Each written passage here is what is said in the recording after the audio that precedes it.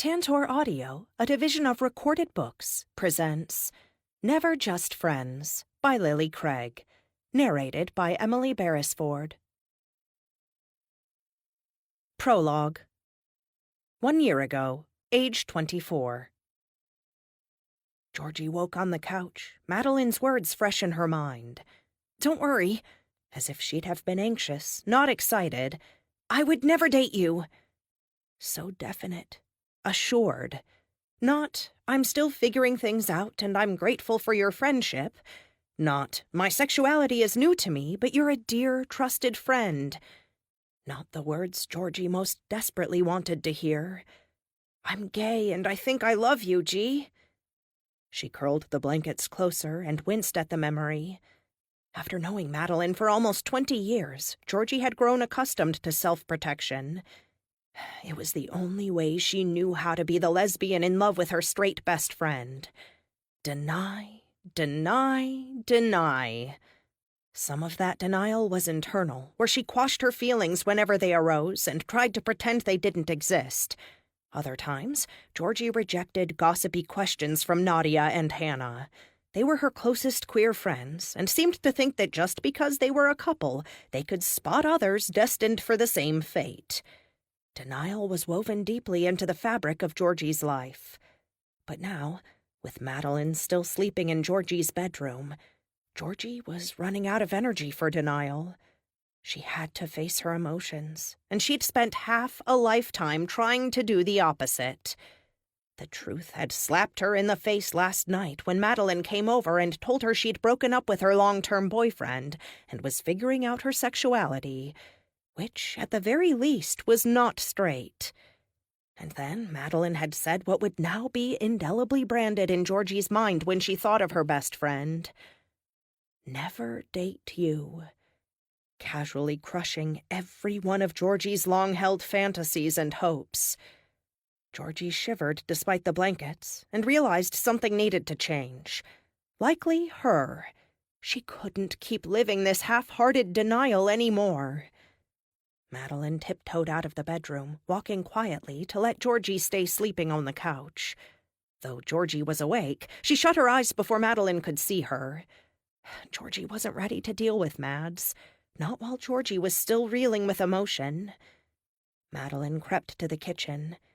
Georgie heard cabinets opening and couldn't help herself. She opened her eyes to peek at Madeline, who was wearing a simple oversized t-shirt and nothing but underwear beneath the cotton shirt. Her legs were long and toned and graceful, like every part of her. When Madeline turned to reach into the fridge, the faint lines of her breasts beneath the t-shirt made Georgie's stomach clench. Madeline was not only Georgie's closest friend in the entire world, but she was also gorgeous.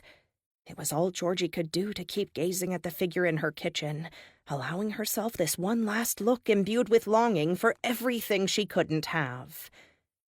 Because now she knew what she had to do.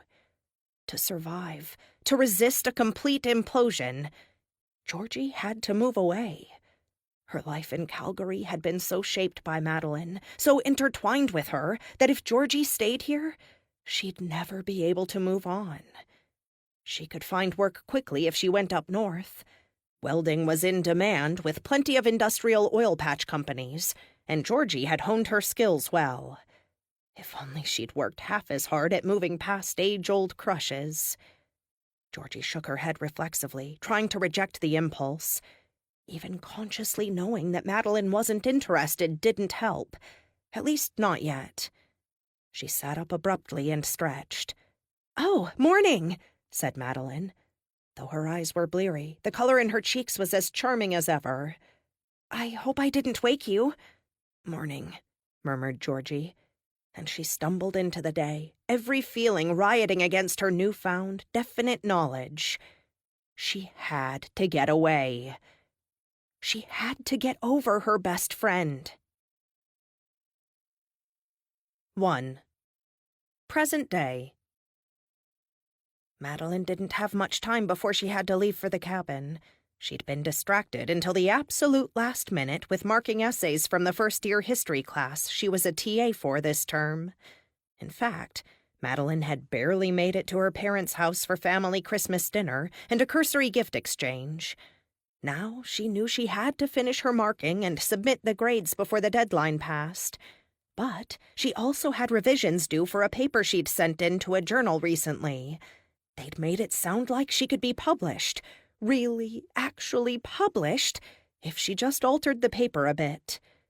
With this time crunch bearing down on her, Madeline faced a dilemma. There was one last paper to grade, but the student hadn't actually submitted it until today. This student was normally attentive and engaged in class. It had seemed odd she hadn't made the due date last week. But there wasn't time for Madeline to do both the revisions for her own work and the grading of the last paper. Madeline's student had emailed her this morning with the assignment attached, saying that her grandmother was dying. She apologized profusely and knew it was late, but hoped Madeline would understand.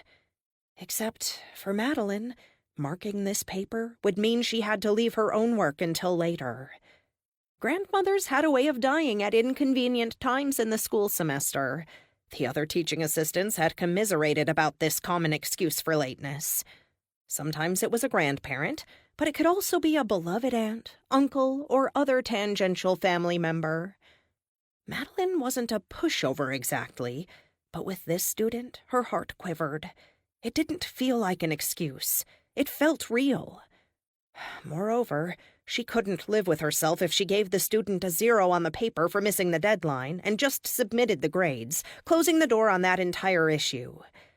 As much as it pained Madeline to realize she'd blow past her own deadline, she responded to her student. "Hi, Jessa. I'm sorry to hear about your grandmother. Don't worry about the paper's lateness. I'll mark it today, and your grade will be available in the system when the course final has been processed. Best, M. Melnick."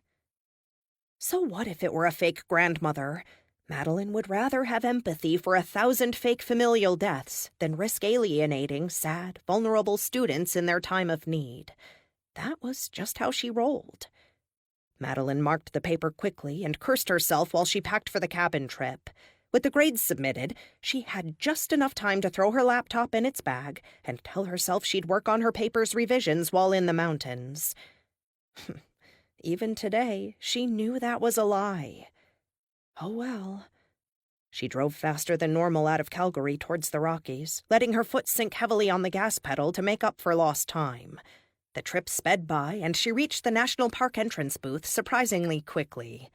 "Hello, bonjour," said the young man in a ranger's uniform. His unimpressed, half-hearted smile told Madeline he'd had a long day. "I'll take the Discovery Pass for one adult, please," she said. While she paid, she enjoyed the cool air on her skin, fresh snow drifting in the breeze. It wasn't too cold for a winter's afternoon. She paid with a credit card and was about to accelerate past the booth when the ranger turned back to speak to her. "Are you visiting for the day? Heading to Banff proper or points further out?" "A cabin in the woods just out of town," answered Madeline. She wondered if she'd done something wrong. "Just a warning that we're expecting some weather to be coming in this week. A pretty big snowstorm." "Oh," Madeline said, half planning the rest of the trip in her head already. "Don't worry, I've got winter tires on." "All right then, you've been informed. Have a nice visit." The young man returned to his seat and resumed texting while Madeline zoomed ahead. Fresh snow might be nice for any outdoor activities she and the rest of the girls wanted to do. Soon the ranger's caution evaporated completely from Madeline's mind. She'd been thinking for weeks now about how she needed to talk to Georgie. It had been almost a year since her best friend moved away, and during that time, Madeline had come to some surprising conclusions about herself. This was supposed to be her time to address those conclusions while she had Georgie around in person. She pondered the matter while driving to the spot on her phone's GPS. Madeline had known when she booked the cabin that it would be fancy. The prow-shaped front windows were imposing, the thick timber framing inside classic in its lines. A beautiful spot, to be sure, but pricey, showy. Everything that Georgie was not, in cabin form. Yet Madeline had felt the cabin's pull when she was browsing listings on Airbnb weeks earlier.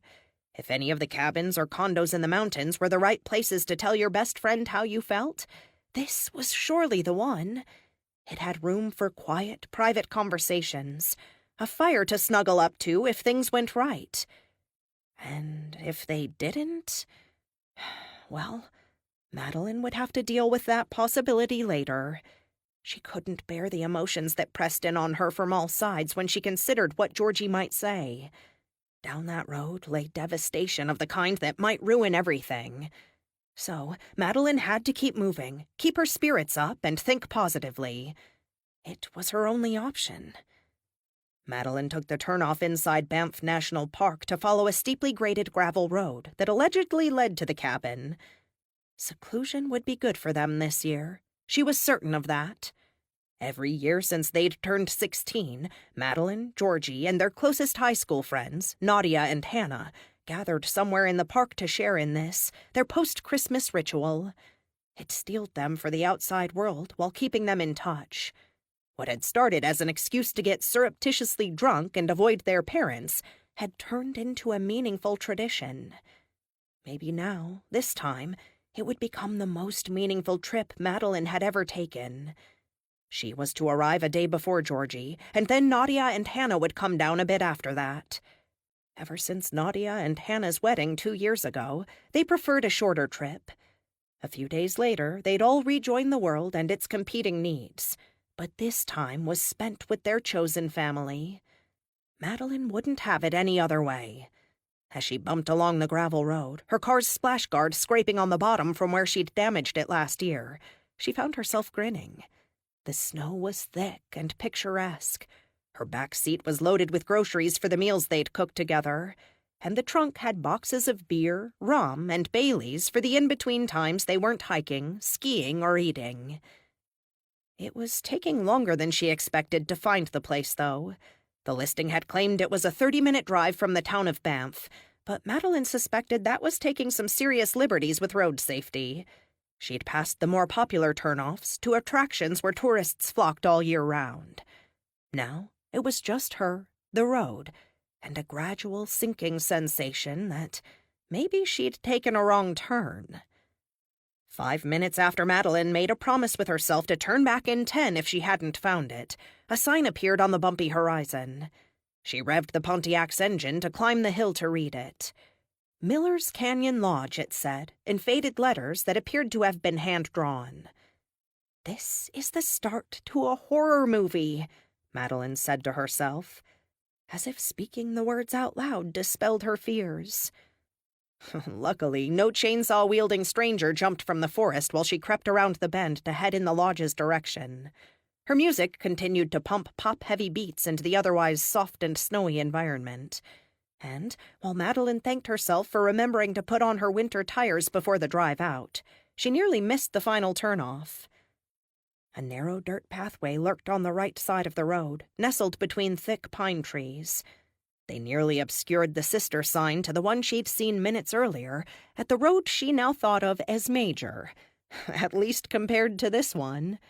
If you didn't know you were close to the lodge by now, you'd drive right past it without a glance back to check if you'd missed anything. Thankfully, Madeline had been alert and hit the brakes, switched into reverse, and came back to the small entrance. She navigated a few stray branches that scraped at the exterior of her car like hungry arms clamoring for morsels of charity. And then she gasped when she saw the cabin. It was bigger than she'd expected. A lot bigger. What had appeared to be a cozy 4-person spot in the pictures online now loomed above her with space enough for twice that, maybe more. Madeline was struck by the thought that whoever built this didn't want to be found, and yet they had a lot of space for their hermitage. She'd always thought that recluses preferred smaller, more quaint places. The trees nestled in close to the building, which was grand, though a little faded on the outside.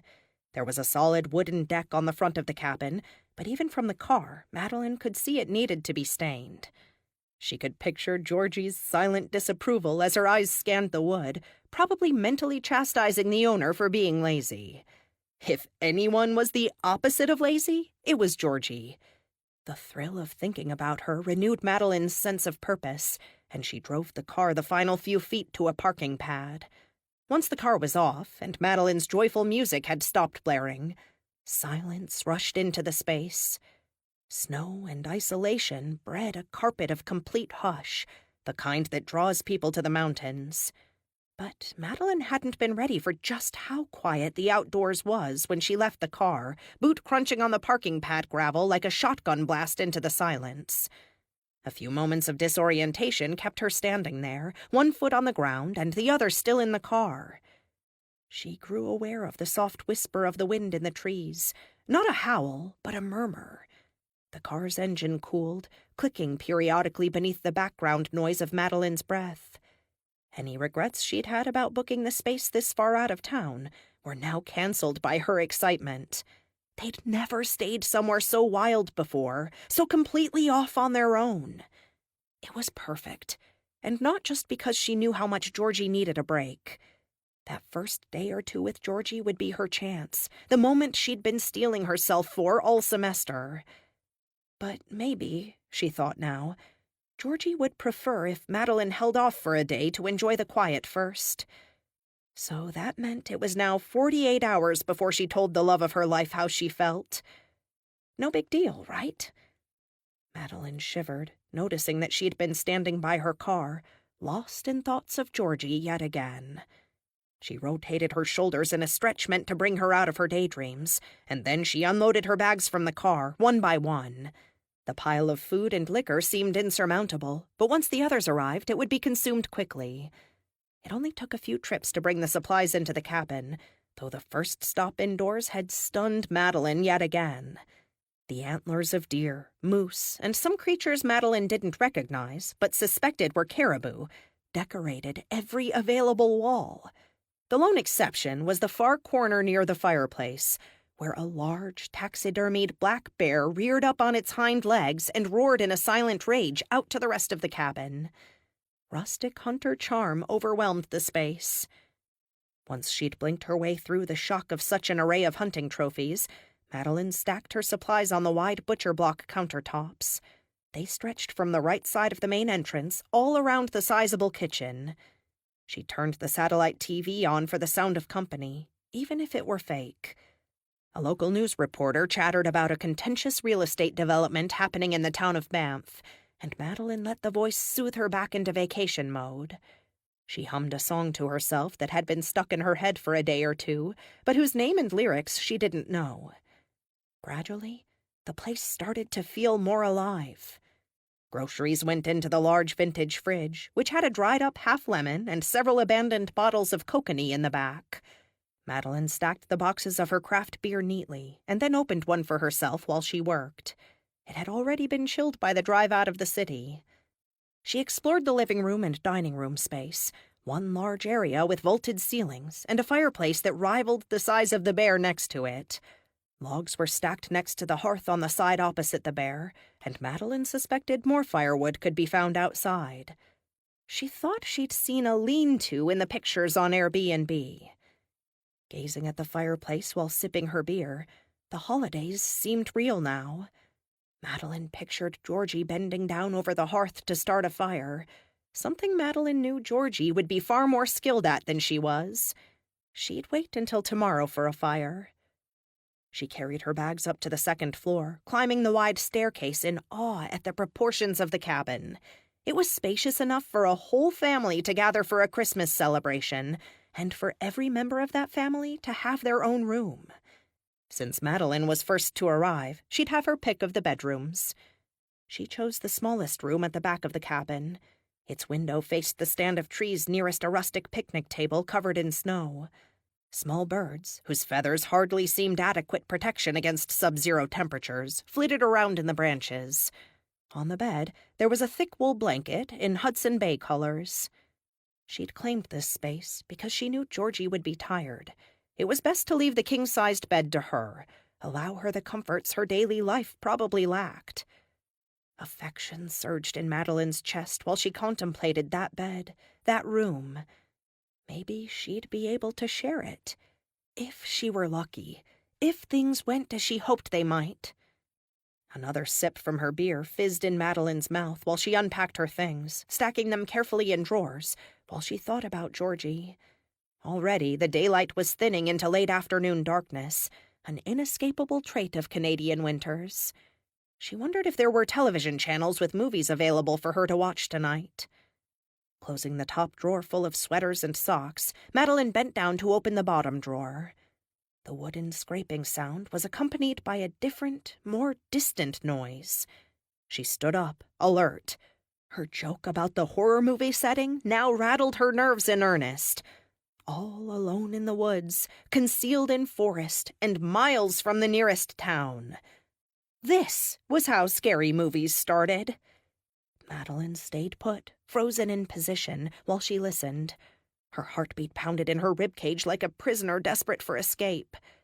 Sounds made it past the interior hammering. Someone was coming up the driveway.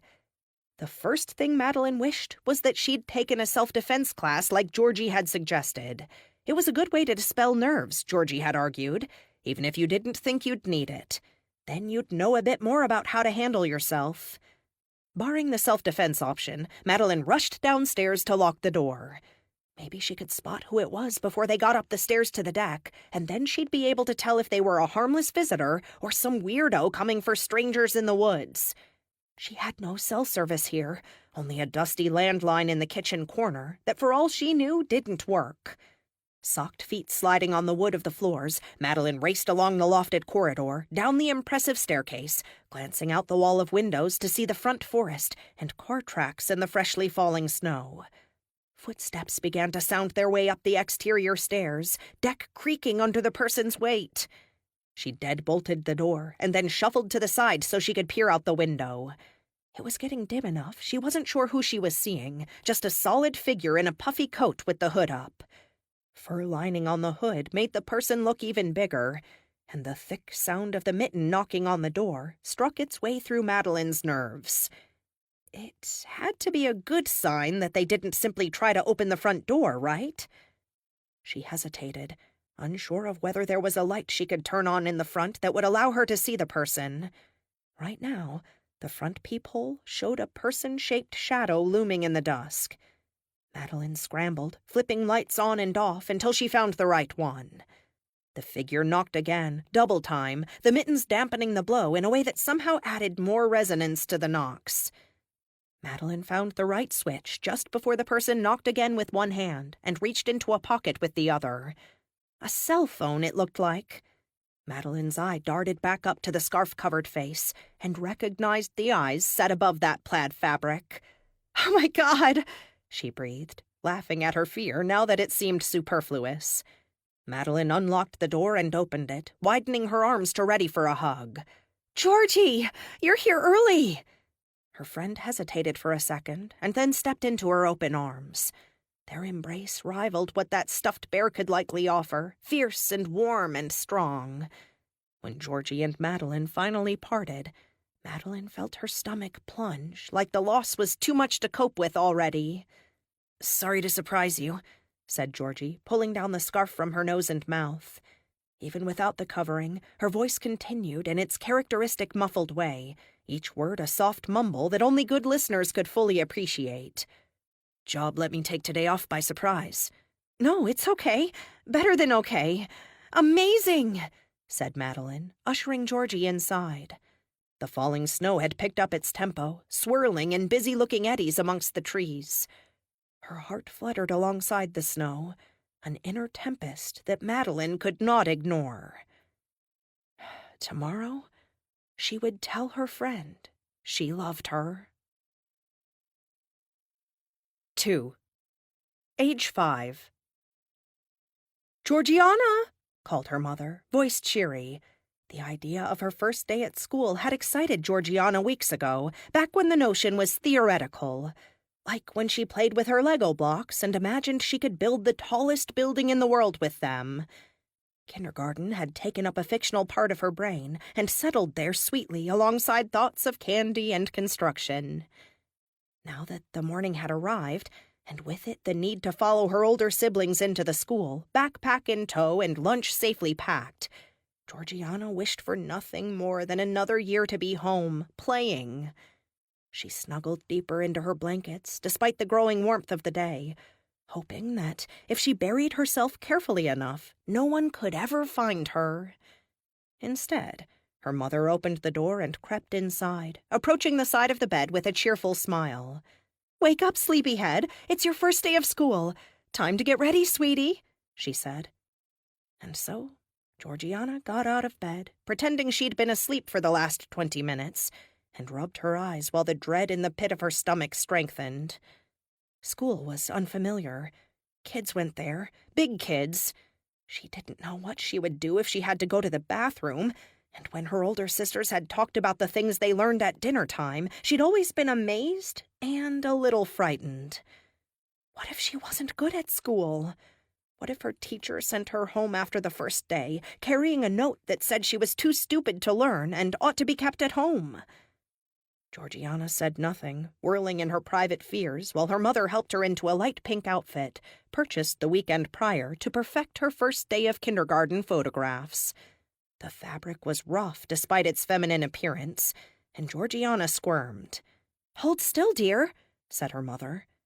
Carolyn Brewer was an efficient mother, having already raised 2 punctual, well-dressed children into little versions of herself. They were downstairs now eating breakfast, while Carolyn helped Georgiana into her dress. "I don't like it," Georgiana said, the words escaping her like air from a balloon, involuntary and breathy. "You look wonderful, sweetie. So precious," Carolyn said. She had already turned away to pluck hair ties from her purse, tying Georgiana's glossy brown locks into pigtails. The clenching feeling in Georgiana's stomach worsened. Maybe she was dying. At least then she wouldn't have to go to school. With a little cough, she excused herself to the bathroom. Carolyn went downstairs to attend to the older children and left Georgiana frilly and itchy upstairs. When Georgiana stood on the stepping stool and looked at herself in the mirror, she knew she wasn't dying, but she almost wished she were. Anything would be better than plunging into the unknown world of school with this dress on. Her pigtails swayed jauntily as if they wanted to laugh at her woes. Georgiana fixed her soft brown eyes on her reflection, and before she had time to pause and rethink her plan, she grabbed nail scissors from the drawer where she knew her father kept his things. A cut, then another. With each snip, she took chunk after chunk of hair out of her pigtails. By the time her mother came up to check on her again, tapping on the bathroom door crisply, Georgiana had felled an entire pigtail. Wisps of hair carpeted the area around the sink, clung to the ruffles of her dress, and floated down to the stool, floor, and bathroom rug in rings around her.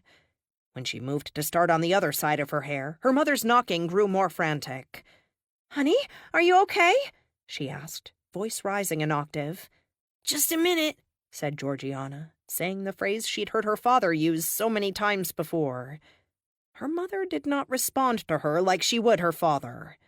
"What are you doing, Georgiana? Let me in there, young lady!" Snip, snip. The sounds of the scissors making their way through her hair was satisfying, and the sight of the pigtail growing short and ragged felt like a weight was being lifted off Georgiana's chest. "I'm almost done," she said to her mother. "Done what?"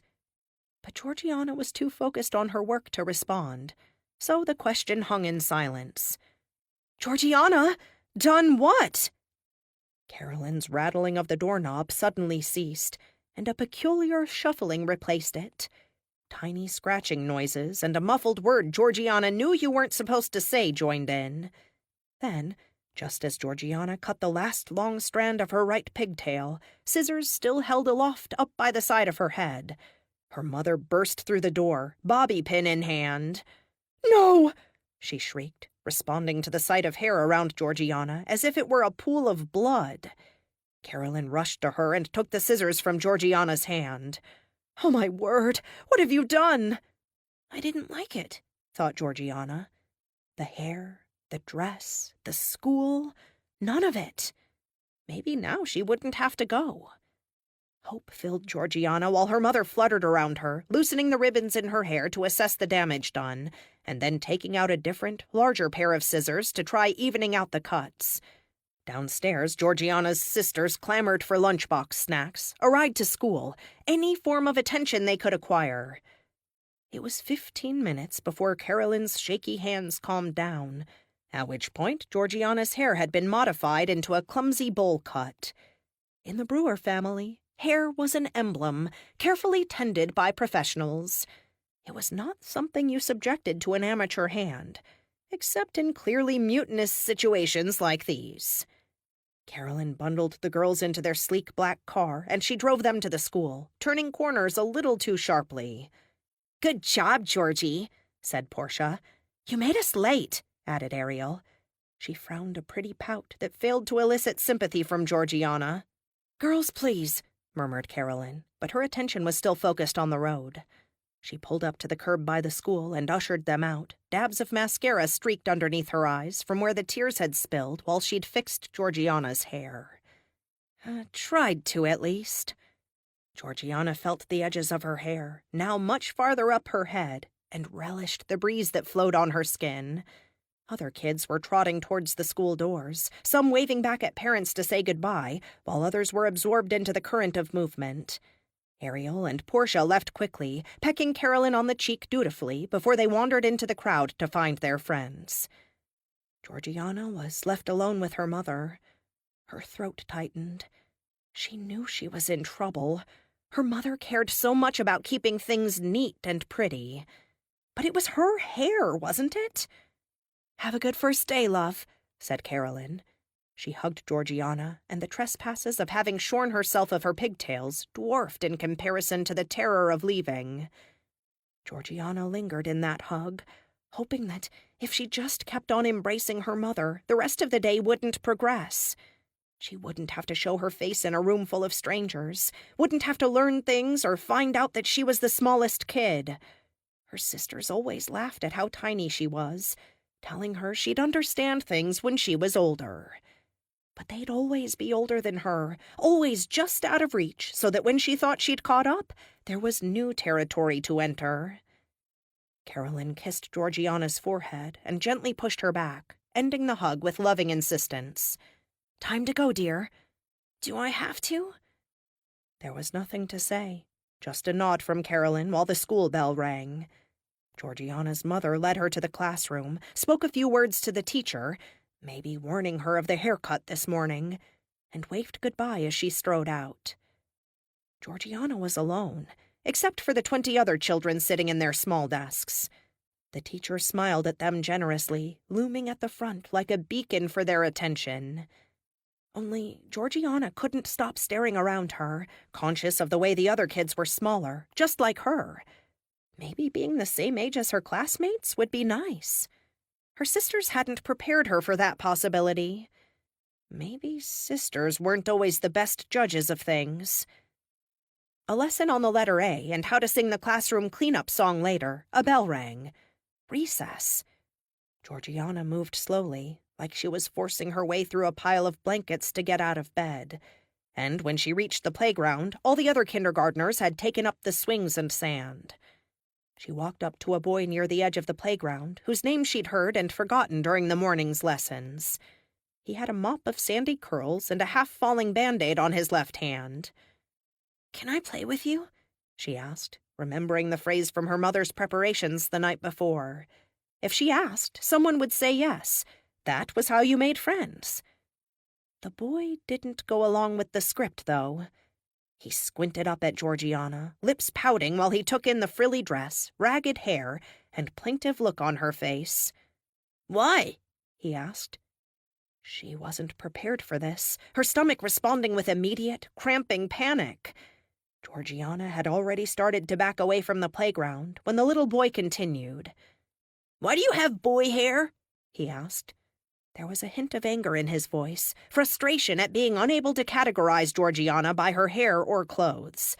The dress seemed obviously, aggressively feminine, but her DIY haircut had dampened the overall girliness of her look. That had been part of what she liked about it. But on the playground, facing this disdainful boy's question, Georgiana wished she'd stayed home, pigtails intact. Or that she'd asked her mother if she could go to kindergarten another year, or at another school. Apparently, the boy was friendly with a couple of other kids in her class, because he tugged on the shirt of a girl nearby and pointed to Georgiana. "Is that a boy haircut?" She wanted to shrink down into a Georgiana the size of an ant, or escape to a garbage can and put the lid down on top of her new haircut. Something, anything to rid her of the stinging embarrassment from 2, now 3 kids staring at her, completely confused by her. It wasn't clear who started the cascade of laughter, but it crashed down on the playground within a few seconds of the initial pointing, so that Georgiana was caught on a pathway between the school and the jungle gym, visible from all angles as she was mocked. She'd thought that her sisters were the meanest people she knew, but she saw now that she was wrong. Other kids were all mean. Terrible, horrible creatures who'd humiliate you, crush you on your first day of school. Why bother going to school if this was what it felt like? They were saying things now, mean things she was glad she could barely hear over the panicked roar of her own heart, bloodstream rushing wildly to flood her with adrenaline. Tears burned at her eyes, salty and ready to spill if she blinked again. Georgiana stared at a point in the sky, wishing she could fly away. If her arms became wings and she flapped them hard enough, none of this would matter. Her hurt feelings would be left behind on the playground, scattered in a puff of feathers and wind. Finally, she closed her eyes and let the tears fall, her ears still buffeted by the laughter of the group in front of her. While her eyes were closed, though, a soft touch of skin on her right hand startled her out of the vision of flying into the clouds. "Hey," whispered a girl with mussed sandy blonde hair. Brown eyes stared at Georgiana from beneath a fringe of homemade bangs, and a smudge of what looked like chocolate icing was on the girl's cheek. It almost matched the color of the girl's eyes, and the thought made Georgiana smile despite herself. Chocolate eyes. "Stop it!" shouted the girl, facing the laughing children on the playground. "It doesn't matter, because we're friends!" Though the peals of laughter continued, Georgiana's chest tightness eased. Her embarrassment was now a load being borne by 2, not 1. The girl squeezed Georgiana's hand and tugged her away from the playground. They trotted to a bench near the back entrance of the school, and now all that Georgiana could hear was the crunch of gravel beneath their feet. Sitting down, they parted hands. Georgiana missed the warmth of that palm against hers. "I'm a girl," she said quietly. "I cut my hair myself." "Oh, I'm Madeline," said the girl. She stuck out her hand to shake, clearly instructed by parents that this was the polite thing to do when you met someone. Georgiana mimicked what she'd seen her father do with friends coming over for dinner, and shook back energetically. "I hate school," said Georgiana. She wiped at the tears on her face with the edge of her dress, an inelegant motion that left wet spots on the fabric. Her mother would have been angry if she'd seen it. Oh well. Georgiana was angry that her mother had put her in this dress, made her into a frilly spectacle, when all she wanted was to wear the same thing she did every day. A blue t-shirt with a shark on it, and the well-worn jeans she'd inherited from Ariel. "Those kids were mean," said Madeline. "But I'm excited for school, aren't you? We get to learn how to write and spell and read big books. That's fun." The discomfort in Georgiana's chest swelled up again. Having to come here every day, to face those strangely cruel children who were so quick to judge her, it made her want to hide underneath her bed and never come out again. "Maybe," she said. Even though Madeline had saved her from the mean kids, she wasn't sure how much she could say yet.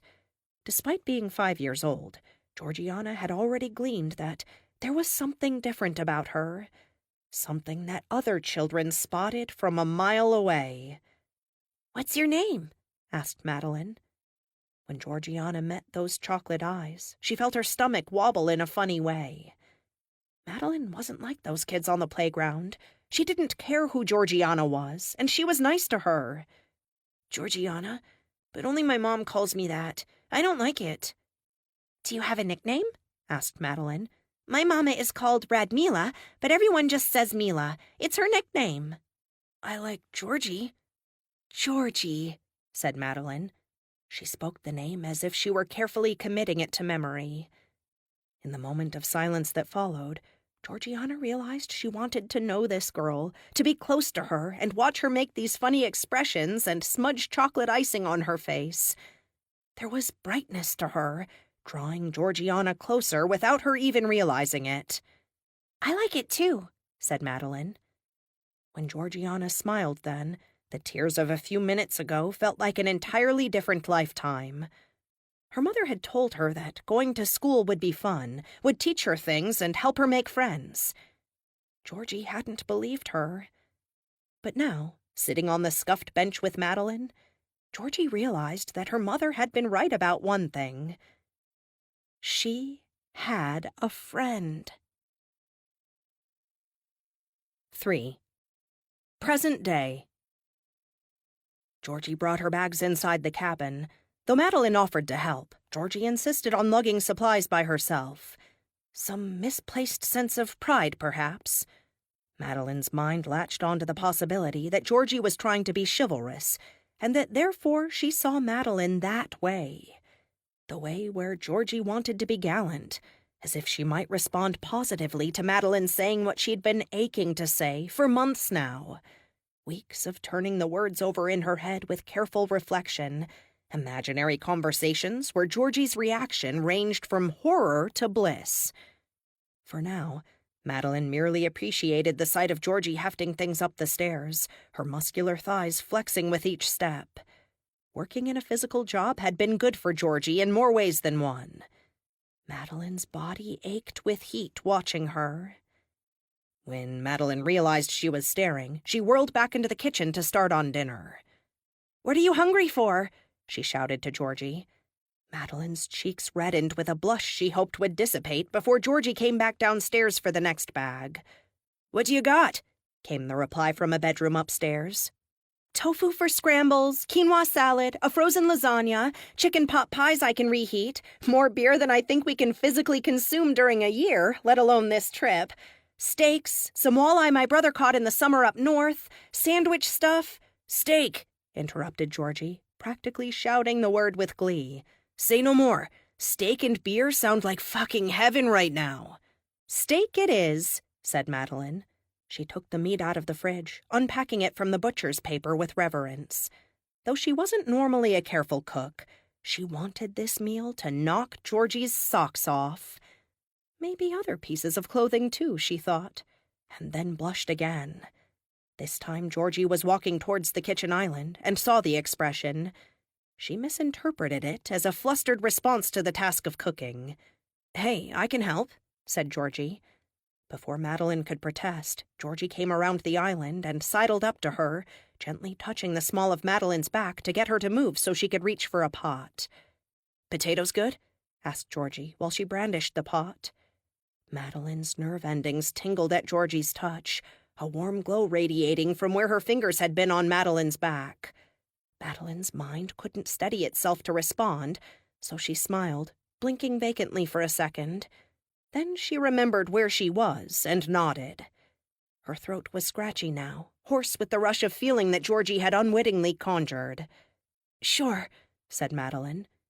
Georgie rummaged through a cupboard to find the potatoes, taking out a cutting board shortly after. She started chopping the potatoes into rough cubes, moving with decisive strength.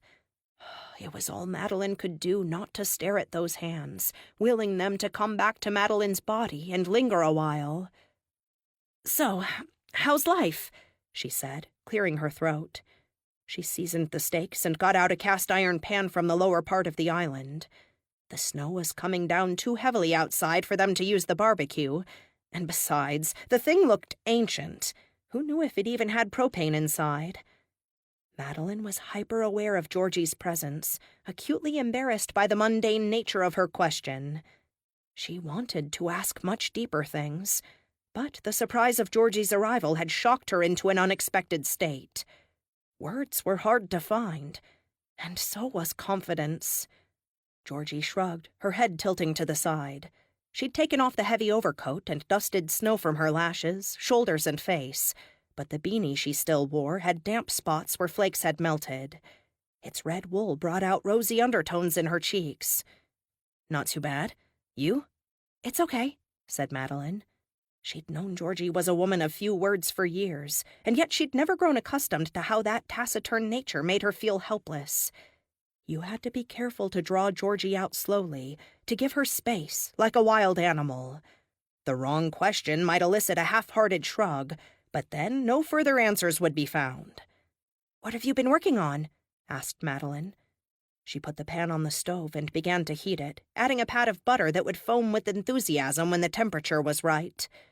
Georgie turned and put the potatoes on next to the cast-iron pan, and her sleeve brushed against Madeline. "Same old industrial stuff," said Georgie. She'd trained as a welder when Madeline was in undergrad.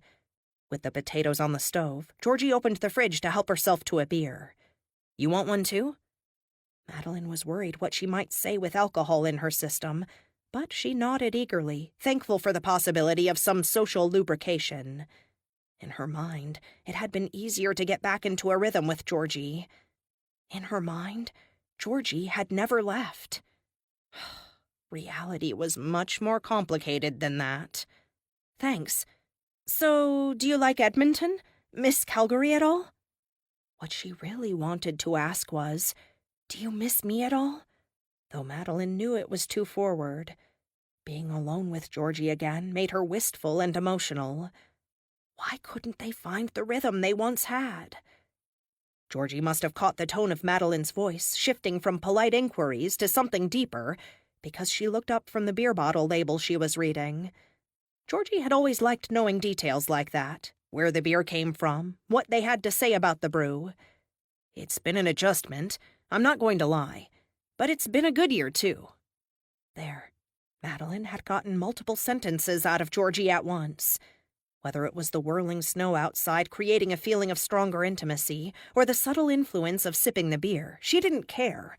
All she wanted was for Georgie to look her in the eye and tell her everything about the past year. It had been 11 months since Georgie moved to Edmonton, and Madeline still remembered the morning when she woke and knew her friend no longer lived in the same city as her. "I didn't want you to leave," she'd wanted to say. But you couldn't force people to do things contrary to their needs. Madeline still felt sadness every morning when she woke up, knowing her closest confidant lived hours away. "I'm happy to hear it's been good," Madeline said. Had she taken too long to respond? She couldn't tell. She and Georgie sipped at their beers, taking larger swigs now. When the butter reached the right temperature, Madeline turned to sear the steaks. The sizzling sound was deeply satisfying. She spooned the butter over the meat while she worked, waiting for the oven to preheat to the right temperature for the final stage of cooking.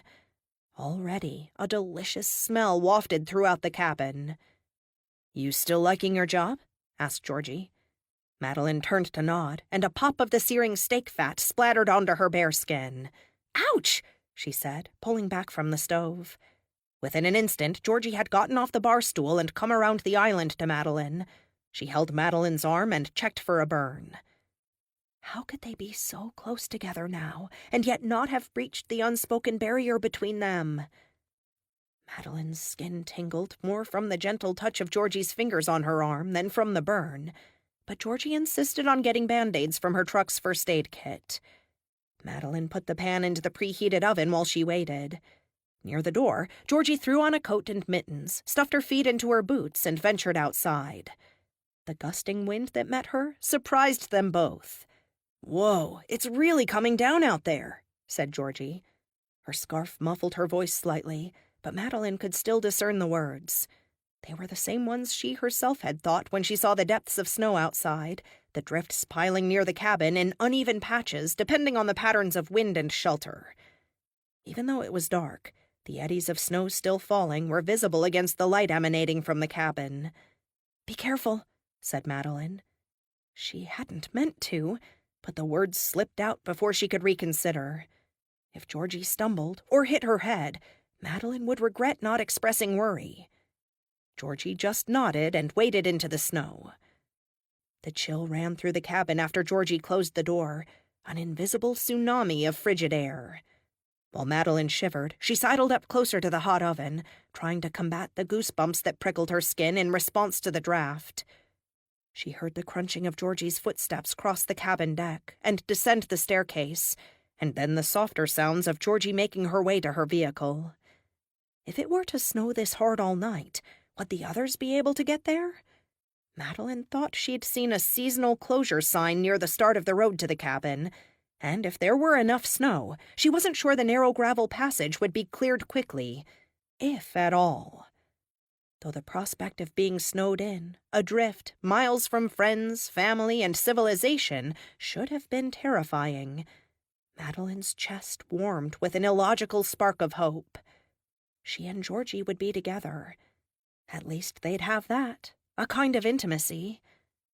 Georgie's boots stomping their way back to the front door interrupted Madeline's selfish hopes. The face that greeted her was dusted with snow and flushed from cold and exertion. Despite herself, Madeline went over to help brush the flakes off Georgie's shoulders. "It's okay," said Georgie gruffly. Madeline paused. Of course it was. Yet she was moved as if by an invisible force to draw closer to Georgie, to look up at her rosy face. Tiny beads of moisture gathered on Georgie's eyelashes, where snowflakes had fallen during her expedition outside. Dark eyes stared down at Madeline, Georgie's stormy irises an enigma as always. Madeline cleared her throat and stepped back. "Sorry," she mumbled. Had things always been this awkward between them? It didn't seem like Madeline could do anything right. She slunk back to the kitchen and pretended to check on the steaks, but really, she just needed an excuse to look at something. She wouldn't stare at Georgie's back while she took off her outerwear. Madeline had almost forgotten that Band-Aids were the purpose of Georgie's stint outdoors, and when Georgie tapped on her shoulder, she jumped. "Didn't mean to scare you," said Georgie. "It's nothing," Madeline answered. But the racing of her heart said otherwise. It only accelerated when Georgie took her arm, holding up its soft underside to inspect the damage. A small welt of pink skin had appeared, a badge of cooking honor. The steaks did smell delicious. Georgie's rough hands were cool against Madeline's arm, slightly chilled from stepping outside, even with mittens on. She unpeeled a bandage and put it on the welt, smoothing it down with a deft stroke over the surface of Madeline's skin. "Probably not necessary," said Madeline. "But since you went to all the trouble to go outside, I'll keep it. Do you even use Band-Aids for burns? Or is it like a salve that you need? Ointment?" Georgie just looked at her, head cocked to the side at a gentle angle, and smiled. Madeline's heartbeat pounded faster, reacting mutinously to her friend's charms. Ariel always said a Band-Aid is half about the covering up a wound and half about the ritual. It surprised Madeline that Georgie would speak so kindly about her sister, fondness evident in her eyes when she did so. Had they reconciled recently? There was so much to catch up on, and it seemed like there could never be enough time to do it. "That's nice," she said instead. The words were inadequate and sounded hollow. "Do you two, talk these days?" Georgie's laugh buoyed Madeline's spirits, dispelling at least a few of the nerves skittering around her body. Then Georgie took another swig of her beer and sat on the bar stool across the island from where Madeline was cooking. "Yeah, we actually do." "Wow." "I know, times have changed." Madeline hesitated, glancing at the steaks and then back at Georgie. "Mind if I ask what precipitated this change?" Georgie sighed this time, and the wind outside roared dully. "Fuck if I know. She did help me pack up to move to Edmonton, and then she just started calling me to chat once I was there, acting like nothing ever happened between us to make things tense. Maybe in her mind nothing did? But she's nice again. I mean, still waspy as all hell, but asking about how work's going, if I've been seeing anyone, whether I was coming down to Calgary for Christmas." "Wow," Madeline said. "So she's just going to pretend she was cool with you and not a bully growing up?"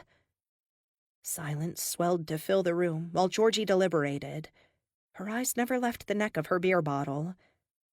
"I don't know if this sounds stupid, but I don't really care why she's in my life again.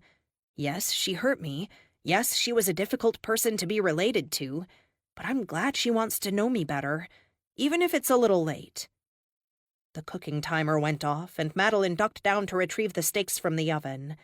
The smell rising off the meat was almost unbearably enticing. Madeline breathed it in deeply while she plated the food. While she finished serving dinner, their conversation resumed. "I'm really happy to hear that, Georgie." Their eyes met, and Madeline felt, for a second, like Georgie hadn't ever left Calgary, like their friendship wasn't a shadow of what it once was. A connection still shone between them, no matter where they happened to rent apartments. "I am too." Georgie smiled. "How's your school stuff going?" "My school stuff?" laughed Madeline. "You mean grad school?" "Yeah, sure." Georgie had so far only nibbled at the potatoes on her plate. While Madeline thought about how to describe the constant, pressure-filled stress of her days lately, Georgie cut into her steak. With the first bite in her mouth, her eyes widened dramatically. "Jesus," she whispered, "your cooking is even better than I remembered." Madeline batted her eyelashes in false bashfulness. "Why, thank you," she said. But underneath her jokes of domesticity, her stomach leapt with pleasure at Georgie's obvious enjoyment of the food. She'd cooked something well enough to surprise Georgie. The feeling of pride that came from that almost emboldened her to talk more emotionally about things. Almost. "Grad school," Madeline sighed. "I'm not even sure I want to keep going. It pays so little, and the essays and course preparation and all that jazz are just weighing on me. Like, it's hard enough to be trying to keep my head above water right now, you know?" "No," said Georgie. "You have to stay in." The intensity of Georgie's rebuttal shocked Madeline. "You think so?" "Of course," said Georgie, slamming her palm on the island for emphasis. The wood reverberated with her blow. "You're the smartest person I know, Mads, and if you don't stick with it—" "I'll miss 100% of the shots I never take," Madeline said, thinking of the motivational posters that had been plastered in their high school homeroom all those years ago. "Something like that," said Georgie, smiling. They ate in happy silence after that, and Madeline didn't even mind the lapse in conversation. Despite spending the past year apart, despite all of her fears and worries leading up to this trip, Georgie was back. Madeline had her friend back. 4. Age 8. "10 more minutes, everyone, then out of the lunchroom," cried Miss Chamberlain, the grade 3 teacher assigned to monitor that day's meal. She gave the children a warning for no apparent reason, which made Georgie's sister Ariel scoff. "Doesn't she know there's a bell that'll tell us that?" said Ariel, tossing her hair over her shoulder in a gesture Georgie thought looked uncannily like their mother. She was only sitting with Ariel because their mother had insisted on them sticking together, just until Ariel felt better. Georgie hadn't wanted to tell her mother that Ariel seemed to feel just fine. She chatted her way through lunch, gossipy as ever, and simply didn't eat what was in front of her. But every evening when Georgie told her mother about Ariel's lack of appetite, Carolyn's lips tightened, and she appeared deeply disappointed. "She needs to eat," Carolyn would mutter. So, Georgie was given the mission of making sure that Carolyn was informed of whether that happened. At the time, Georgie didn't recognize it as a kind of illness, just bizarre behavior on Ariel's part. It seemed like a waste of food. On this day, Ariel's lunch was a rye bread sandwich with roast beef, a butterscotch pudding cup, homemade fruit leather, and carrot sticks carefully packaged in Tupperware. Georgie knew this because she'd eaten the same lunch 20 minutes before. Now she sat there, staring off into the distance at the bench in the corner. Madeline sat on the far side of the bench, hunched over a sad-looking paper bag. She'd eaten the small sandwich inside of it, and now her shoulders drooped. Georgie and Madeline hadn't spoken much this school year, but Georgie still found herself checking for Madeline at recesses, wanting to make sure she was okay. In the last few years, she'd learned that Madeline was brave only when it applied to other people. For herself, she was often quiet beyond reason, and seemed dreamily introverted if a problem came up. Georgie's lunchtime assignment to spend time with Ariel had been gnawing at her insides. "Do you want that?" she asked Ariel, pointing at the lunchbox of food. When Ariel rolled her eyes as if the question were beneath her, Georgie scooped the kid up and took it over to where Madeline sat. "Hi," Georgie said to Madeline. My sister's not hungry today. Do you want anything?" Madeline's warm brown eyes lit up with eager appetite, but she was too proud to say anything other than, "Sure," with tepid restraint. Georgie could tell she was hungry. It was obvious from the way Madeline wolfed down the sandwich in huge bites, from her furious chewing of the fruit leather. "Thank you," Madeline said quietly when she'd finished eating. "That was really good." "My sister doesn't eat lunch anymore," Georgie said, as if that were a logical explanation for their situation. "You can have hers when she doesn't want it." Madeline blushed, and her dreamy expression turned to a frown. "It's okay. I don't need your help all the time." Georgie felt shame tighten her muscles, and then wondered what she'd done wrong. Wasn't helping people supposed to be a good thing? "Okay," she said. But as she continued to sit with Madeline, she watched Madeline consume the rest of the lunch with a sort of resentful neediness, and knew she'd done the right thing. That evening, Carolyn was thrilled to discover an empty lunchbox in Ariel's backpack. Georgie watched from the living room couch as her mother unpacked the bag, opened its zipper, and smiled a great, big, beaming grin down at the empty containers. It was soothing enough that Georgie said nothing. Some part of her knew instinctually that to break the spell would be disastrous for both her and Ariel. Silence it was. Though Georgie had known Madeline before, having recognized her as an ally in the fight against school bullies, they had never spent much time together outside recess. Now, though, they sat together each lunchtime, eating quietly, while Georgie passed over Ariel's neglected food to Madeline. "Does your family not know how much you like to eat?" Georgie asked one day, as she watched Madeline scarf a sandwich. "What?" said Madeline. She seemed to sense a trap in the question, like its innocence was a front to conceal cruelty beneath it. Her eyes narrowed, sandy eyebrows densely pressed together. "You seem really hungry is all." "I know," muttered Madeline. Her face had flushed with pink when Georgie asked the question, and though Georgie knew that she must be embarrassed, she wasn't quite sure why. "My mom leaves early for work, so I pack lunch from what's there." "Where?" "At home," said Madeline. "In the fridge or just around." Georgie wanted to ask if they didn't buy groceries often enough for there to be food, but something held her back from prying further. The obvious shame radiating from Madeline's blushing cheeks kept Georgie silent. She'd never thought about whether other people had their moms make their lunches for them. She'd just assumed that was the way it was. "Do you want to come over this afternoon?" she said instead.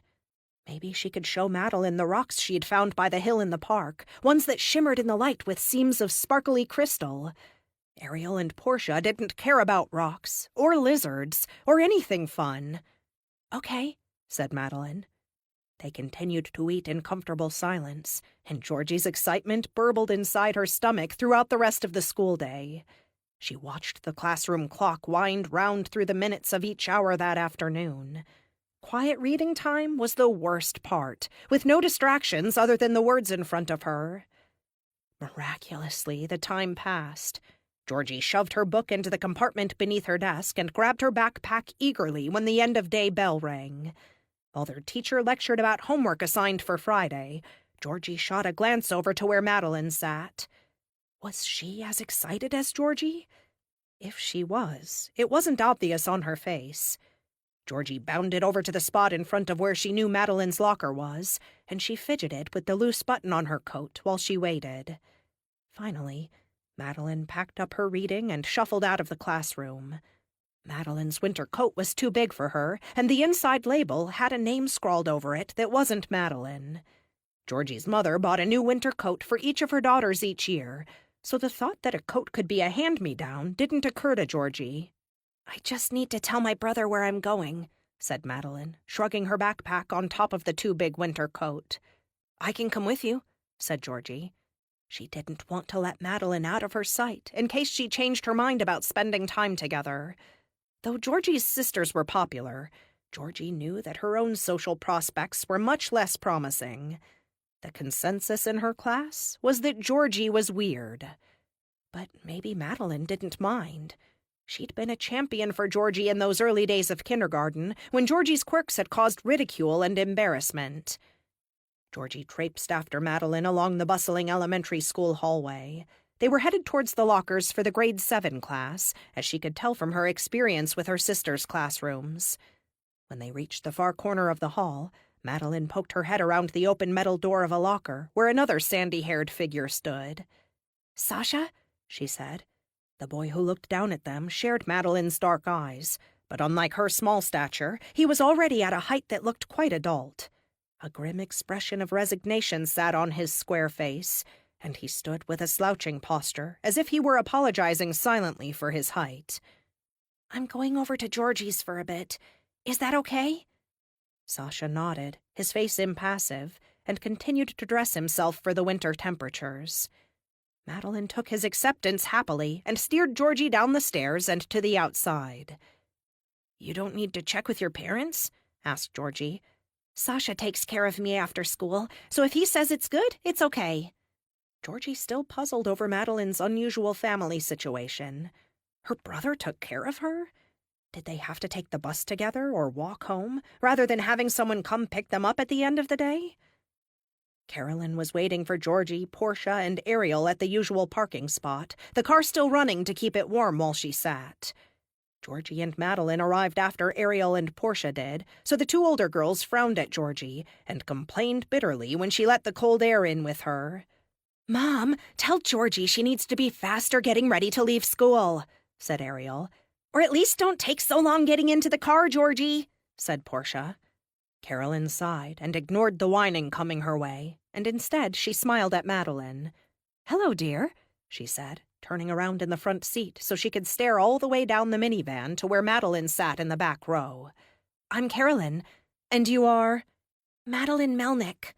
"I don't think I know your mom, Madeline. What's her name?" "Radmila." Georgie didn't miss the judgmental look Ariel and Portia passed each other at that. "Kind of a weird name," said Portia.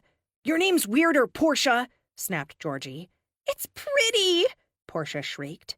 "Georgiana, manners! We have a guest in the car with us." "Not my guest," said Ariel sulkily. "Ariel, girls!" Carolyn used her most authoritative voice to attempt to quash the uprising happening in her back seat, a din of sibling rivalry. The sisters stopped talking, though Ariel and Portia crossed their arms and scowled back at Georgie, ignoring Madeline completely.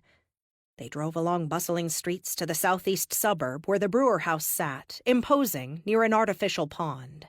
Though the suburb's marketing tried to paint the pond as a lake, everyone knew it was for stormwater runoff, and its most popular use was as a repository for joy-ridden grocery store carts teenagers discarded. Madeline's posture remained impeccably poised, but her eyes widened as she stared out the window at the houses they drove by. Georgie knew that the houses on her street were large. Big families lived there, ones with children who played street hockey in the cul-de-sac or scampered around on the driveways shooting basketballs up at hoops over the garage door. She'd never thought more about the appearance of the suburb before now. It was more than just her home. It spoke about what her family was like. "Thank you for picking us up," said Madeline to Carolyn when they hopped out of the minivan.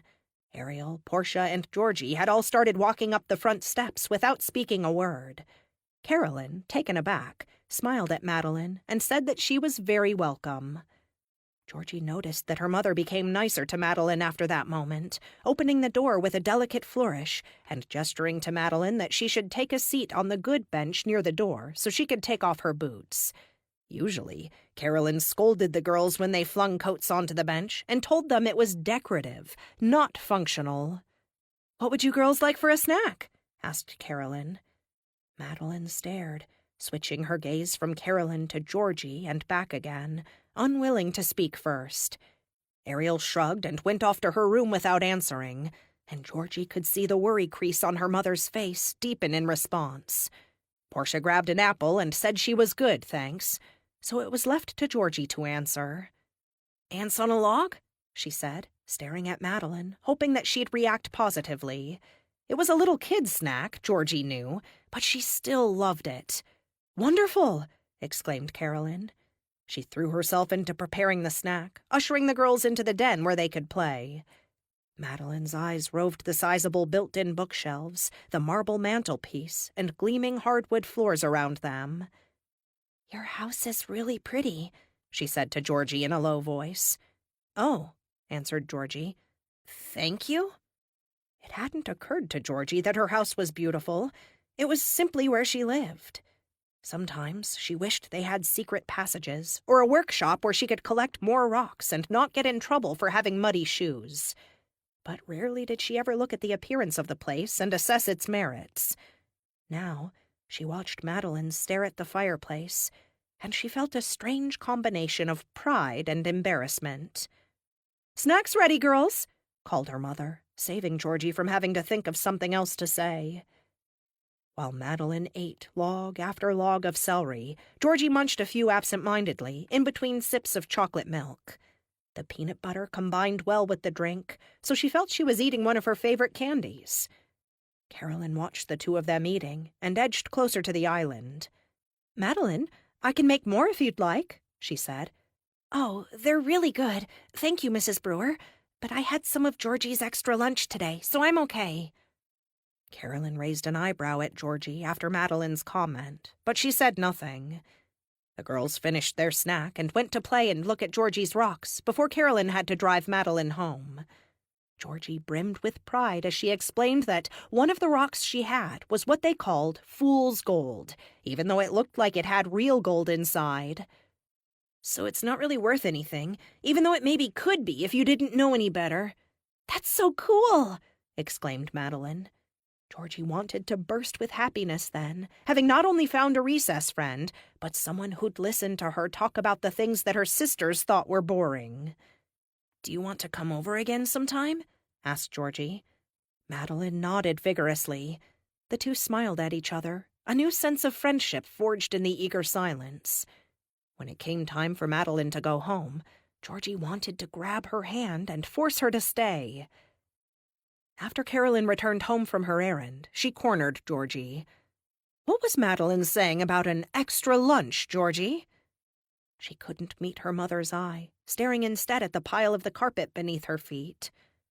"Sometimes I saw that Madeline didn't have very much lunch, and she looked really hungry, so when Ariel didn't want her food, I thought Madeline might want it." "Oh, sweetie," said Carolyn, "that's very kind of you." "Did I do something wrong?"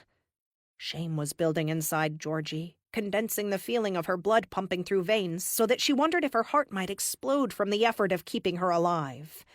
"No, Georgie, you are being a good person trying to help your friend.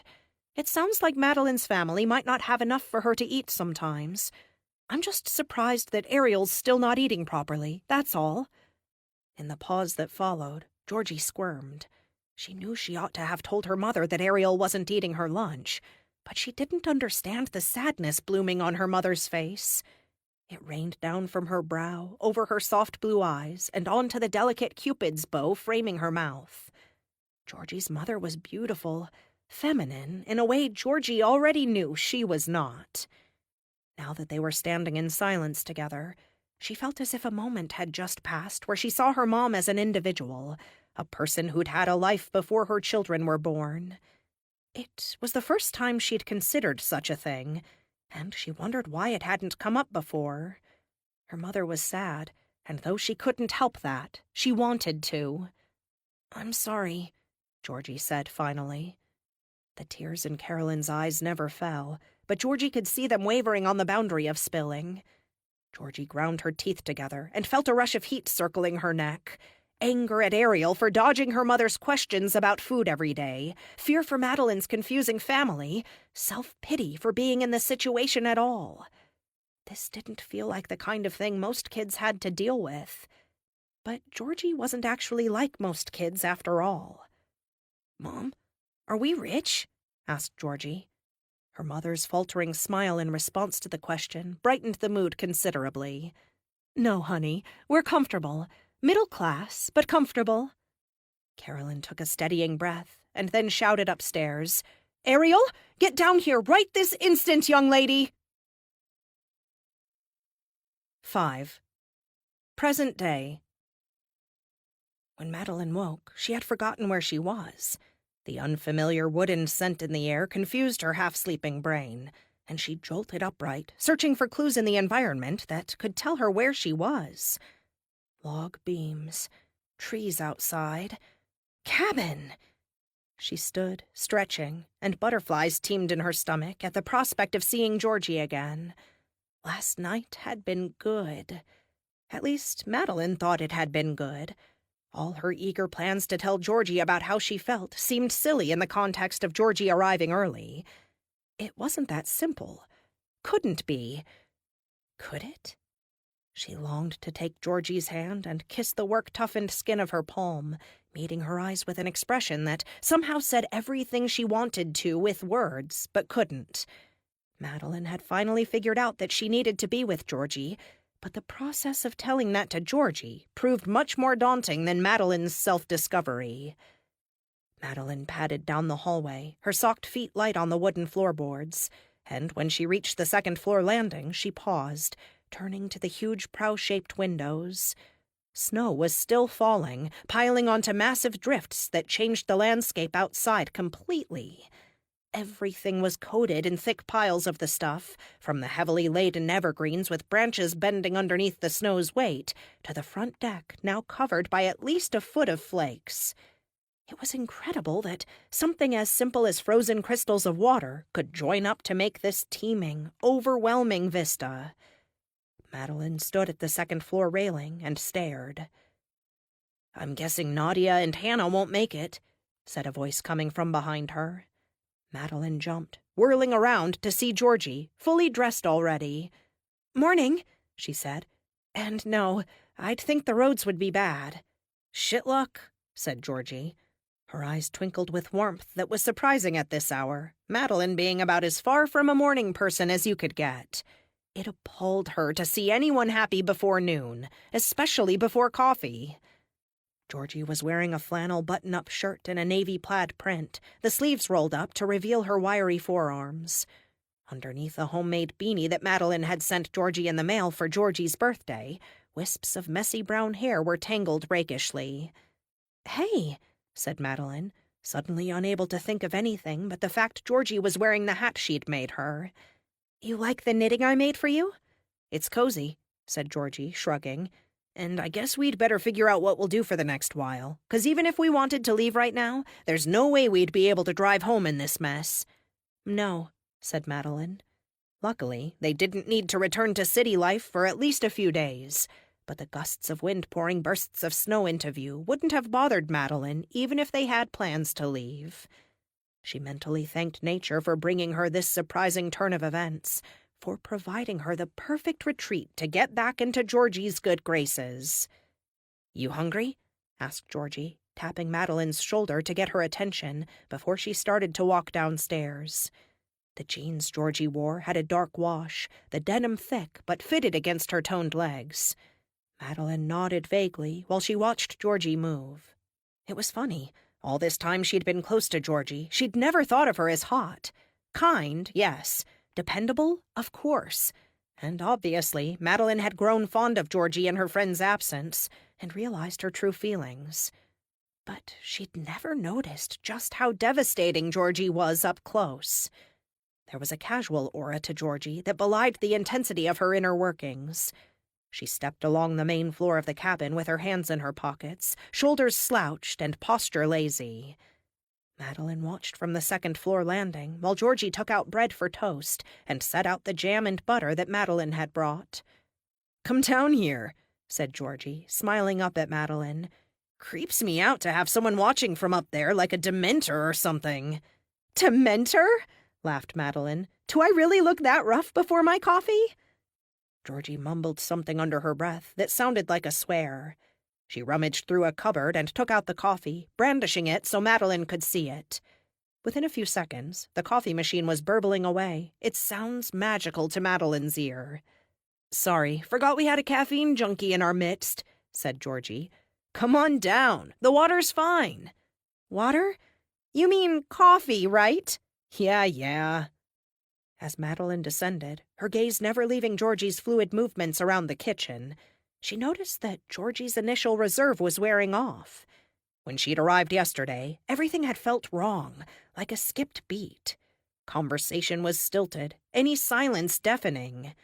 Madeline had tried consciously to get back into a rhythm with Georgie, but it had improved the most overnight when the two of them were sleeping. She didn't know how it had happened, but she thanked the universe for its mysterious workings. Snowfall trapping us together for the trip? Check. Sleep that scrubs away some anxiety of reconnecting? Also check. Madeline almost couldn't bear wishing that the same luck follow her throughout her confession to Georgie, whenever she gathered up the courage to actually do it. If she told her everything, and Georgie smiled and agreed with her, that would be the greatest gift. They ate a casual breakfast, Madeline feeling self-conscious in her thin t-shirt without a bra. She didn't wear pajamas, other than old shirts and sweats normally, but in these close quarters with Georgie, Madeline regretted not bringing along a nicer pair. Something that made her look rested and cute. That might draw Georgie's eye to Madeline's assets. "What do you want to do today?" Madeline asked, setting down her mug of coffee. Crumbs ringed the plate in front of her, and there was a dab of jam still on the knife laying across it. Georgie stared out the window, wordlessly taking in the blustery view. "God," said Georgie, stretching. Madeline glanced at those sinewy forearms and felt heat gather at the back of her neck as she admired how they flexed while Georgie moved. Working in the trades had honed Georgie's already tough appearance into one of utility. And it was damn sexy. "I don't know. Think we could go for a swim?" Madeline watched in surprised silence for a second as Georgie laughed at her own joke. It had been a long time since the two of them had been alone, and perhaps longer since Georgie had been in a good enough mood to joke about anything. Now she was laughing at the biggest snowstorm Madeline had seen in ages. "Two could play at that game," thought Madeline. "Yeah, let's get out there for a nice sunbathing session and then cool off with a dip in the lake. You want to borrow my sunscreen?" she said, smiling. But it was a silly thing to say, and the humor in Georgie's eyes dimmed to an embarrassed grin. "Yeah, I'd like to get outside. We've been cooped up in here for a while, and I don't think that snow's melting any time soon." Madeline shoved her embarrassment down and tried to ignore it, opting instead to smile while meeting Georgie's gaze. "Sounds great. Let's go for a snowshoe? The listing for this place said there was outdoors equipment in the shed out back."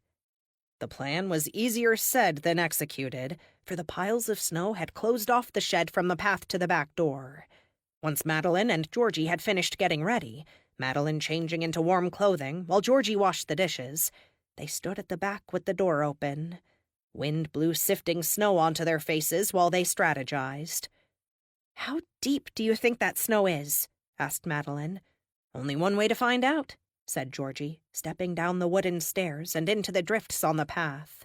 She sank to above the knees and turned back to shrug at Madeline. "Guess it could be worse." Georgie waded through the snow, breaking a path that made it easier for Madeline to follow. With the door shut behind them, warmth had quickly dissipated to a thin layer of comfort beneath their coats.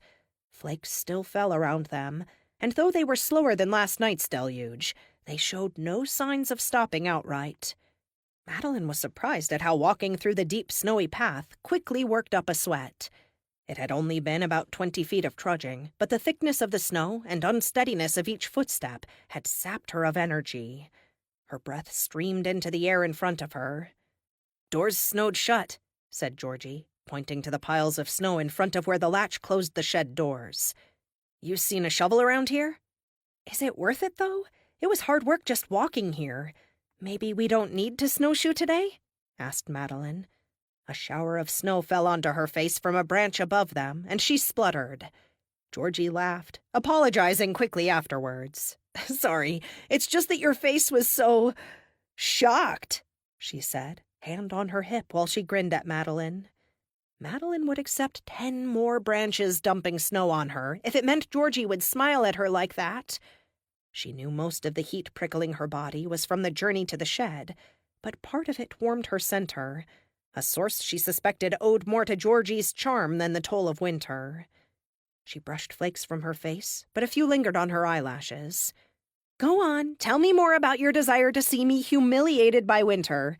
Is that why you wanted to get outside? Personal avalanches, just for me?" said Madeline. She sidled closer to Georgie, unable to keep her enthusiasm under wraps. Her right hand nudged Georgie's shoulder playfully, as if it had a will of its own.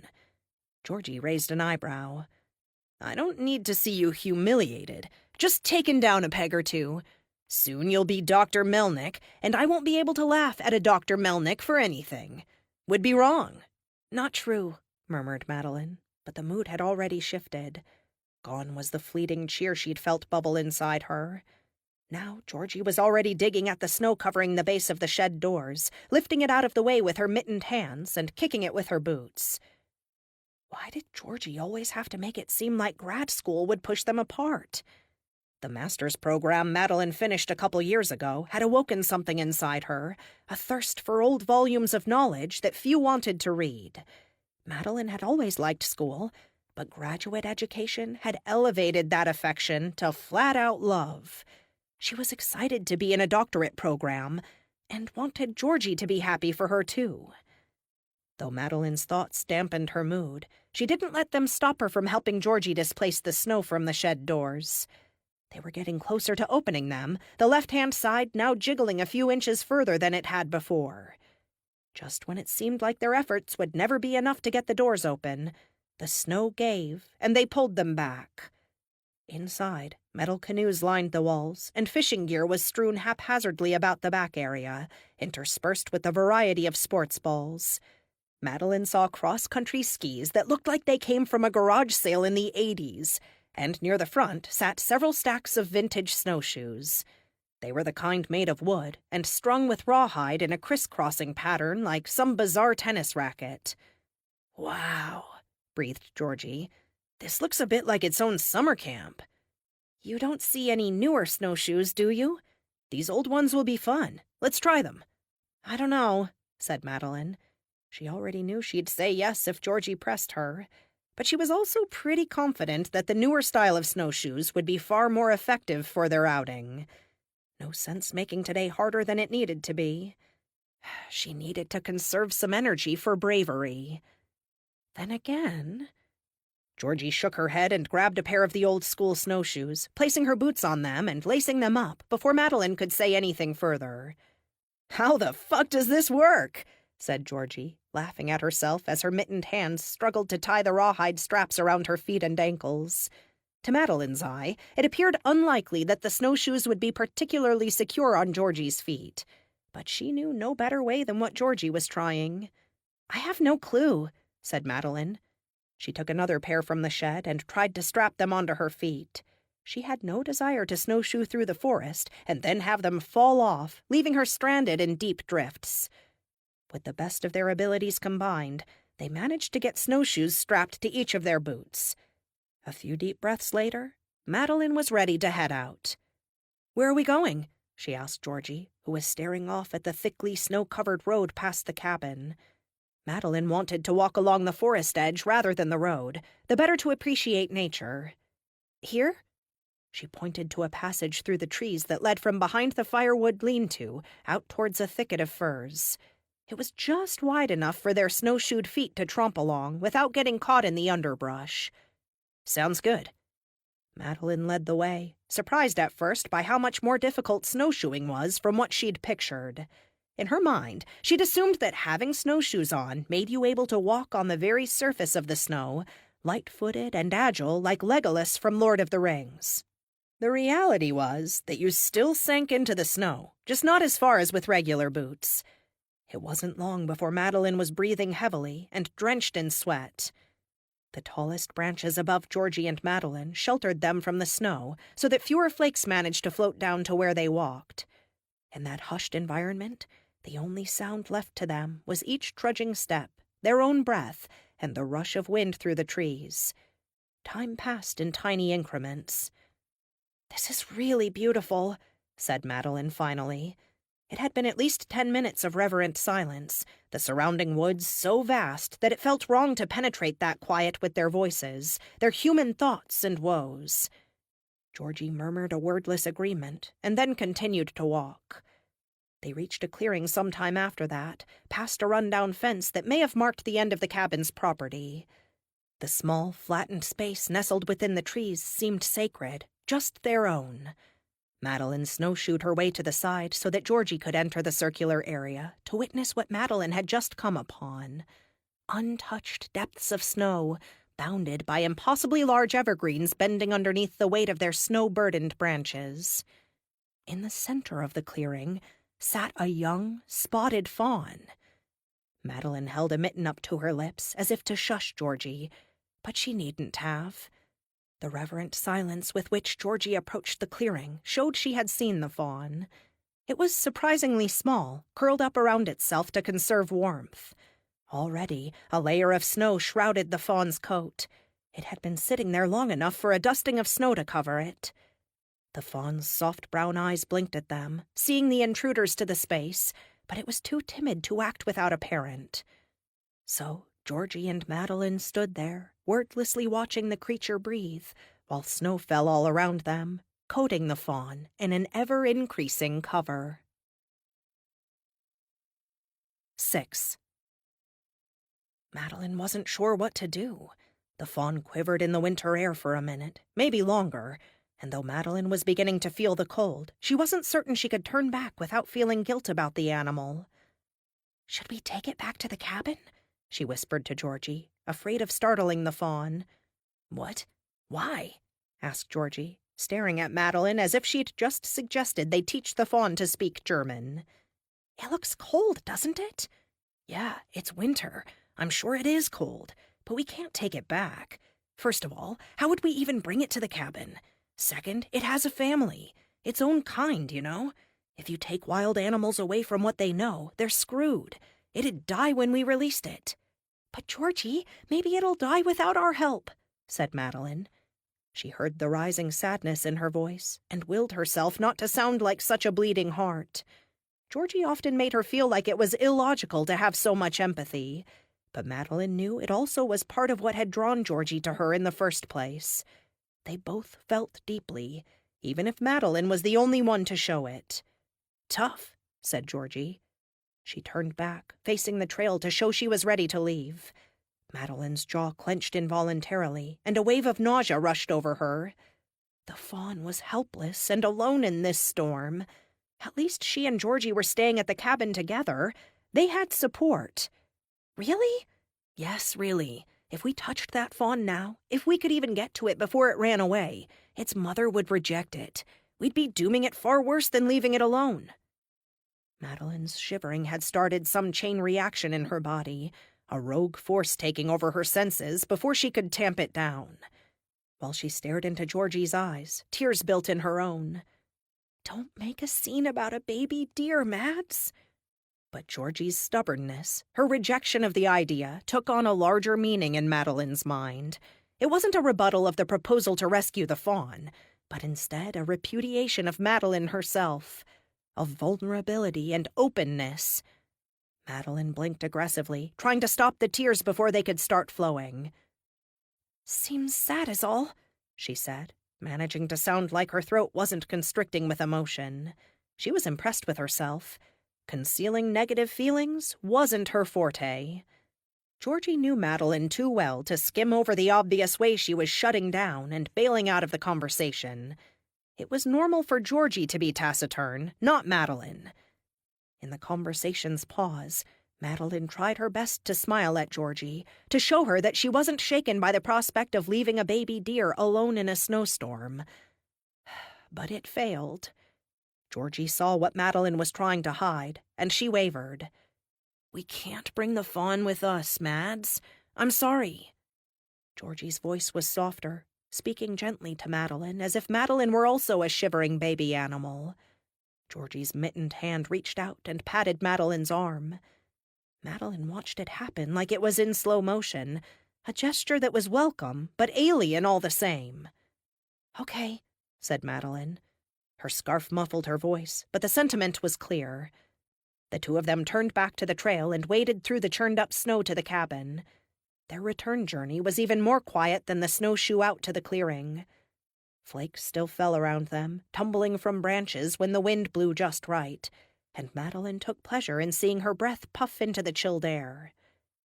She hoped the fawn wouldn't succumb to the cold. Maybe its mother was waiting in the trees outside the clearing, ready to return to its baby when the human intruders left. Madeline had to think that was true, because the alternative depressed her too much. The mental picture of those huge, softly liquid brown eyes staring at her was etched in her mind. Back at the cabin, stripped of their snowshoes and bulky winter gear, Madeline's angst reared its head again. She saw the casual lines of Georgie's outfit and wished she'd been more assertive about what she wanted. Not just with the deer, with everything. Her plan had been to tell Georgie about her feelings over a nice glass of wine at dinner, or maybe curled up with blankets by the fire while they drank hot chocolate. The storm was changing all her plans. Before Madeline could reconsider her brashness, before she could even think about what it would mean coming on the heels of a strangely emotional disagreement about a fawn, she spoke. Georgie's back was turned as she brushed snow from the front of her jeans. "I'm in love with you," Madeline said. The words she'd rehearsed in front of the bathroom mirror for months now. The recipient, as always, Georgie, short hair tousled from exertion in the outdoors, shoulders rugged and completely impossible to read. But Madeline hadn't thought about the way her stomach would liquefy in response to her confession. She hadn't pictured, at least not accurately, how her heart would pound violently, sickeningly in her chest. Each reverberation shook her ribcage to the point where she could very well have been convinced she was having a heart attack. Logic dissuaded her of that notion, but this was a time of emotional prevailing. At least for Madeline. She willed Georgie to turn, to respond. Say anything, anything at all. It would be better than silence. Georgie continued to wipe her hands over the front of her jeans, continued to stay facing away from Madeline. If the signs in her own body hadn't reminded her, viscerally, that she'd just said the words she had needed to for oh so long, Madeline could have thought that this was just another moment, another part of a cabin trip, just like the trips they'd had for years prior. There had been no perceptible reaction on Georgie's part. "Georgie?" said Madeline. She couldn't bear the silence. It was already a far different response from the one she'd hoped would happen. That Georgie would smile and burst into some form of shy but happy grin, free to respond in kind with love. Madeline had been delusional. She saw that now. Because Georgie whirled around, eyes blazing with dark fury, and stared her down. The impression was one of a caged animal forced to confront its attacker. Desperation and rage sang a chorus that rang out from Georgie's tensed body. "What?" "I said I'm in love with you," Madeline said, her voice quieter now. She shook, literally shook as if she were freezing, but she knew it was nerves. The outpouring of relief in her body from having finally done the thing, from speaking when silence was easier, from breaking a seal that had invisibly divided her from her true self. "And what the hell makes you think that's okay?" whispered Georgie. The quiet of her voice was in no way able to obscure the hurt in every syllable. While she might appear to be angry, Madeline could sense myriad other motions swimming beneath the surface. "Can we sit down to talk about this?" asked Madeline, gesturing to the couch in the living area. They were still standing in the cramped back door hallway, snow from their boots melting into puddles flecked with mud and pine needles. Madeline had stepped in one of the wet spots without meaning to, and now her sock stuck damply to her heel. "Why?" asked Georgie, feeling trapped. Like, oh, I don't know, alone in a cabin in a fucking snowstorm with someone? Whoa, hey, I didn't plan that there'd be a snowstorm. You had a plan, though? Like you actually sat there and thought, what a great idea, I'll tell Georgie I'm in love with her on this trip. Madeline could have been mistaken, but she thought she saw tears in Georgie's eyes. It had been a long time since she'd seen Georgie emotional like that, and the discomfort she felt in knowing she was the cause overshadowed all other feelings. "I'm sorry, we don't have to go anywhere." "That's the point, Madeline. We can't go anywhere right now. You let me come up here for a trip. Hell, let me surprise you with an early arrival, and thought it was a great idea to blindside me with this confession. Ambush!" The two words commingled in the air, leaving a heavy, painful silence as they each processed the meaning of the other's statement. Tension crackled, and Madeline wished she'd been smart enough to hold off. Something about that fawn, though, had triggered a need to start the process. Whether she found out Georgie hated her for saying it, or whether she thought there could be a future where they were together, Madeline had to act. "I didn't mean for you to feel ambushed," said Madeline, at the same time as Georgie paced through the hallway and out into the main living area. She'd been cooped up in the small space with Madeline long enough, apparently. Georgie kept moving, her socked feet taking her from the now-empty fireplace over to the kitchen island and back, over and over. "I'm guessing you also didn't think about whether it would come across that way, though, hey?"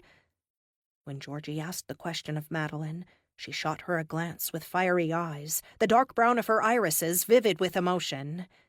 It was clear from Georgie's posture that a multitude of feelings were fighting inside of her. She paced with clenched fists and slouched even more than usual. Madeline had followed her to the living room and sat nervously on the couch. Oh, this wasn't the scene she'd hoped to see. "I'm sorry, Georgie. I didn't think enough about you in this. I mean, obviously I was thinking about you, and my feelings for you. I needed to get it out there, get my feelings off my chest before I swallowed them forever, just in case. But I didn't consider how much it might upset you to hear me say that." Georgie laughed, a brittle barking sound that startled Madeline out of her rambling. "What?" asked Madeline. Georgie had reached the island again and swung around to return to the fireplace. The light streaming in the window had the cool tone of the snow itself, which fluttered about madly like nothing was happening inside this cabin that nature hadn't seen before.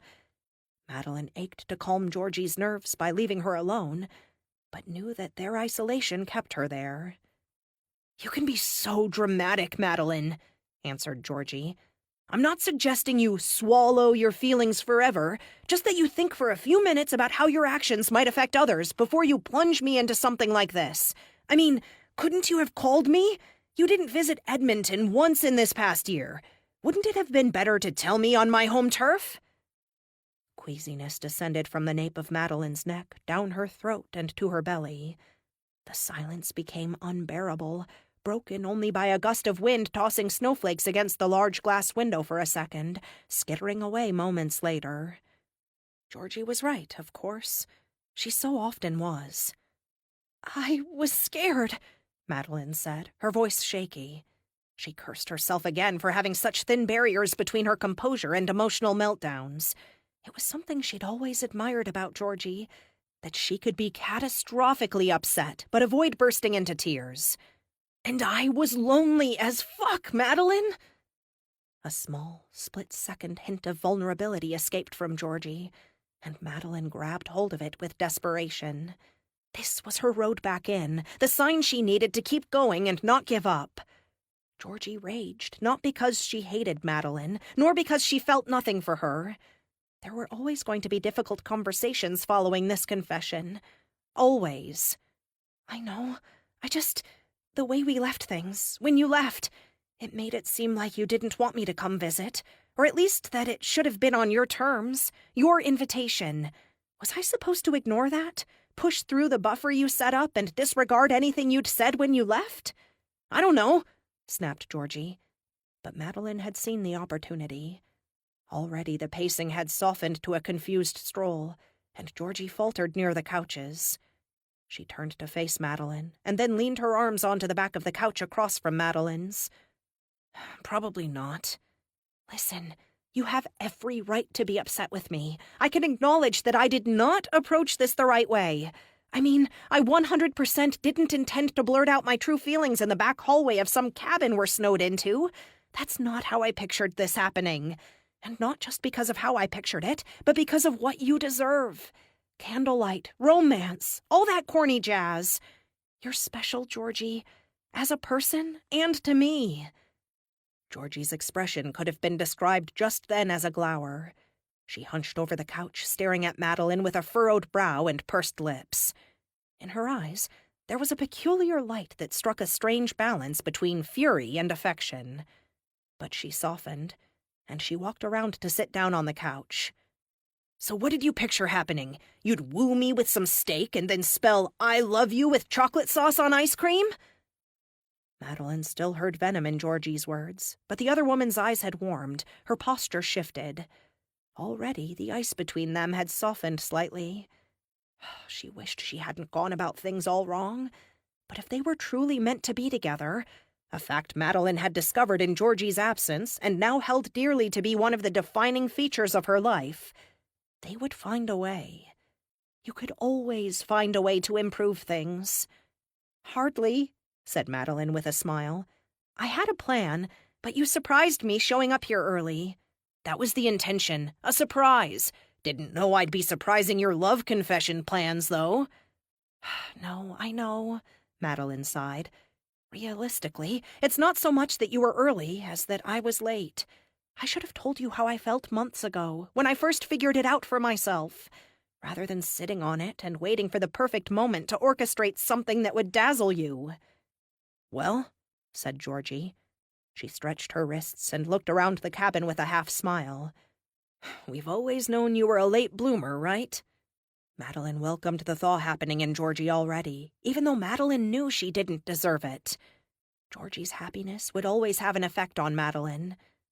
Hey now, I don't know if it's that I was a late bloomer or that you were always the early bird. The two women smiled, surprising themselves and each other by the way that fondness could creep back into the conversation, despite everything.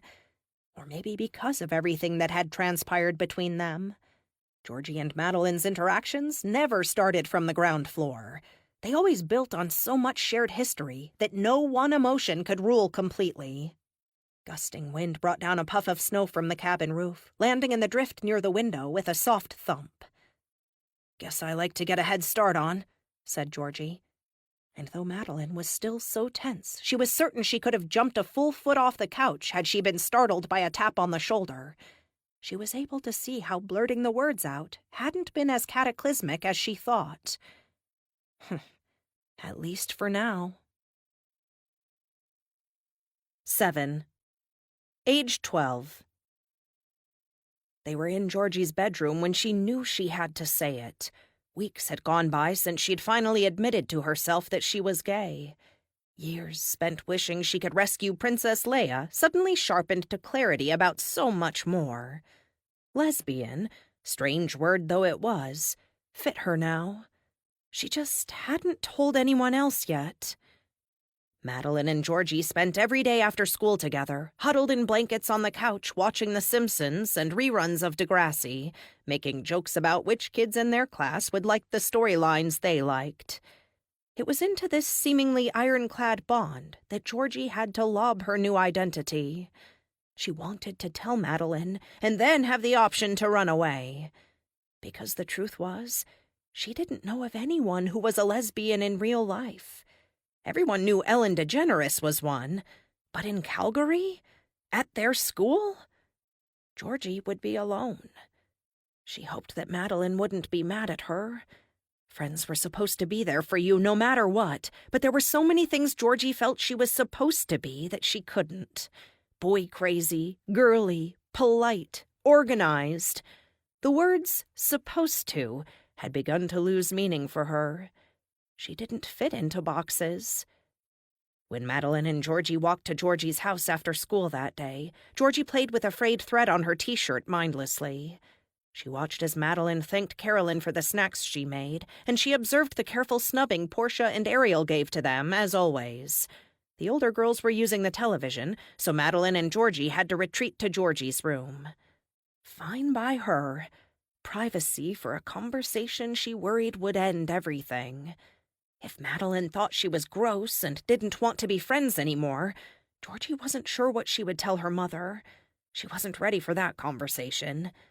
Madeline would be the first person she told, for better or worse. "Did you see Lost this week?" she asked Madeline, though she suspected the answer already. Madeline's mother couldn't afford cable, even though her new job paid much better than before, so Madeline only saw Lost if she happened to be over at Georgie's house on Wednesday nights. Madeline shook her head and fiddled with the Game Boy Advance Georgie had left on the floor. "It was really good." "Okay," said Madeline, barely paying attention to Georgie's anxious small talk. "Maybe I'll see it later on a rerun." "Who's your favorite character? Mine's Kate." Georgie could hear how her voice was strained, rushed. Madeline made a puzzled face, as if she could sense that something was amiss with Georgie, but she wasn't sure what. "I don't know. Charlie? I think Kate's really pretty." Georgie's heart fluttered when she said Kate's name, partially from the crush she had on the character, and partially from admitting it out loud. She hoped Madeline could intuit what she meant, and that the conversation could end there. "I guess so," said Madeline, "when she's not all muddy." Georgie wanted to retort that the mud was part of what made Kate so attractive. She was a rough-and-tumble girl, like Georgie, and looked her best when she was in the midst of something tense. Georgie liked Kate dirty.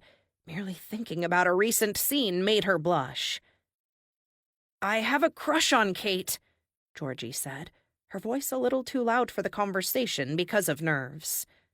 Whether Madeline was immediately repulsed or not, she didn't show it. A small smile appeared on her face, and she looked Georgie in the eye. "Ooh, Georgie's got a crush." "No, I'm serious. I really like Kate. Because—" Georgie took a deep breath. "Because I'm a lesbian." "Oh, okay," said Madeline. The simplicity of her words made Georgie's stomach quiver.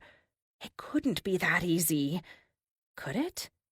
"I have a crush on Charlie," said Madeline, leaning forwards with the same conspiratorial tone as Georgie. The way she bit her lip made Georgie think, momentarily, that Madeline was joking. But then Madeline flushed pink and giggled. A blush was hard to fake. So this was the moment. She'd told someone, not just anyone, her best friend Madeline. And, truth be told, it had gone far better than Georgie had thought it would. "If Charlie was a girl, would you like him? Or still Kate?" said Madeline. The curiosity in her eyes was pure, and Georgie's veins coursed with relief. There was a pounding sound in her head that could have been her heartbeat, relentless and vivid. Beneath her sweater, Georgie's back prickled with sweat. "I don't know," she said. "I hadn't thought about that. What do you think?" "What do I think you'd think?" asked Madeline, laughing. "No, I mean, yes. I don't know. I'm just talking nonsense." The reality was that confessing her secret to Madeline had taken up most of Georgie's brain power. All that seemed to be left was a humming sensation between her ears, and the intense physical relief still flooding her body. Nothing cognitive was happening in a meaningful way. "Do you wish you were Jack or Sawyer?" Madeline said, tilting her head to the side while she waited for Georgie's response. "Neither."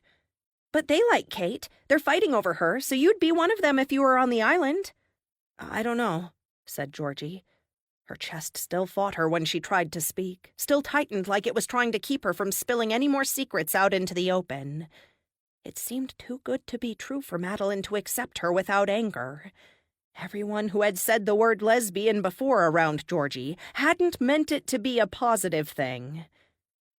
"I just want to be me, but with Kate. Like, I'm a girl and she's a girl. My girlfriend, you know." "So you'd just be you, on the island?" "Yeah, exactly." She smiled at Madeline. Would her friend still be her friend after this?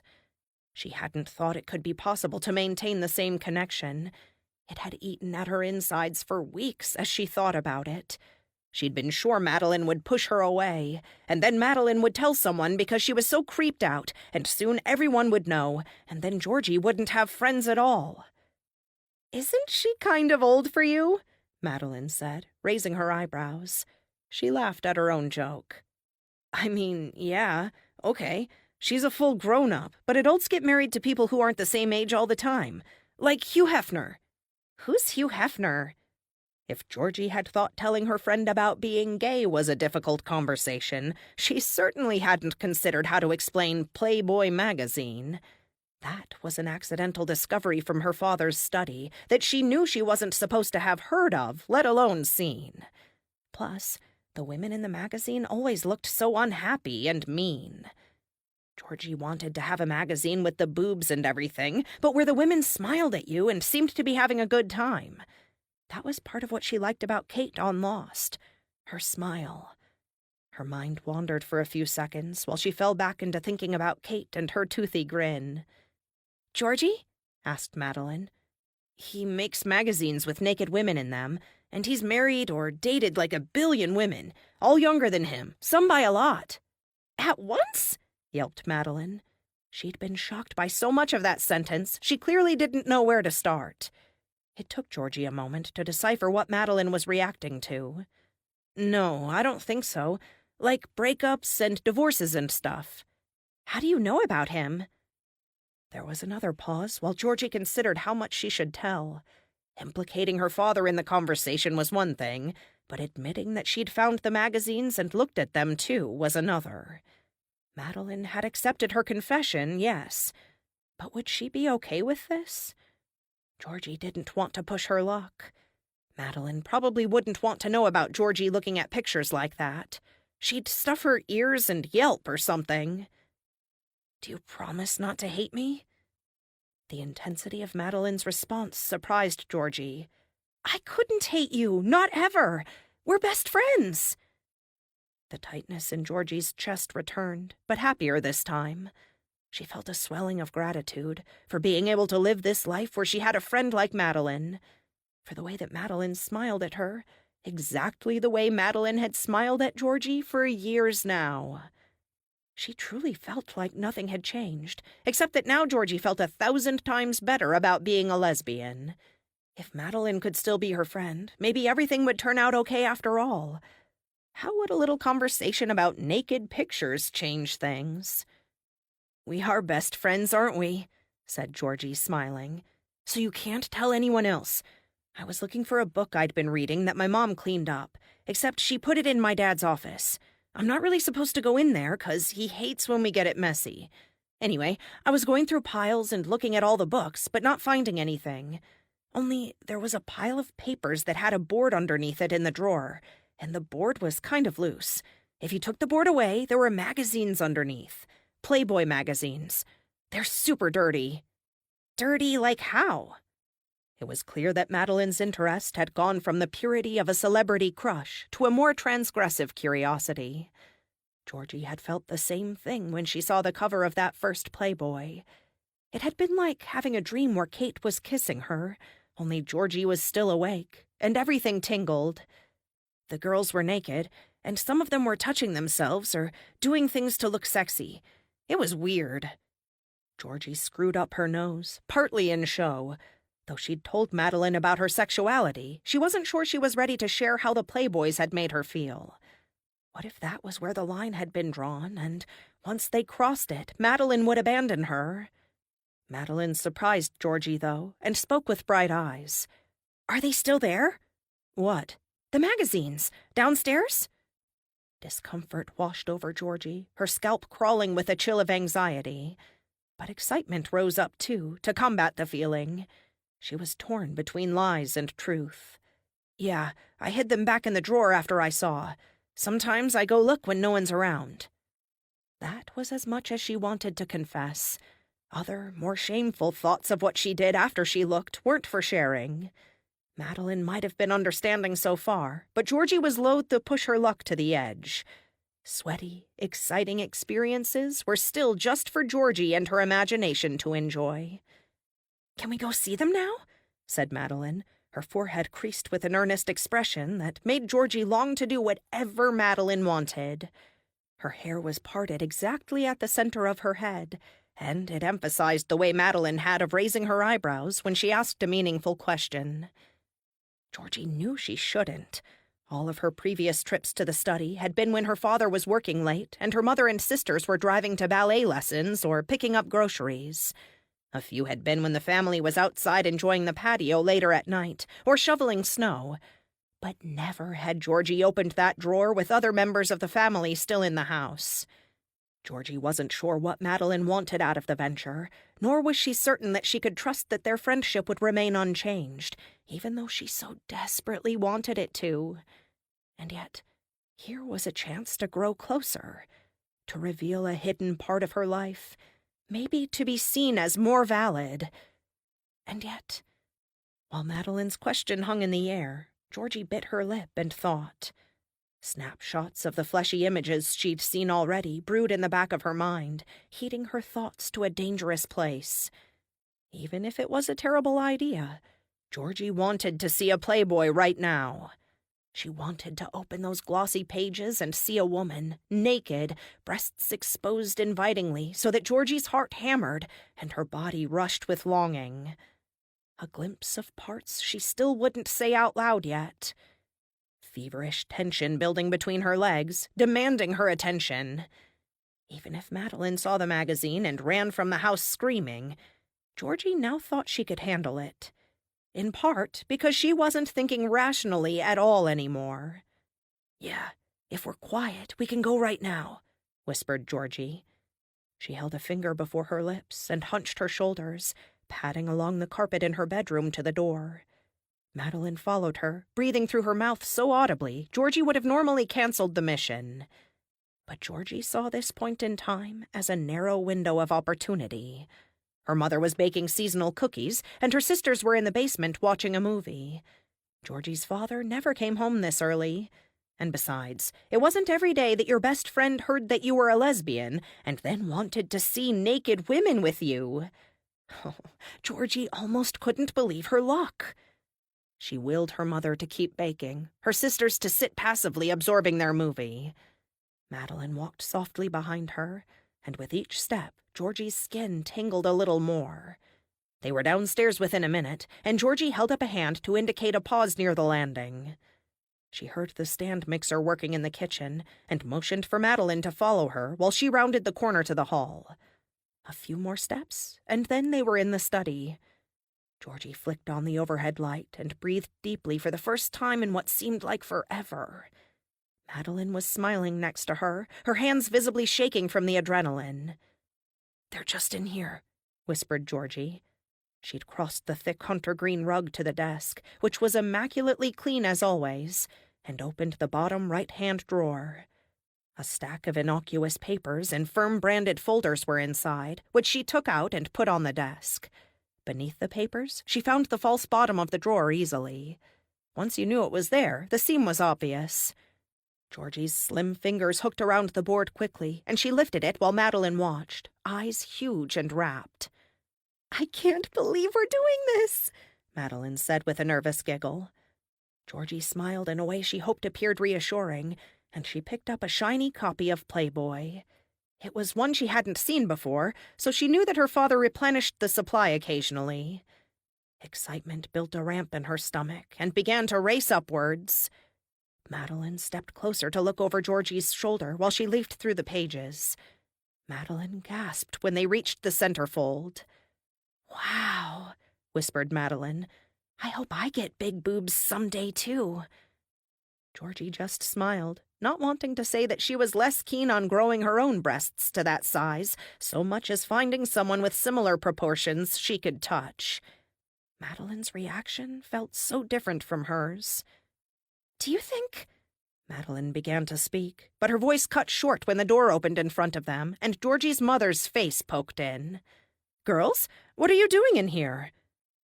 One of Georgie's most poignant regrets in the years that followed was that she hadn't positioned the stack of accounting papers as a barrier to someone who entered the office after them. As it played out in her mind, she and Madeline could have hidden the dirty magazine behind that paper wall so that her mother never knew what was going on. In real life, of course, things went much differently. Carolyn's eyes dropped from the two girls' faces to the sleekly gorgeous women on the cover of the magazine, and it was less than a second after asking her question that she gasped and yelled for them to get out of there. 8. Present day. "You knew you were a lesbian so early on, Georgie. I'd been jealous of your certainty for a long time. Recently, though, I've wondered if you sometimes choose to see things more black and white because you like being definite, or pretending to be if you have to." Georgie made a face and stared Madeline down. "What does that mean?" They were still across from one another on the couches, still locked in a difficult conversation. The snow fell faster now, determined to blanket the countryside in so much of itself that the landscape would be unrecognizable. Do you really, completely and totally think we have zero chance of being together? If you knew that, deep down in your bones, and had absolutely no doubts about it, it would be easier for me to accept your saying no. But I can't buy it, at least not yet. Isn't there some small part of you that sees a chance for us? Madeline spoke with more confidence than she had. It was excruciating to see the anger and disdain on Georgie's intelligent features. Even as the light dimmed outside, bringing the dark December evening ever closer, Madeline couldn't fight the spark inside her. Whether it was hope or something less admirable, she couldn't tell. All she knew was that she wanted Georgie to be in her life, more than she'd wanted anything else in this world. "Since when is a chance worth throwing away everything?" Georgie said, having deliberated silently for a minute after Madeline spoke. "So there is one? A chance?" A heavy sigh rushed out of Georgie. In the rapidly darkening afternoon light, she looked younger. Without the experience of seeing one another regularly, Madeline found she'd been picturing a version of Georgie where she'd aged and matured much differently. Georgie still carried herself with a sort of impish swagger, but the curve of her cheeks reminded Madeline of when Georgie was just a kid. Sometimes Madeline felt she was still a child, too, lost in the murky depths of trying to grow up and figure herself out. How was it possible to reach 25 and still assume you were 16 when people asked your age? She didn't know. Maybe you never felt grown up. Maybe it was all a lie that everyone pretended was real, so they didn't feel as scared by the world. The hell am I supposed to say to that, Mads? The issue isn't whether there's some microscopic chance. It seems like you've got a whole other version of me playing out like a movie in your head.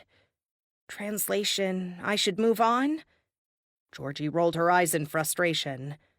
That's a perfect example of what I mean. You're so good at taking what I say as this horrible, cruel thing. I never said it with that tone. You're the one making me sound mean. Madeline struggled to reconcile her rushing feelings with the retreat Georgie was making. Georgie's elbows were on her knees, and she'd run her hands through her hair angrily while talking. It left a shaggy trail of cowlicks behind, and tenderness leapt into Madeline's chest, unbidden. Georgie had that way about her of making Madeline care, especially when she wanted to do anything but get entangled in another person's emotions. "Sorry if my feelings are inconvenient to you, Georgie," Madeline said. She regretted the childishness of her statement seconds later. "I shouldn't have said that. What I meant was, I hoped you'd feel differently. That maybe there was a spark." This time it was Georgie's turn to falter. She drew her legs up underneath her and looked as if she were about to speak a few times before she actually got words out. "I've started dating. In Edmonton." "Oh." Panic and dread made a terrible combination, seeping into every fiber of Madeline's body until it was immobilized. It would be just her luck to realize she loved Georgie right after Georgie moved to Edmonton, only to lose her to another woman with better timing. Did she have a girlfriend? Madeline didn't have the courage to ask. "How's it going?" she said instead. The casual shrug with which Georgie responded would have been enough to plunge Madeline into depression if she hadn't already taken down all the walls surrounding her heart for this conversation. No barriers remained, so instead, the way Georgie seemed to want things to stay irreverent merely stung Madeline, like wasps on a hot summer night. "Anyone special?" Madeline asked, and then she realized she'd bitten her lip. The coppery tang of blood mixed with her regrets, and it became too much all at once. "Actually, don't answer that." Georgie faltered, her eyes searching Madeline's face for insight. "Are you okay?" said Georgie, but at the same time Madeline stood abruptly. "I should go to bed," she said. Georgie laughed until she realized Madeline was serious. "But it's 3:00. Madeline waved her hand vaguely and started walking to the stairs. "A nap, then. I need to sleep. Right now." Her body had almost shut down. Too much input, too much feeling had worn her down to bone-dry exhaustion. She had sudden sympathy for her computer's restless whirring after a long evening of homework, when its fan couldn't keep up with the processor despite desperately trying to cool the machine. "All right," Georgie said. She watched Madeline step up the staircase one tread at a time with wary concern. If she had more questions, she didn't ask them then. Madeline was grateful when she put her head on the pillow, and sleep followed quickly. She'd been afraid of the afternoon's conversation playing over and over in her head. Sometimes she got stuck on a moment like that and couldn't help but relive it, trying to find a way to make it go how she'd wanted. Today, though, her body collapsed readily. Sleep was a welcome oblivion. The lightest rap on the door woke Madeline. Her open mouth had drooled a small puddle next to the pillow, and she grunted in confusion when the noise came again. "Madeline?" The voice belonged to someone familiar. Madeline's sleep-addled brain struggled to place it. "What time is it?" she asked, noticing the pitch-black surroundings. She was at the cabin in the mountains. With Georgie. Remembering the conversation they'd had earlier, Madeline wished she could return to sleep. But Georgie had opened the door a crack and poked her head in. "Hey, sorry to wake you. There's food downstairs if you want a meal. But I should let you know the power's out." The whirring of Madeline's mind sped up tenfold, and she bolted upright. "What?" "It's kept on snowing outside. Must have knocked a power line down somewhere. The stove's gas, so I could make some pasta, but the lights are out, and the baseboard heaters don't work anymore." "Shit!" Silence allowed Madeline to listen for the storm. Wind howled outside, casting flakes against the window in chaotic smatterings. It sounded rough out there. Luckily, the weather eclipsed her hurt feelings, because Madeline was also hungry. "There any pasta left?" she said, not quite ready to meet Georgie's eye. Thankfully, it was dark enough that she thought Georgie might not notice. "Tons." With a stretch, Madeline stood up and followed Georgie down to the kitchen. Where she'd expected darkness, there was a fire crackling in the hearth. Though it was more dimly lit than the cabin would have been with electricity, the flickering brightened the space considerably. "Good job on that fire, G." "Thanks," said Georgie. She stared into the fire when they reached the bottom of the stairs, causing shadows to cast about her face in dancing motions. Madeline could have gazed at Georgie's implacable expression for ages, but her stomach had other plans. While they stood there for a moment, a growl escaped her belly. Madeline laughed. "Sorry, I guess my strategy of bailing from a difficult conversation midday has angered my stomach." Georgie didn't respond, just smiled weakly. Madeline wished she knew what Georgie was thinking, but she didn't press her. She suspected her nap had also angered Georgie. It had been insensitive. "And it's probably infuriated the electricity gods, too, by the look of it," Madeline said. Even if Georgie was mad at her, Georgie was too kind a person not to offer a meal to Madeline. And now, survival had to transcend their own personal drama. Being stranded in the woods with no power was dangerous. A steaming bowl of fusilli later, Madeline dabbed red sauce from her mouth with a napkin and went to the couches to join Georgie. Though the fire wasn't as high as when she came downstairs, white-hot coals shimmered at the bottom of the hearth, emitting more warmth than the licking flames had earlier. Madeline sat on the couch across from Georgie and watched as a log capsized, tumbling into the coals with a fizz of sparks. "You made a great fire," she said to Georgie. With her belly full of pasta and a nap under her belt, the heart-wrenching talk of the afternoon felt miles away. They still had time to work through things. No matter what they wanted to do, the weather had them stuck. Georgie stared into the fire, her face unreadable. She was curled up beneath a throw blanket, and the only thing moving about her was a foot that poked out from the side of the throw, tapping restlessly. She may not have heard Madeline's comment. "It's nothing serious," said Georgie. Though she didn't turn to face Madeline, the words sounded heavy with emotion. "Oh, I don't know. Might not seem like it now, but if we have no heat, I'm definitely glad you know how to start and tend a fire. My post-apocalyptic knowledge is more like, ask Georgie for help, and die if zombies find me." Madeline found herself smiling just from being near Georgie. She knew she sounded silly. That was often the case when she spent time with her best friend. Georgie was so withdrawn sometimes, so serious. It made Madeline feel like a glass of champagne that couldn't stop bubbling. No, I mean that no one I've been on a date with is serious. Or that no dates have been serious. Whatever, you get the point. Pop, fizz. The champagne shouldn't have been celebrating as much as it was, but Madeline wasn't so altruistic as to wish her love interest off the market. She wanted Georgie to be happy, yes, but ideally that happiness could be found with her. "I do," she said. "Thanks for telling me. Can I ask—" But Madeline wasn't able to finish her question because Georgie stood up abruptly. The glimpse of vulnerability she'd allowed Madeline apparently couldn't be sustained. "Fire's not enough to keep this place warm all night. The pipes might freeze up, so we should run the taps just in case." "Okay, good idea." Madeline followed Georgie to the main floor bathroom, where she cranked the tub to the slowest trickle possible, while Georgie let the sink tap flow. In this proximity, it was hard not to notice the lean muscles that made up the lines of Georgie's body, the collarbone that ran across her shirt opening. Madeline's nerves tingled while her eyes betrayed her. "I like your shirt," she said, hoping a compliment would explain why she'd been staring. Georgie shrugged and grinned bashfully, holding out the sides of the button-up. "This old thing? I've had it for years." "I know. It looks good on you," Madeline said. She walked out of the bathroom to fill the kitchen sink, hoping she'd finish blushing before Georgie saw her face. Why couldn't she just keep things under wraps for a better time? It wasn't like a snowstorm was the right moment to shower a friend in compliments. It had hardly been opportune for her to confess her feelings either. Madeline was just plain bad at the whole thing. She deserved the frustrations Georgie had been expressing, and then some. They continued the task upstairs in each of the bathrooms, and then settled back in near the fire.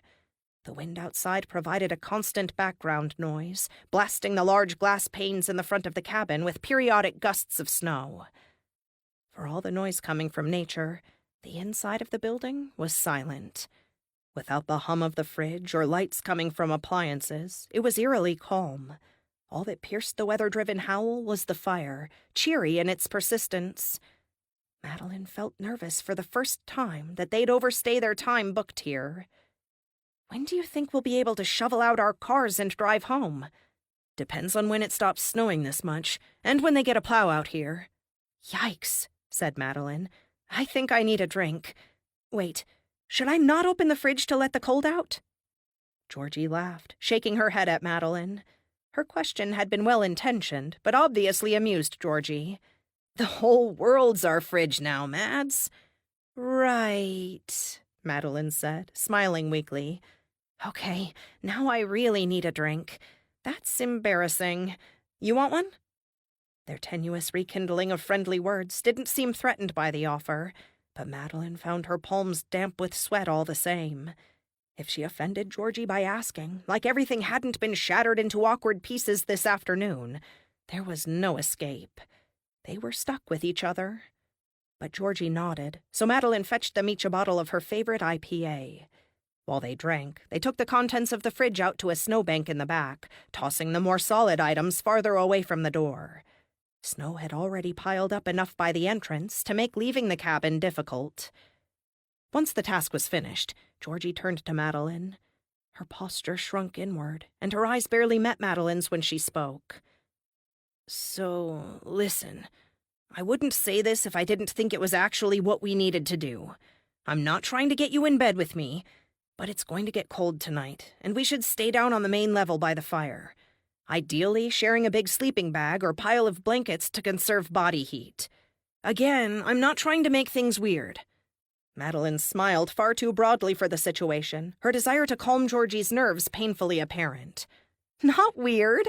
I remember building quinzies and Girl Guides when we learned about preserving warmth in winter." "Good." Georgie smiled. Her eyes still skittered around Madeline's nose and eyebrows when she did look at Madeline directly. Never did she meet her gaze head-on that night. "Let's check for two-person sleeping bags upstairs. I've got a flashlight in my duffel. You want to look through the closets downstairs and let me know if you find anything?" It didn't take long because the cabin was well stocked. Georgie hollered down to Madeline with a report of success only a few minutes into their search. Madeline wasn't sure whether she was relieved or terrified. Maybe a bit of both. The two women sat on the couches, feeding logs into the fire while they sipped beer and chatted about the weather for as long as they could, before it became clear that they both craved sleep. They hadn't dared venture into the topics of that afternoon's conversation, and neither was willing to be the first to crawl into bed. The sleeping bag was draped over a camping mat Georgie had found in the closets upstairs, placed close enough to the fire to appreciate the warmth while it died down, but not so close as to pose a fire hazard. It sat between them, beckoning, while they continued to avoid deep conversation. Finally, Georgie yawned and went to leave her empty beer bottle near the sink. "I'm beat and need to sleep." She slipped into the sleeping bag. Madeline stared into the fireplace, wishing she'd been more cautious about expressing her feelings earlier that day. No point in worrying over what's done. The air downstairs was warmest close to the fireplace, so she ought to use the sleeping bag. Going upstairs to sleep alone, possibly to be chilled so badly she'd wake in the night full of regret, didn't make sense. Madeline joined Georgie in the sleeping bag, painfully aware of the warmth and proximity of Georgie's body. It wasn't until an hour had passed that she relaxed enough to fall asleep, wind still washing over the cabin in an offbeat rhythm of gusts. 9. Dawn lit the cabin gray and blue, casting long, eerie shadows behind the furniture. Madeline ached from sleeping on a simple mat on the floor, but she was cozy and warm inside the sleeping bag. The tip of her nose, however, had gone numb from the chill. As Madeline woke up, she noticed that Georgie's arm was wrapped around her torso. Georgie was spooning her gently, still breathing a deep, sleep-ridden rhythm. Though she knew she should lift Georgie's arm and shift away from her, Madeline didn't want to. It felt too right. She let herself lie there, comfortably wrapped in the woman she loved, until the sudden stiffening of Georgie's body signaled that she'd woken up. Apparently, she hadn't liked what she found. "Shit," murmured Georgie, pulling away from Madeline. In the absence of her arms around Madeline's body, the cold crept in once more. Shared body heat had helped, whether Georgie's subconscious meant for her embrace to be heat-seeking or something more. Georgie cleared her throat and unzipped her side of the sleeping bag. She stood, shaking herself awake, and started to gather logs for a new fire while she shivered. "Hey," said Madeline. "Good morning." "Oh, hi," Georgie said, whirling around. Her furtive slouch told Madeline that Georgie was embarrassed to have come closer in the night, but Madeline wasn't sure why. "I didn't know you were awake. The dawn woke me up." As realization of what that meant grew in Georgie's mind, Madeline watched a blush creep into Georgie's cheeks. The urge to save Georgie from awkwardness made Madeline speak. "And you were right. The sleeping bag and being next to each other helped me stay warm. I'm glad you were smart about that. I'd have done something stupid and regretted it." "Ah, good." "And if I do say so myself, you're an excellent big spoon." Shit, that wasn't what was supposed to happen. Madeline had intended to provide Georgie with a safe out from the discomfort of waking up entwined together, had meant to pretend it wasn't a big deal. Except some devilish impulse inside Madeline wanted to force things. There had to be a spark between them. Otherwise, what else could explain what happened? If Madeline's mind was grasping for proof that Georgie had any feelings for her, it apparently was going to rally all its strength to latch onto wisps of evidence. She steadied herself with a deep breath and watched Georgie's back while she lit tinder for the fire. "Uh-huh," said Georgie. Either she wasn't paying attention or she was buying time. Madeline approached the hearth, coming up behind Georgie with cautious steps, like she was a watchful deer that might bolt if a twig snapped. "Need a hand with anything?"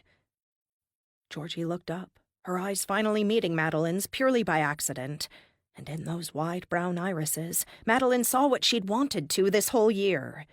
It may have been the morning light, or the fact that Georgie was still waking up and therefore hadn't had time to draw the curtains closed on her feelings. But there was something there, a spark of the affection Madeline had known. "No thanks," said Georgie, turning away to focus on the small flames curling around the tinder. The clench of Georgie's jaw as she wrestled with her demons accelerated Madeline's heartbeat. "I'll make breakfast, then." 10 minutes and a few eggs later, Madeline brought a plate over to where Georgie sat on the couch. Georgie accepted the food, shoveling it into her mouth like she'd been starving for weeks. "Looks like it's finally stopped snowing," Georgie said when she finished clearing the plate. She pointed out the front windows to the utterly still landscape beyond. "Wow," breathed Madeline. She had been so preoccupied with her feelings, with Georgie, that she hadn't appreciated their stunning surroundings. The huge panes of glass allowed a view of the heavily laden trees, the drifts that were piled up to the railing on the deck. "It must have snowed 2 feet," said Georgie. Madeline couldn't think of a response. Perhaps none was necessary. The silence now sounded like a peculiar absence of wind. With the whole world around them blanketed so deeply, it seemed like noise had been outlawed, and the rest of their lives would be lived in a perfect wintry hush. She was loath to break it. Georgie spoke first, standing to clear the dishes to the sink. "We should get some more wood from the lean-to outside for today. The temperature's likely dropping as it clears up, and we've used most of the logs they had inside." "Want help with that?" said Madeline, meaning the dishes Georgie had stacked. But when Georgie smiled and nodded, she realized she'd agreed to help get firewood from outside. It didn't matter.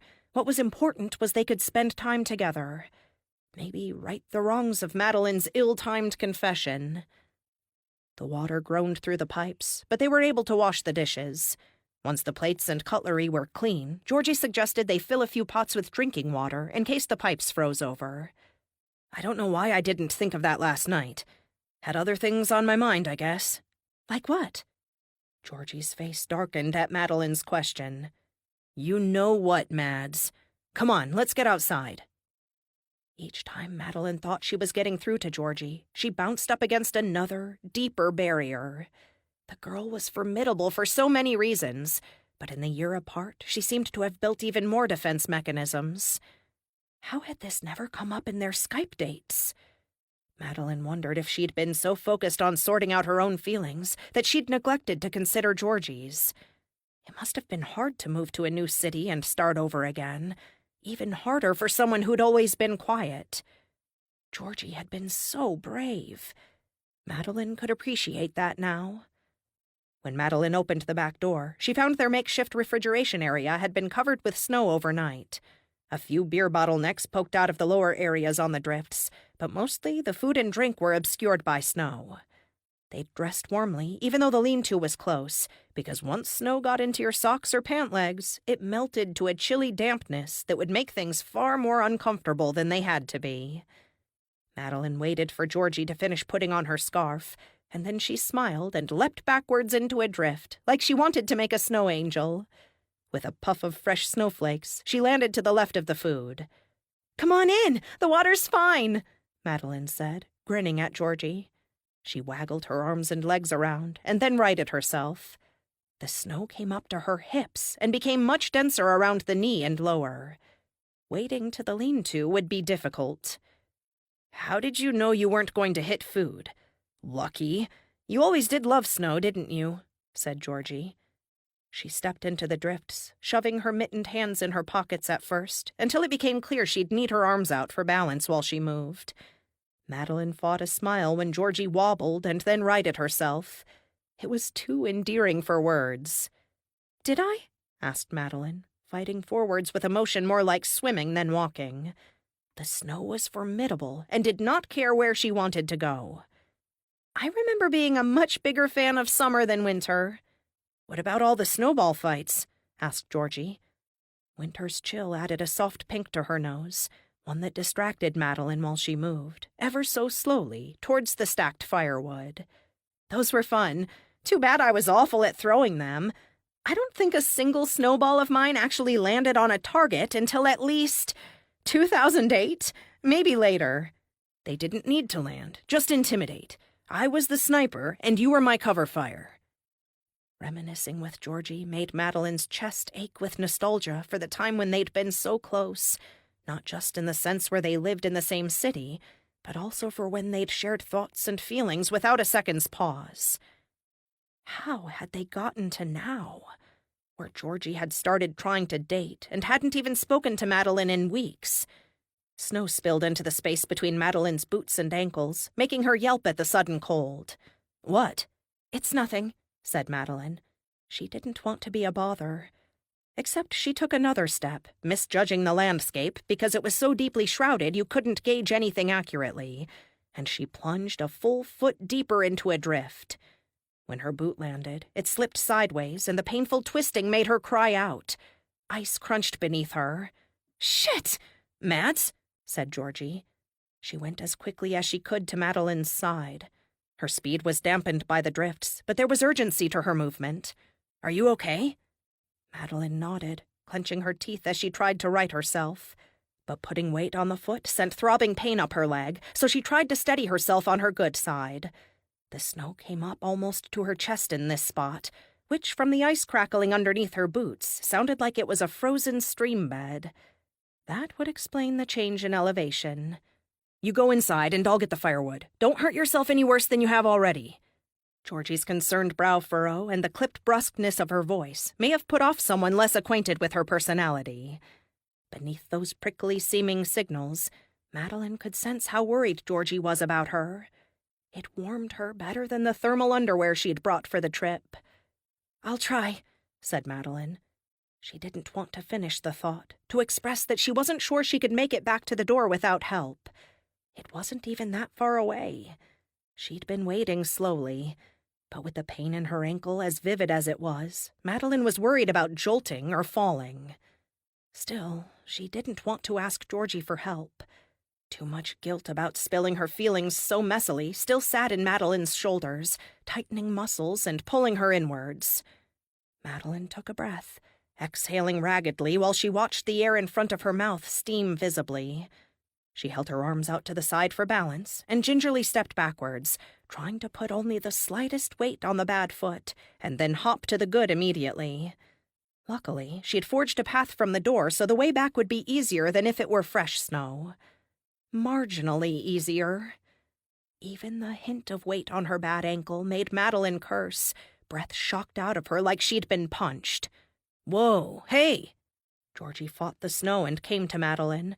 "Put your arm around me." She didn't have to ask twice. Madeline melted onto Georgie for support and bit her lip to fight back tears. The pain seemed to lessen almost instantly, either because of the physical aid or the emotional relief. Their closeness to one another felt natural, like walking down a peaceful lane in the forest. Except they were a handful of feet away from the back door of the cabin, surrounded by winter, not foliage. The wind had quieted down to a murmuring presence, and Madeline's greatest concern was torn between wondering whether she'd broken her ankle and trying not to stare at Georgie's face when it was so close. The two made their way slowly, pushing through the great drifts of snow in a careful churn. Georgie's strong shoulders lifted Madeline upright, her firm hand on Madeline's back, a comfort at the same time as it was a hyper-focused presence in her mind. Madeline wanted that hand to stay, to run up her back and into her hair gently.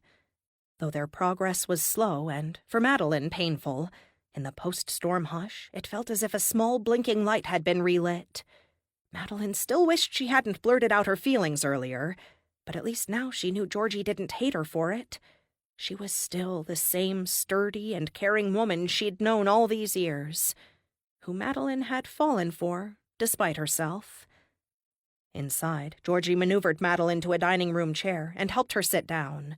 She shut the door and brushed the dustings of snow off her various surfaces, boots, legs, waist.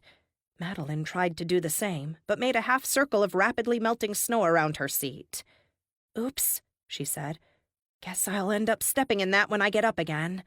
"No, I can help you out of it," Georgie said. She approached to help Madeline with her winter gear, easing the boot off her injured foot with such steady, even caution that Madeline found herself breathing like she was in a yoga class, deep and meditative. It ached, throbbing to a fever pitch when the boot rounded the widest part of her heel, but Madeline counted in her head and managed not to swear. She didn't realize she'd closed her eyes to make her way through the pain until she opened them and saw Georgie. Gone was the hurt she'd seen in Georgie's deep-set eyes and finely creased brow. It had been entirely replaced by concern for Madeline. Basking in that care, she felt whole. Georgie was so close, kneeling at Madeline's lap, that Madeline didn't dare breathe or disturb the moment. Whatever was transpiring between them had the fragility of a single snowflake, impossibly unique and delicate. Georgie's hands stayed on Madeline's foot and calf, warm from the exertion outside. Georgie opened her mouth to speak, words waiting for the right moment and then lingering a fraction of a second too long. Before Madeline could do anything to make it easier for Georgie to say what she needed to, she felt hands slide up her legs. Sparks tingled their way along the path of Georgie's palms, still firm against Madeline's body. Once they reached the tops of Madeline's thighs, Georgie's hands grasped the sides of the chair. She leaned in, so close that each muted freckle on her nose was visible.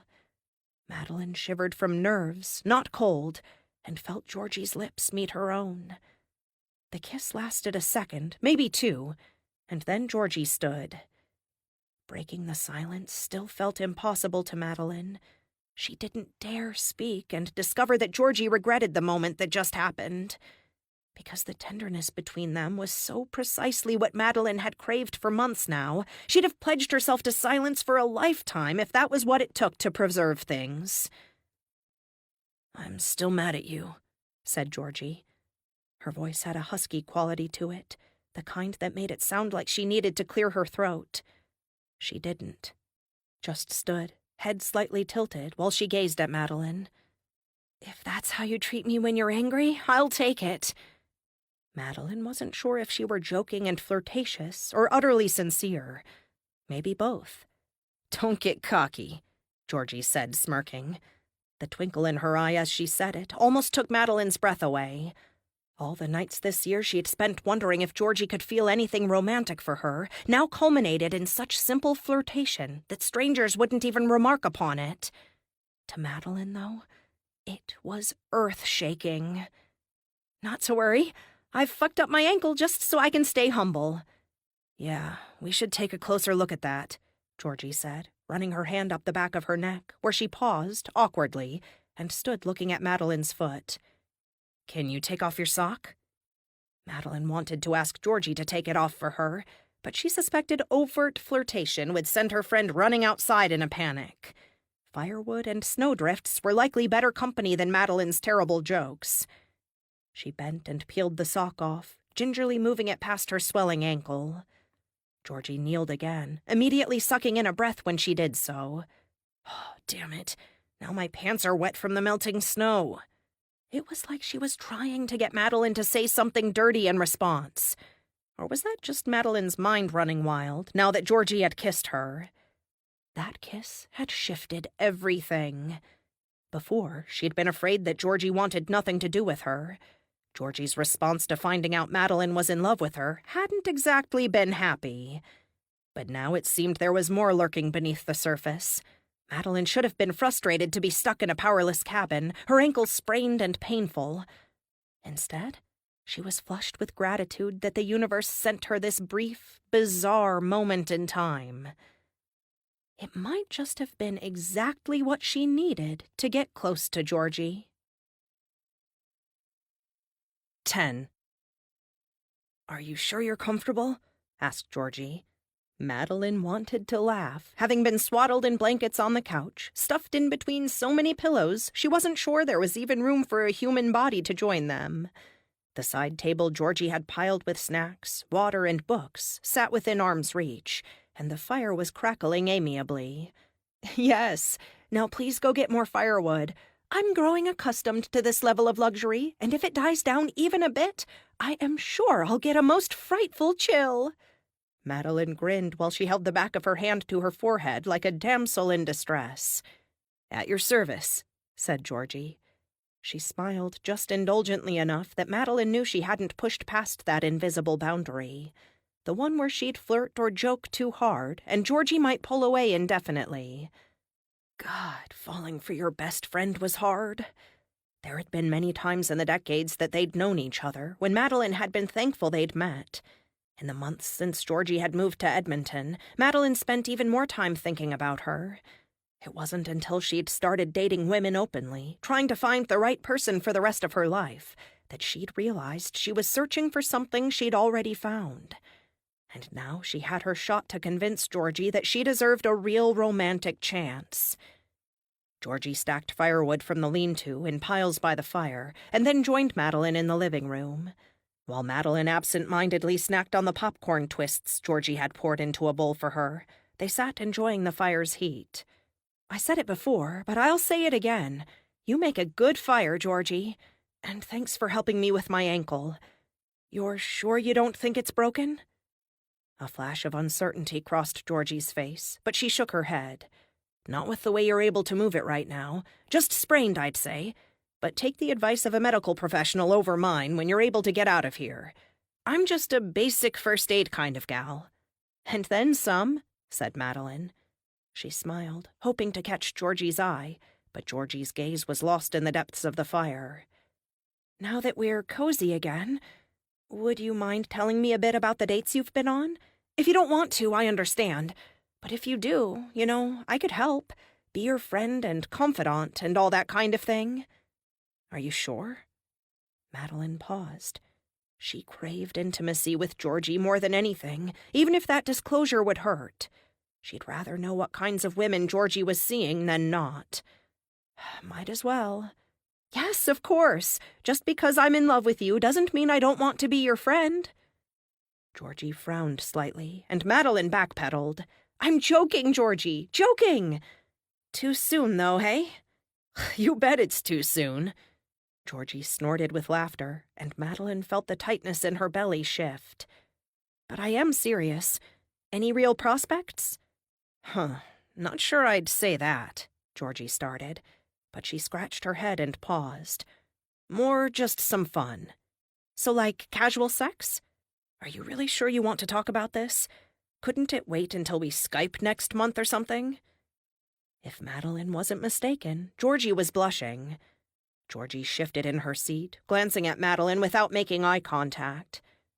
"I'm hurt. Entertain me," said Madeline. "It's the least you could do, since we don't even have Netflix." "Okay, then. I'll be Netflix." "If your sex life in Edmonton was a Netflix show, what would its title be?" Georgie groaned. "I don't know. Extremely quiet and incredibly mediocre?"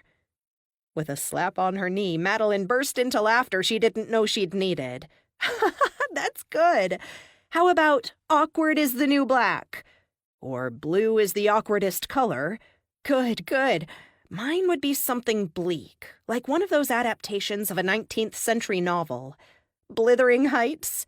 Oh, come on. Your love life isn't that awkward." "Really? I told the love of my life that I was in love with her when she had no escape from the cabin we were snowed into. I think that qualifies as at least a bit Bronte-like." Georgie dodged the claim skillfully, avoiding the need to dig into Madeline's feelings deeper. "If this were really something from the 19th century, wouldn't the cabin be a manor home?" "There would probably be a governess." "Would that be you or me?" Madeline's pleasure at being caught up in a playful conversation with Georgie again overtook her. "Oh, definitely me. You'd be the glowering, mysterious manor homeowner. Maybe inherited it from a distant cousin, but you never wanted to have it in the first place. Tough, hard to please, sexy as all hell. Like a lesbian Mr. Rochester." "Who?" Sometimes Madeline forgot that Georgie didn't share her academic bent, and she felt her cheeks color at the recognition she'd been flirting without meaning to. "Rich guy in a 19th century book. Maybe a bit more like you than you'd be willing to admit." "Does he make a mean fire, too?" Georgie pointed to the hearth. "Or is he too much of a dick to help with things?" The pause between them sagged beneath Georgie's less than playful tone. Nervous sweat gathered at Madeline's underarms. "Can't say I remember whether he was involved in building any fires, but he's got a good heart underneath the bristly surface. That's what I meant." Madeline ached to see Georgie retreating from the banter already. "Okay. But to get back to things, has Edmonton really been that bad? It couldn't have been all awkward." You underestimate my ability to make anything awkward, Mads. Oh, gee, that's not true. I was joking. Georgie said the words lightly, but Madeline could sense the deeper undercurrent of self-doubt. Seriously, though, it's good for you to get out there. I'm sure it's nowhere near as awkward as you think it's been. Georgie sighed. No, it's been pretty bad. That's the thing, Mads. I meet a girl, I kiss her, maybe fool around a bit. But when we get to talking, it's all I can do to stop myself from wishing she were you. Had she really said that? Madeline's breath froze in her chest. Her blood seemed to careen about her veins with wild abandon. The sound of the fire rang in her ears 10 times louder than before, because her whole body rioted with Georgie's words. Though she wasn't sure what it meant yet, Madeline's instincts screamed for it to be what she wished it was. A sign. Hope. When you know someone as well as we know each other, there's this rhythm. It doesn't matter if we don't see each other for a week, a month, a year, or maybe even 10 years, though I don't want to find out if that's true, because we fall back into the pattern without a fuss, and I don't see how I could ever reach that point with some of these women I've been hanging out with. Then I sometimes think I wouldn't want to, even if I could. Madeline watched through half-lowered eyelashes as Georgie's feelings spilled out of her. The normally reserved girl was nakedly vulnerable, pouring thoughts out that Madeline felt so lucky to hear. She felt tears gathering in her eyes. "Georgie," she said. Then she hesitated, unsure of where to go from there. "I feel the same way." Their eyes met. Madeline's heart pounded at a comically frantic pace. She'd missed Georgie so much, wanted her nearby, and wished for her to feel the love Madeline did, that she'd mythologized a moment like this into her memory before it even happened. Now that Georgie was admitting something about their connection, although maybe not explicitly romantic feelings, Madeline was caught in an excited hush. Reality was turning out to be more vivid, more excruciatingly wonderful than her imagination. Without speaking, Georgie slipped out from underneath her blankets and joined Madeline on the couch. They snuggled up together, warming Georgie's surprisingly cool skin. Madeline was careful not to move in a way that would jar her sore ankle, but the ice pack she'd had on her slid off. Never mind. This was more important. "What if I'm not meant to find love?" said Georgie. "What if this is it? This, as in being single, or us? Mads, I really did need to move to Edmonton, but it doesn't feel right there either. I know, you told me that you needed to. I believed you then, and I believe you now. But I also believe, with every damn fiber of my body, that you're going to find what you need in life." Georgie's sad eyes made Madeline shift closer on the couch. She couldn't handle the pain in her friend's expression. "How can you be so sure? You know how hard it was for me to figure out my sexuality. Remember how you were crazy young? I was always so jealous of your knowing early on. You figured it out, and once you knew, you knew. No doubts, no closet, no boyfriends you couldn't quite click with. So you're saying the famously indecisive one of us is the one to trust here. Wouldn't it make more sense for me to be the one who knows that I'm going to be single forever? And to be right about it?" Georgie rolled her eyes at herself, but beneath the joking facade, Madeline knew she'd been sincere, that Georgie truly believed she was destined to remain single. "Didn't I just tell you this week that I was in love with you? How much more could I say to combat this false notion of yours that you're doomed to be alone?" The light outside was fading, but Georgie's eyes shone brightly in the flickering glow of the fire. When Madeline had first told Georgie her feelings, it had gone appallingly badly. This time, speaking those words again seemed to have the opposite effect. They sank in. "Nothing, I guess." Georgie shrugged, and in that gesture she appeared to say so much. Madeline's heart broke to watch her friend struggle with self-confidence like this. "I don't know why I kissed you like that earlier. I'm sorry." Here was Madeline's chance. "I'm not." She stared Georgie down, not letting the fear that battered her ribcage with each manic heartbeat keep her from speaking the truth. "I'm glad you did. and I'd be glad if you did it again." A splash of sparks shot up from the fire, and Madeline almost jumped, feeling the throb of her bad ankle bring her back to reality. But she stayed focused on Georgie, watching the way she clearly struggled with so much while saying nothing. Before another moment could elapse, Madeline took Georgie's hand. It was rough to the touch, worn from her welding work. But the delicate size of Georgie's finger bones surprised Madeline. She was sure they'd held hands before, perhaps in scary movies, or when comforting one another through heartbreak and pain. Never had it felt as momentous as this. Madeline pulled Georgie closer so that she could kiss her again, an answer to this afternoon's tentative opening move. Georgie was tense at first, but she soon melted like a marshmallow in hot chocolate, growing softer at the edges before she let herself be completely drawn in. This kiss was far deeper than the one earlier in the day. Madeline felt Georgie's tongue against her lips and parted them. Eagerness swelled in her at the sensation of how entwined they became, mouths pressed up against one another, lips tingling and delicious. Her body roared with need, a flare of want so vivid she had to consciously restrain herself for fear of coming on too strong. She didn't want to do anything Georgie would regret. Madeline also didn't want to close herself off from potential connection, from a pleasure she'd ached for in various ways for what now seemed like her entire life. If Georgie wanted her, really wanted her, Madeline would happily oblige. There was nothing she was more certain about in this world.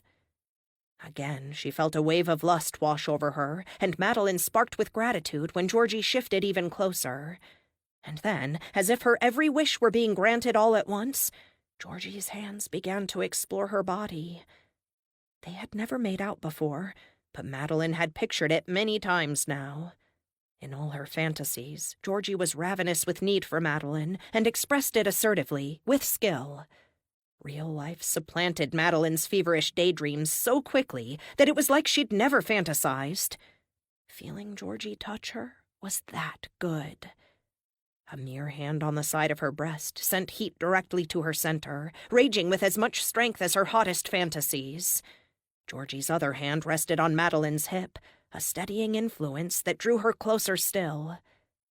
Madeline let herself relax into the moment, let her body feel each jolt of bliss, like she might never have something this wonderful happen to her again. She knew things were tense between them, knew that Georgie would be going back to Edmonton after the cabin trip ended.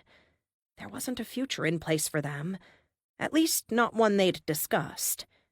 And yet, that didn't matter to Madeline just then. Her imagined monologues about taking a chance on their potential for something great evaporated in the fog of her brain. If they didn't date, so what? At least she got to touch Georgie, feel her touching her own body, enjoy the sensation of how her body responded to Georgie's attention, which was both new and familiar in odd, beautiful ways. The strength of Georgie's arms manifested in tough, wiry muscles, sleek against Madeline's palm as she ran her hand along them. Underneath Georgie's button-up shirt, Madeline felt her small, firm breasts and longed to see how they might goosebump at her touch.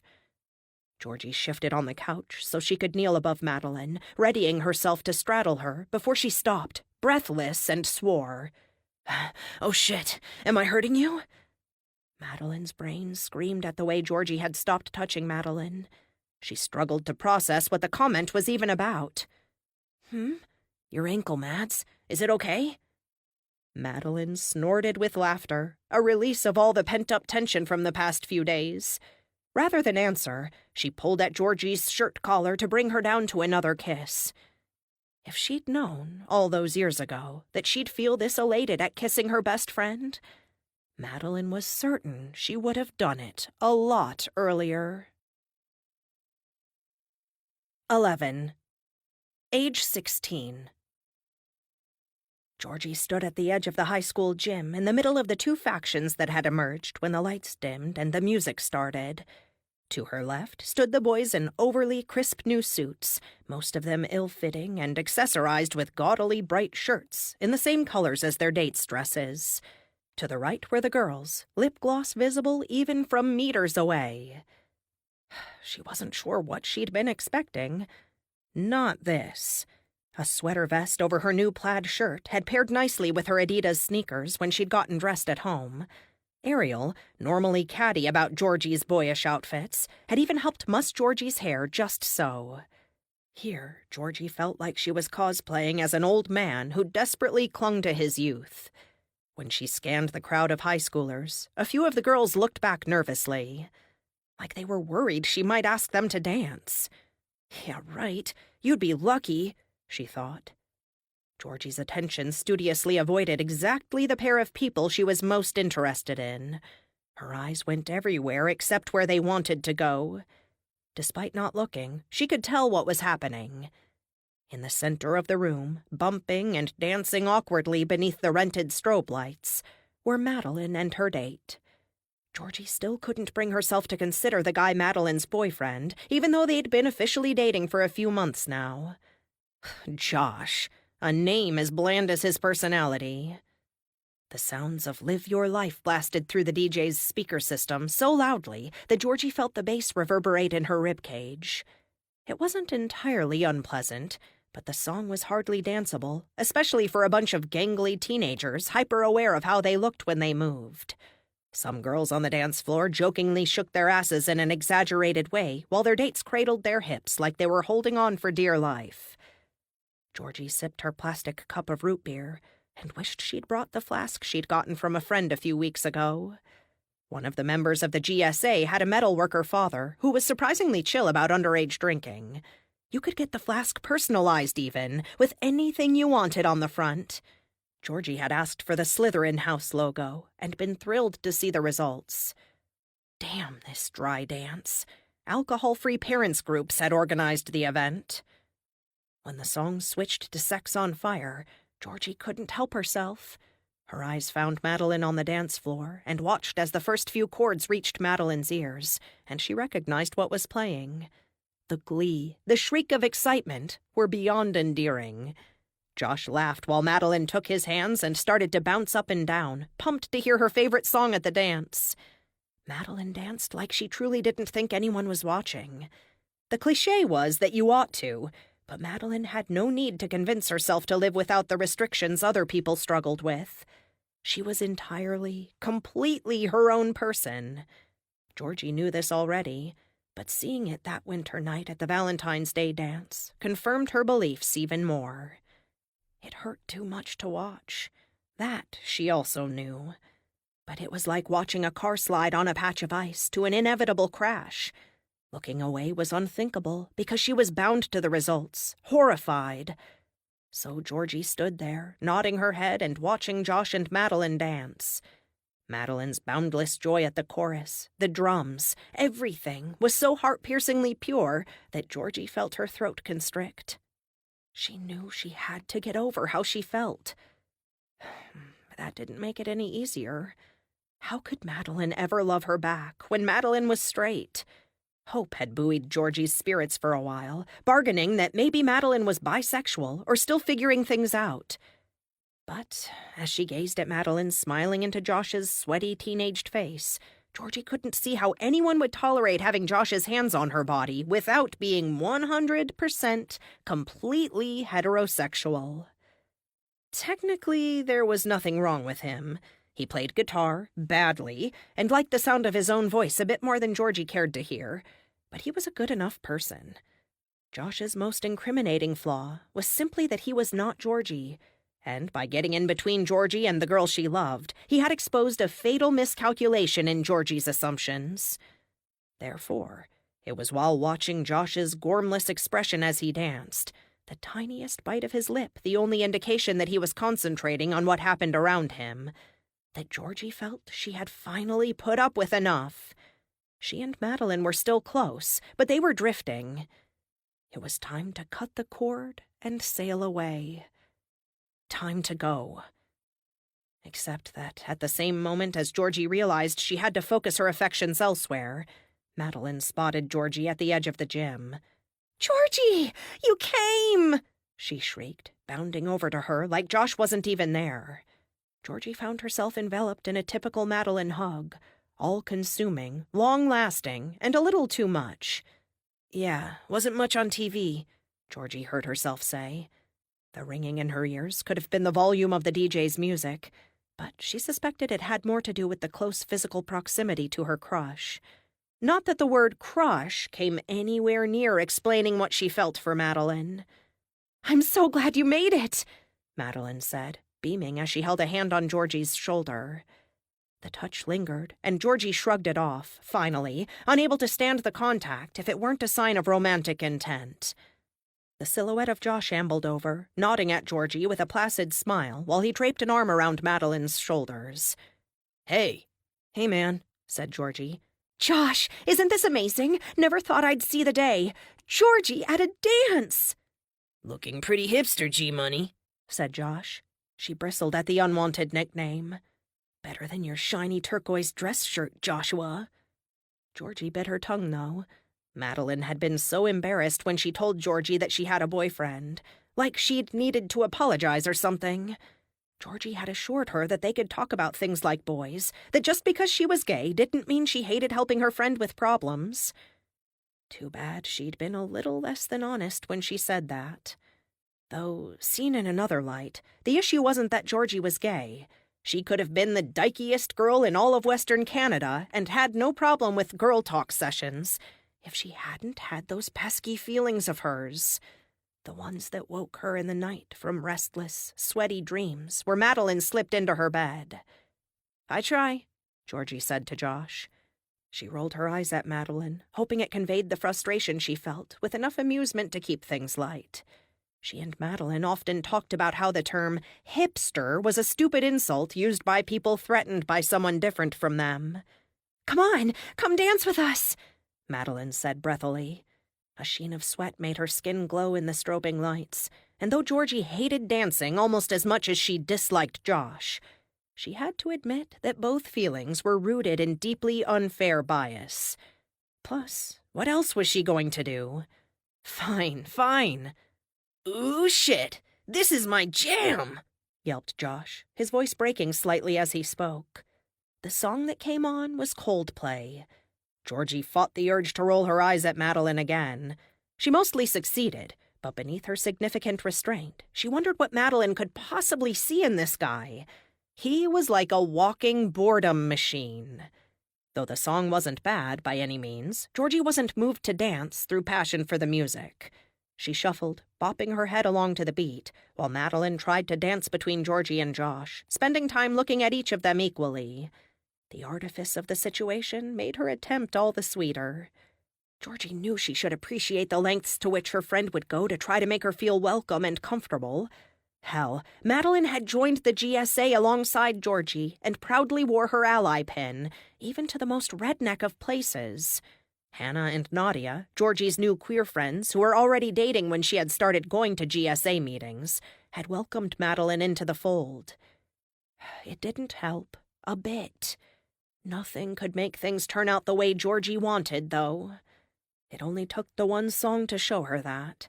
And it wasn't that Madeline paid too much attention to Josh, though any amount was more than Georgie felt he deserved, so much as that Georgie didn't want to be a third wheel with her own soulmate. At least, she'd thought Madeline was her soulmate. Maybe Georgie was just another girl falling for the wrong person. While the song faded and another rose up to take its place, Georgie slipped away from the dance floor and trotted out the gymnasium doors. The fluorescent hallway lights hurt her eyes while she adjusted to the brightness, but as the sound of the music faded and turned into a muted bump and bass, she felt her heartbeat slow. "Gee, wait!" Madeline's voice arrested her, as it always did. "Georgie!" She'd kept walking, but the sound of Madeline clacking down the floor in her borrowed high heels made her turn despite herself. "Why are you leaving? You just got here." "I know, but I've got to go." For countless weeks following the Valentine's Day dance, Georgie would wish she'd had more courage that night. She would castigate herself for her many failings, her weaknesses that determined the course of the talk with Madeline. Because instead of telling her how she felt, she bottled the emotion even more tightly. If she was going to be in love with her best friend, that was her business and no one else's. She might be wallowing in self-pity and shame, but at least she'd have the dignity of no one else knowing that was the case. She hadn't even told Nadia and Hannah. Georgie's mind was set in the split second it took for Madeline's earnest face to shift to a frown. "What's wrong?" Georgie knew she should have been honest. Trust was the foundation of a close friendship, after all. Still, deep down, she didn't believe she could tell Madeline what she felt without losing her completely. So she kept her secret buried and spoke lies instead. The words Georgie hissed at Madeline weren't completely dishonest. They had a base layer of truth to them, but the focus was all wrong. If her feelings were an iceberg, then Georgie only lashed out with the top layer visible, only discussed that crisp, icy tip of things, pretending that what lurked beneath didn't exist at all. "Come on, Madeline. You know what's wrong. I came here to have fun at the dance, just like you begged me to. But you're so distracted with Josh. It's not like it used to be, back when we were friends in middle school. You don't have time for me anymore." The obvious hurt in Madeline's face melted Georgie's heart. Her guts wavered, screaming for her to speak what was actually going on. But the willful, stubborn brain calling the shots squashed any dissent and continued on its trajectory. "I thought you said it was okay for me to be dating him."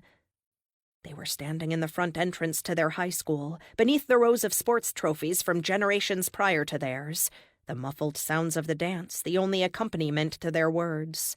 Above them, a fluorescent tube flickered in its panel. "Yeah, that's not the point. You said things wouldn't change between us, but they obviously have. I only came here because you wanted me to. Nadia and Hannah were going to go to Jessie's diner." It was characteristic of Madeline that she took the burden of responsibility entirely on herself. No blame for Georgie seemed to occur to her. That alone should have been reason for Georgie to lay off her fury, but somehow it only fanned the flames. "I'm sorry, G. Do you want to go back inside and we can request a song you'd like to dance to? Josh can get us some more drinks. You know I don't like dancing. What's the point? Please, it's been a while since we've hung out. We could just eat candy on the sidelines?"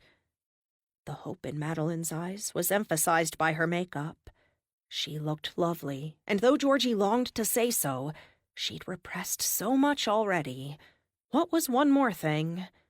"No, I can't. I'm going to go." Georgie left her best friend standing outside the Valentine's Day dance, crying rivulets down her perfect, rosy cheeks. For no good reason. Georgie had pushed just for the sake of pushing, hurt Madeline to avoid a deeper hurt if she revealed how she actually felt. Sick roiling in her gut announced that she'd made a terrible decision. As if that wasn't already obvious to Georgie. She stamped outside, shivering in the fluffy snow, while she made her way to her beater of a car. With the ignition turned on, the car's tape deck started blaring Black Flag at a volume that annoyed anyone unlucky enough to be her passenger. But Georgie didn't put the car into gear. Not yet. She sat in the driver's seat, listening to the raucous punk music and staring at her phone. Should say something. Tell Madeline it's not her fault. Georgie typed out a message, painstakingly making her way through the T9 predictive text to apologize. "Sorry, not feeling like myself tonight, but it's not your fault. I shouldn't have gotten so angry. I hope you have fun, and you look beautiful tonight." The words glowed on her screen, but they looked so dumb, inadequate. Before she could gather the courage to press send, she deleted everything. There weren't the right words to say what she wanted to, so better to say nothing than that shit. Just as she was about to put her phone in the cup holder and reverse out of her spot, the phone buzzed. It was Madeline. She'd written, "You mean so much to me, Georgie. Please take care of yourself tonight. XOXO, Mads." And though her body was raging and her music was furious, all Georgie felt was complete despair. She melted onto the steering wheel and tears poured out of her faster than she could stop them. With frenetic power chords as her backdrop, she let herself sob out every feeling she couldn't give voice to. 12. Present day. How was this happening? Madeline recalled, distinctly, the moment she realized she loved Georgie. It was during a bath after softball practice, when she inspected a bruise on the side of her thigh and thought about how much time she'd spent hating that part of her body. Too soft, too willing to jiggle when she exposed in shorts, too pale and squishy and cellulite dappled. And she'd remembered the abrupt, aggressive laugh Georgie had burst into when Madeline first told Georgie she hated her thighs. Madeline had been so offended, sure that Georgie was laughing at her for feeling insecure. But it came out, in further conversation, that Georgie had thought Madeline was being ironic, satirizing women's insecurities about thighs because they were like a Kathy comic come to life. It hadn't occurred to Georgie that Madeline could feel so negatively about her body, and she'd said so. "Because you're perfect," she'd said. Madeline had prodded her thigh bruise in the bath and felt her chest swell with affection at the memory. Georgie thought she was perfect. But how could Madeline be the perfect one? Wasn't that Georgie? Madeline had stayed in the bath water past its warmth. As the water cooled, she lost herself in thought. Perhaps it would be more accurate to call it feeling, not thought, for she swelled with all kinds of sentimental memories. Suddenly, shivers caught up to her, and she leapt from the tub. The face that stared back from Madeline's bathroom mirror hardly seemed like her own. In those eyes, the same ones that had confronted her every time she'd looked in a reflective surface since childhood, she saw something new, a spark. If it had been there longer than she realized, so what? At least she saw it now. Madeline was in love. She didn't look different in any noticeable way, but her reflection appeared to quiver at the edges. Something deep within her had shifted, and though all her molecules, muscles, and feelings were the same, they existed in a completely different context. The chill from a too-long bath began to move her from surreal to outright cold, so she wrapped herself in a towel and had a good, long cry. It had been so cathartic.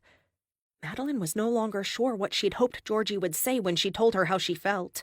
Those daydreams in the months before the trip, on the drive out to Banff, crumbled under scrutiny. Instead, Madeline now looked into Georgie's eyes, the tip of Georgie's nose a little pink from the power outage's effects on the cabin, and grinned. "I'm so glad I met you," she murmured. There was no time for more words, though, because Madeline dove into another kiss. Georgie's mouth was far too enticing. Her effect on Madeline was strong, a bright, clear spot in a murky and vast world. Though Georgie didn't respond out loud, the pace of her kissing rose to a new level. Her hand was tightly wound in the back of Madeline's hair, cradling the nape of her neck while bringing her nearer. They could have melded into one person just then. Madeline was certain she'd never felt so intimately close to someone before. Crackling sparks in the fire formed a background symphony that painted bright spots in Madeline's eyes. Nothing shone more than Georgie, though. She shrugged off the button-up shirt covering her tank top, revealing the smooth, strong lines of her arms. Madeline's body screamed internally at how alluring Georgie looked. Rather than voicing those feelings, Madeline let her fingers trail down from Georgie's face to the edges of her shoulder, her triceps. Not only did Georgie pull Madeline closer, but her toned body rippled with energy that seemed to hum beneath the surface of her skin. It was all Madeline could do to restrain herself from laughing at the wonderful absurdity of her situation. Georgie, her friend, was the one she was touching, and it wasn't just some casual brush against one another in the hallway. Madeline delighted in every inch more exploration Georgie allowed her, and she felt her excitement rise ever higher as she did so. If it wasn't for that excitement, she wouldn't have gone further. What she did next surprised Madeline almost as much as realizing she loved Georgie. With a swift, decisive motion, she took off her top, revealing a simple black bra hugging her delicate breasts. Rather than shy away from Georgie's gaze, she stared and enjoyed the feeling of her attention, her hunger. Goosebumps rose on Madeline's skin while she sat there. It felt like eons, but Georgie moved to pull down one of the bra's cups and lick Madeline's nipple in what must have been only a few seconds. The rest of Madeline's sense of time was obliterated as Georgie's tongue met flesh. "Oh, sweet, fresh hell," thought Madeline. What she actually said was a consonant-free moan, the nature of which was clear. Georgie had awakened something deep within Madeline that couldn't be contained. Not tonight. She wondered, then, if anything in Georgie was feeling the same way. The pace at which she paid attention to Madeline's breasts seemed to say yes. Warmth continued to grow in Madeline's core, singing a deep note of longing that rang out across her body. With a soft grunt, Madeline freed herself entirely of her bra and let Georgie have access to her, unencumbered. It was only moments before she used this newfound luck to tweak Madeline's nipple hard enough to make her gasp. "Oh, I like that sound," murmured Georgie. She looked surprised at the huskiness of her own voice. But that shock didn't bar her from tugging at Madeline's jeans, the two of them wriggling on the couch awkwardly before sliding in a heap to the floor. "Shit, is your ankle okay?" Georgie asked. She pulled one of the blankets from the couch and repositioned herself on it before the fire. Something made Madeline pause. "Are you sure we should do this?" A cloud seemed to pass over Georgie's expression, but it faded so quickly Madeline wasn't sure she'd even seen it. Firelight flickered behind Georgie, casting all kinds of unreliable and ephemeral shadows. "Are you?" asked Georgie. Deep inside Madeline, a voice that knew logic and caution prepared itself to speak. But its throat-clearing was timid, uncertain. A much louder answer thrummed in Madeline's veins. The setting was romantic, the person ideal, the thronging ache inside her ripe. "I've wanted this for so long," Madeline said quietly. "Yes." "Sounds good," Georgie answered. Her voice was hushed, and the tone was filled with unabashed lust. But Madeline thought she also heard emotion in it, real, passionate feeling that demonstrated she wasn't entirely wrong about confessing her love to Georgie. Maybe there was something worth exploring between them. If that could be the case, it felt too good to be true. Georgie's hands on Madeline also felt good, but they were categorically, obviously there. No need for introspection to understand how they caused explosions of want inside her. Madeline wanted Georgie more than she'd ever wanted anyone before. She did what her body screamed at her to do. She rid herself of every remaining stitch of clothing. The air wasn't as cold as she'd worried it would be. Not now, with lust crackling between them as vividly as the fire. Not when Georgie shed her clothes too, and wrapped her arm around Madeline, her free hand roving down to touch her. Georgie was tentative at first, though clearly skilled. It wasn't for lack of sexual experience that she seemed to hesitate. Madeline hoped, perhaps illogically, that this meant as much to Georgie as it did to her. That could explain the way Georgie's fingers danced on her skin, like they were afraid to leave any sign of their presence. "Harder is okay," whispered Madeline. "Pressure works for me." They made eye contact while Georgie listened to Madeline's instruction, and then followed suit, gauging her reaction until she found the perfect stroke. Then Madeline's attention faltered, and she found her eyelids fluttering closed against her wishes. It felt too good. She had no choice. She grasped Georgie, kissing her when she could rally the strength to focus on something other than her own pleasure. But Madeline's body had begun to shiver and buck with delight at what was occurring. Before long, Georgie let fingers slide into Madeline's eager, waiting opening. A gasp. "Too soon?" asked Georgie. The care she showed Madeline made new sparks tingle down Madeline's spine. This was no ordinary hookup. Something was shifting between them, sands blowing from one dune to another that reformed into a completely different landscape. Madeline shook her head and smiled. "Just soon enough." She relaxed into the feeling and allowed herself to make as much noise as she wanted. They were, after all, stranded, alone, completely muffled by huge drifts of snow, insulation as beautiful and picturesque as it could be deadly. Georgie's tongue joined her hands in concert, and she focused entirely on Madeline. Without another thought surfacing, Madeline sank into a deep, thigh-shaking satisfaction that rolled through her like a thunderstorm. Georgie guided her, watched her, held her. It was an orgasm like no other. Madeline was surprised she'd come so quickly, given she normally had to coax pleasure out of herself with a carefully arranged set of prerequisites. Georgie must have connected with her on a completely different level. Of course she had. It was another sign, thought Madeline, of how they belonged. With this possibility in her mind, Madeline rolled over to switch places with Georgie and brought blankets with her. Georgie laughed. You need a cocoon? I'm cold. Maybe should have thought of that before you got naked. No, said Madeline, nuzzling Georgie's neck. She traced lines along the hip bones rising from Georgie's torso. Because then I don't know if I would have. And that was amazing. Rather than answer with words, Georgie pulled Madeline down into another kiss. They tumbled together, lips ravenous for each other, thighs intertwined and fingers grasping with such a need, Madeline surprised herself. She'd never believed her animal nature could feel so apparent. Wrestling, it felt like. The best kind. One of them would push the other to the brink, hold back for a second, and then dive in again to hear shouts of pleasure ring out in the vaulted log ceiling. Time passed like a floating cloud. Madeline was lost in Georgie's firm stomach, deliberating over the structure of her ab muscles, when she should have heard it.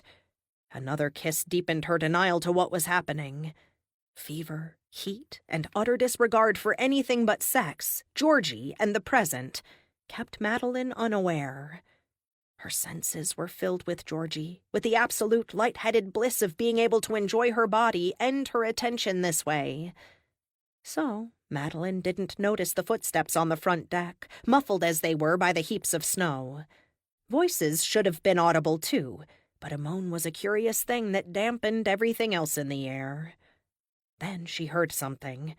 They talked about it briefly, interrupting their bliss with heart-pounding uncertainty. Too late.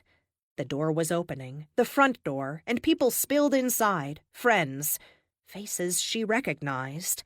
"Hi," she said, before her brain could process what was happening. Georgie clutched the blankets around her body, suddenly shy like her childhood self. Madeline's mind struggled to keep up with what was happening, still crying out angrily that pleasures had been taken from it. "Oh my God!" yelled Hannah.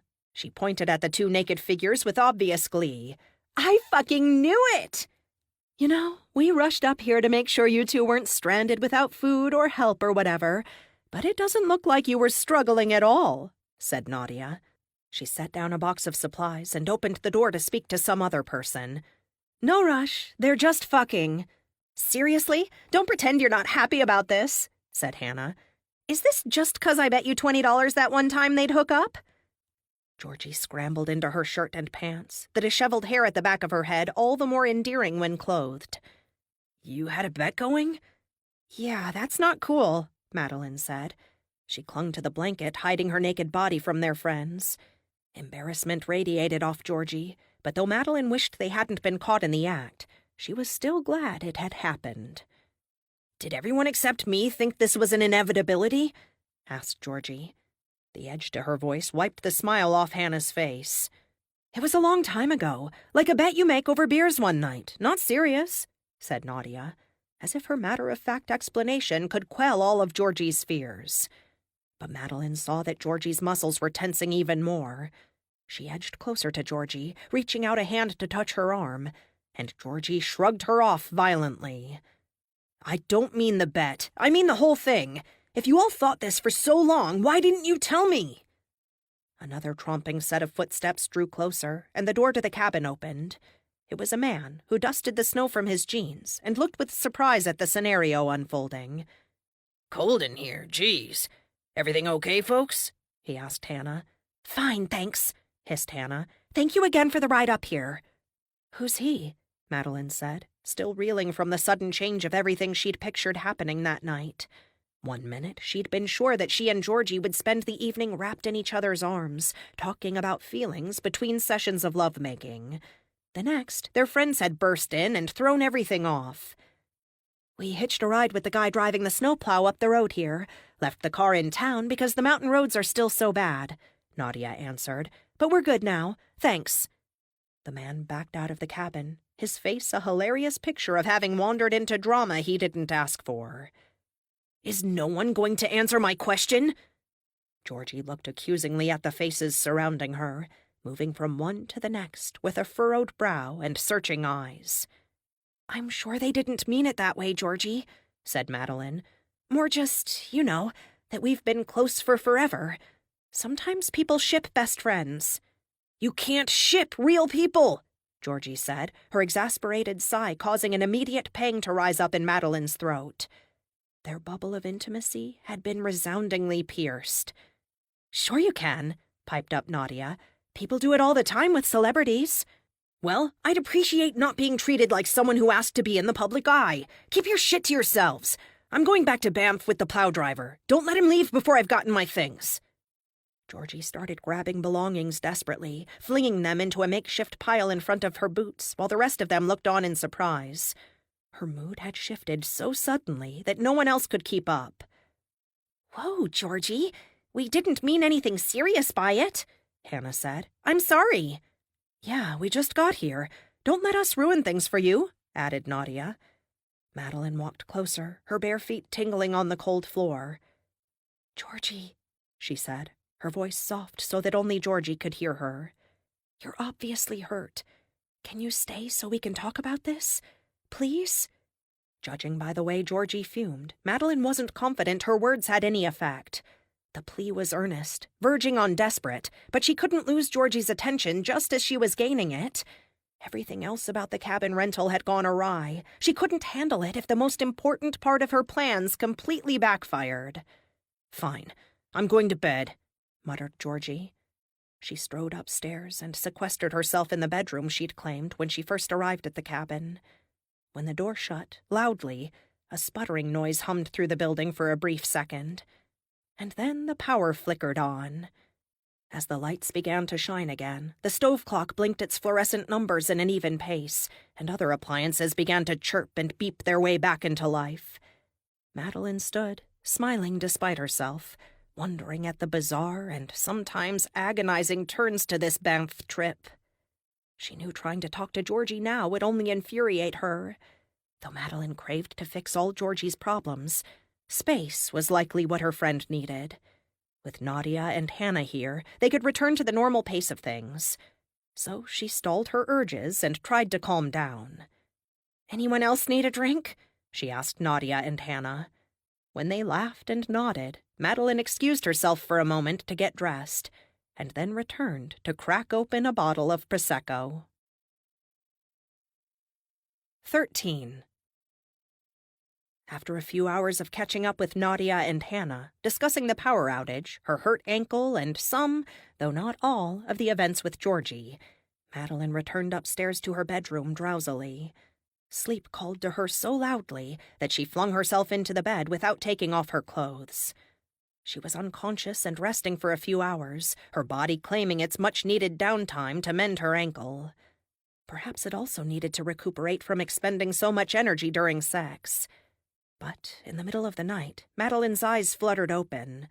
The darkness was still complete, the cabin forest-nestled and wintry. She'd had a dream, though, that roused her from sleep. Upon waking, Madeline didn't remember what had happened. She only knew that she had to talk to Georgie. Ideally, now. Even she could tell, though, that waking her in the dark, trapping her into a conversation yet again, wasn't a good idea. Madeline stayed in her bedroom, composing thoughts into sentences, and then paragraphs, that she could speak out loud when morning came. If she'd bungled the first love discussion, she'd be damn sure she didn't mess up the second. Especially not with Georgie's feelings so tender from the others arriving, amused by the situation they'd found them in. When the darkness shifted to a purple-toned, steely first light, Madeline stretched, exploring the range of motion she could manage with her ankle. It wasn't as sore as yesterday now. From her bed, she heard the day beginning, with subtle sounds creeping into being. A few seemed to come from inside the cabin.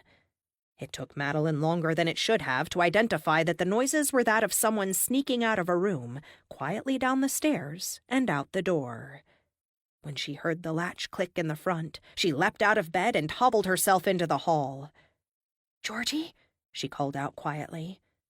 She could see a figure outside, surrounded by the early morning darkness of winter. Though vision alone couldn't confirm that it was Georgie, her heart knew that it was. She was trying to escape. Just as Georgie had run to Edmonton, away from Calgary, away from her, she was now using her favorite method to avoid deeper conversation. Or maybe it was just to avoid the humiliation of having their friends know they were working on something emotional and non-platonic. Whatever the reason, the figure waded down the snowy front steps while Madeline staggered along the indoor staircase. She would have moved faster, could probably have caught her if she hadn't had a hurt ankle. Pain keened at her now, but she pushed it down. She hadn't come all this way, gone through all the tumult of the last few days, to lose her shot. Madeline needed Georgie to know that she wanted to be with her, whatever their friends thought. Underneath the harrowing anxiety of watching her best friend, her love, run away from difficult interactions, Madeline suspected that Georgie felt the same way. If not the same, at least similar. Hopefully similar. Madeline shook her head. To be honest with herself, she had no idea how Georgie felt.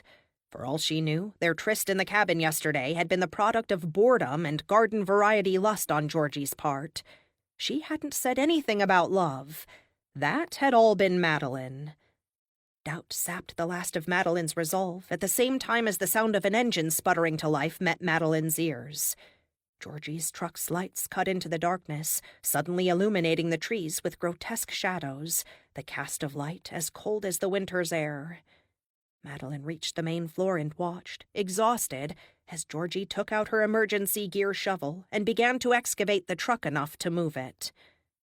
For a minute, Madeline stood watching Georgie work. Her shovel scooped piles of heavy snow at a pace that revealed Georgie's desperation to leave this place. It made Madeline wonder whether she should intervene at all. Perhaps it would be best to finally stop meddling. But that's never been me, thought Madeline. And with stakes sky high, she wasn't about to become someone new. Not now. Not with Georgie on the line. Madeline shrugged on a coat, leaving the front unzipped, and stepped into a pair of boots that didn't belong to her.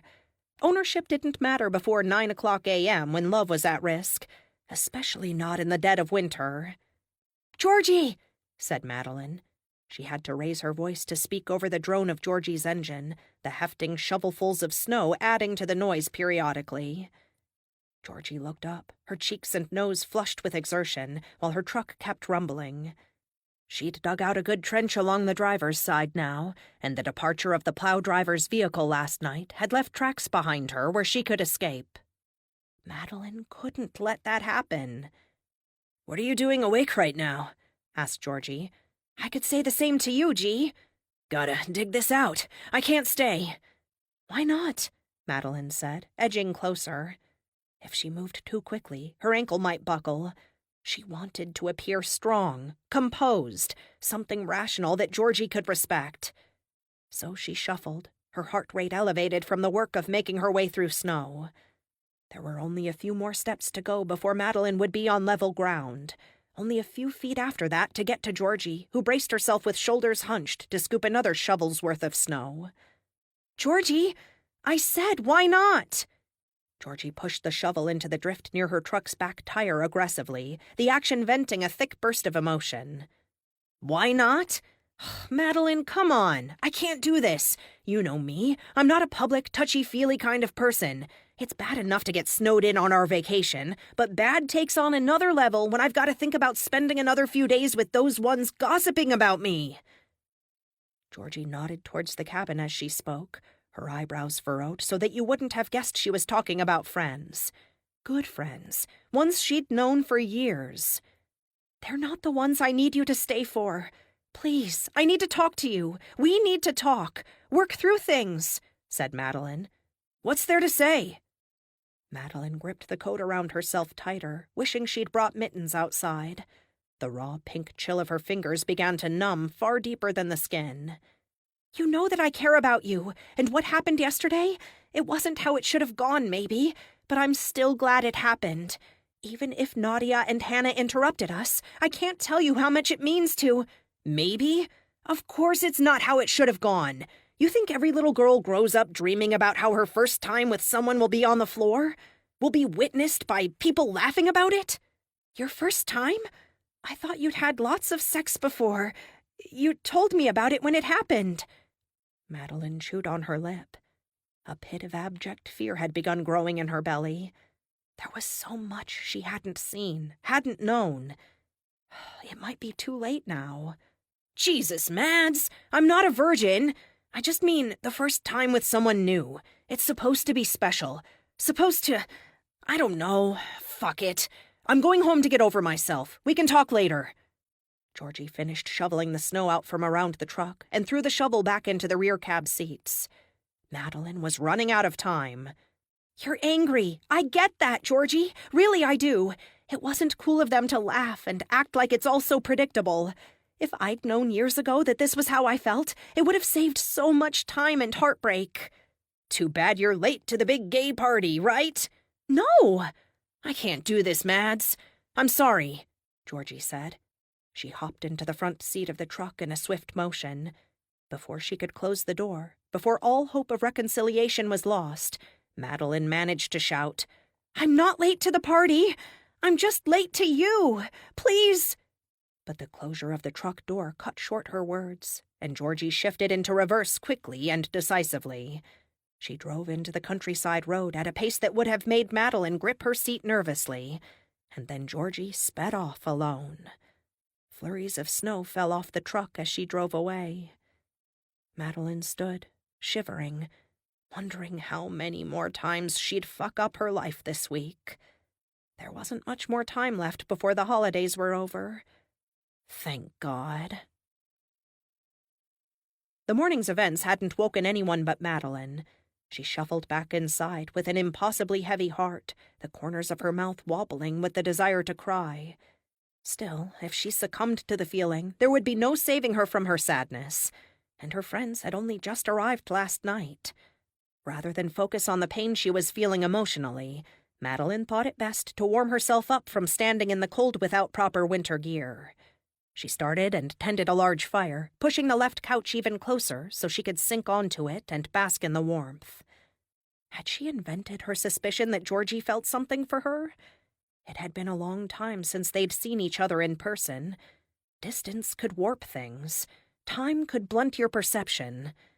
And yet Madeline felt, deep within her solar plexus, a spark resided in her that had responded to something similar within Georgie.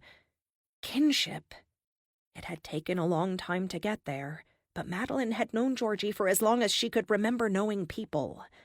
They were closer than most people ever got to have friends. If most of her prominent childhood and adolescent memories were of this person, didn't she know Georgie at least as well as your average passerby? If not whole oceans worth of depth more? So how could Georgie make her feel so good, share in such an intimate act as they had experienced, and leave without so much as a discussion of what that meant? To Madeline's academic mind, which delighted in lengthy dissections of words and meanings, it was unthinkable. She let the fire die down and then went upstairs for a bath. Now that the power was back on, the water heater would function again. Madeline sat on the edge of the tub, watching the water fill it, still unable to stop thinking of Georgie.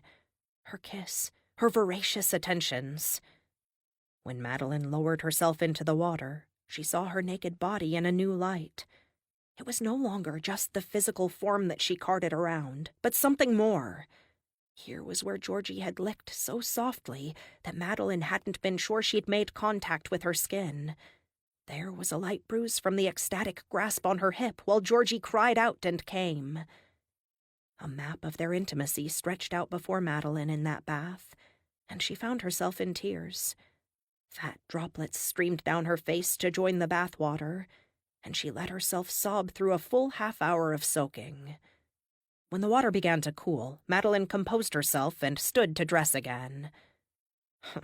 Confronting the red-eyed reflection in the mirror wasn't easy. "You've done this all wrong," she said to herself. Dumbass. Like she couldn't have just made plans to visit Georgie in Edmonton, talking with her there instead of at their yearly group vacation. With a sigh, Madeline finished dressing and left the bathroom, a steamy hot wall of air dissipating behind her as she went. She nearly tripped over Hannah when she reached the hall. "Hey, Madeline," said Hannah. "have you seen Georgie?" Hannah's voice was tender. She'd clearly heard Madeline crying. Madeline had meant to stay calm. Her plan had been to enjoy her friend's company, to shelve her feelings for once, and let the day proceed without obsessing over Georgie. Hannah and Nadia deserved to have a vacation. So did she. Plans melt easily when emotions wash over them. "Yes," said Madeline, her voice breaking slightly. Hannah knew, without asking a single question, that Madeline was distressed. "You need a hug?" she said, starting the embrace before Madeline could answer, saving her the necessity of a sob breaking through her words. Instead, Madeline let her tears stain the purple shirt Hannah wore, emblazoned with rainbow-colored 20-sided dice. "I'm sorry," Madeline said. Hannah just patted her back, letting her feel the things she was trying so desperately to repress. Embarrassment, longing, a tinge of anger, though she wasn't sure if it were directed more at herself or at Georgie. Maybe at life in general. Why couldn't they have synced up? Why couldn't they be together? Madeline didn't have the answers, but she reminded herself, wrapped in the warm arms of a friend, that she did have people who cared about her. She composed herself and went downstairs with Hannah, where they met the smells and sounds of a brunch cooking Nadia. "You're up," said Nadia, grinning at Madeline. "Took you long enough?" "Nah, she was there when Georgie left this morning," said Hannah, filling in the gaps for Madeline so she didn't have to. Madeline wanted to hug Hannah again to thank her for this kindness. "We were the ones who slept in." "Ugh," groaned Nadia. "Couldn't Georgie at least have told us she was heading out? I know we ribbed her pretty good last night, but Georgie used to be able to take as well as she gave." Awkward silence hung in the moment that followed. Nadia constantly made dirty jokes, but in the anemic morning sunshine, she seemed to be holding back. Then Madeline caught Nadia's eye, and Nadia snorted with laughter. "Maybe Madeline can tell us whether that's true now or not. Mats, you have a good time together?" Madeline smiled shyly, feeling the hot flush in her cheeks with a sense of pride.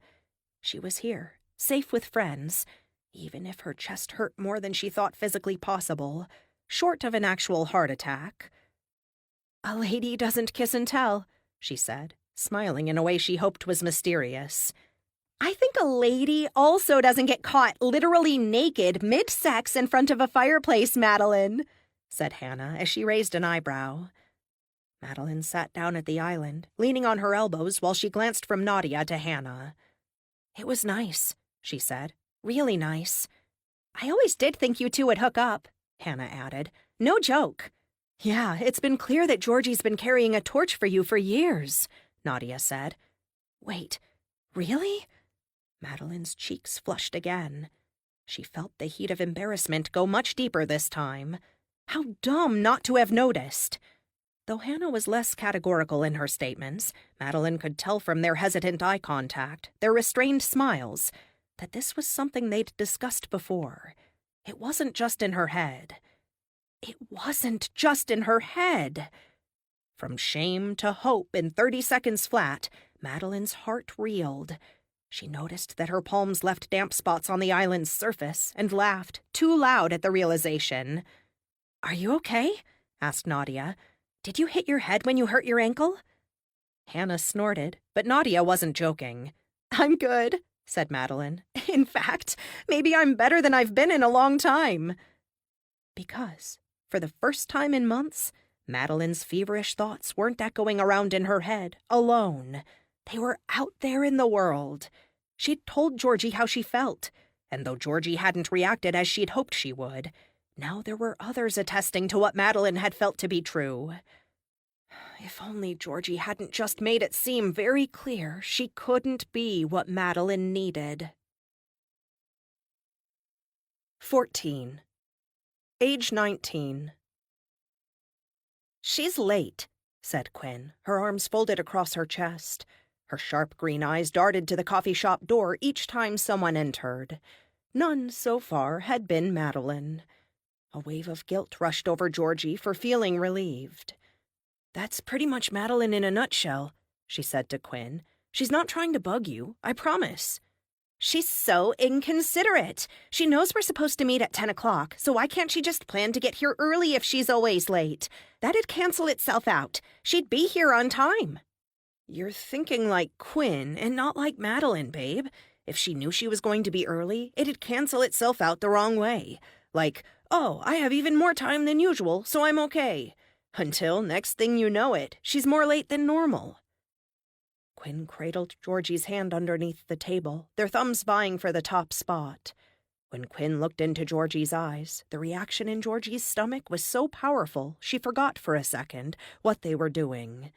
All she could focus on was this beautiful girl sitting next to her, who wasn't just beautiful, but sexy, smart, and super funny. Weirdest of all, she thought the same things of Georgie. How come she hadn't gotten a girlfriend before this?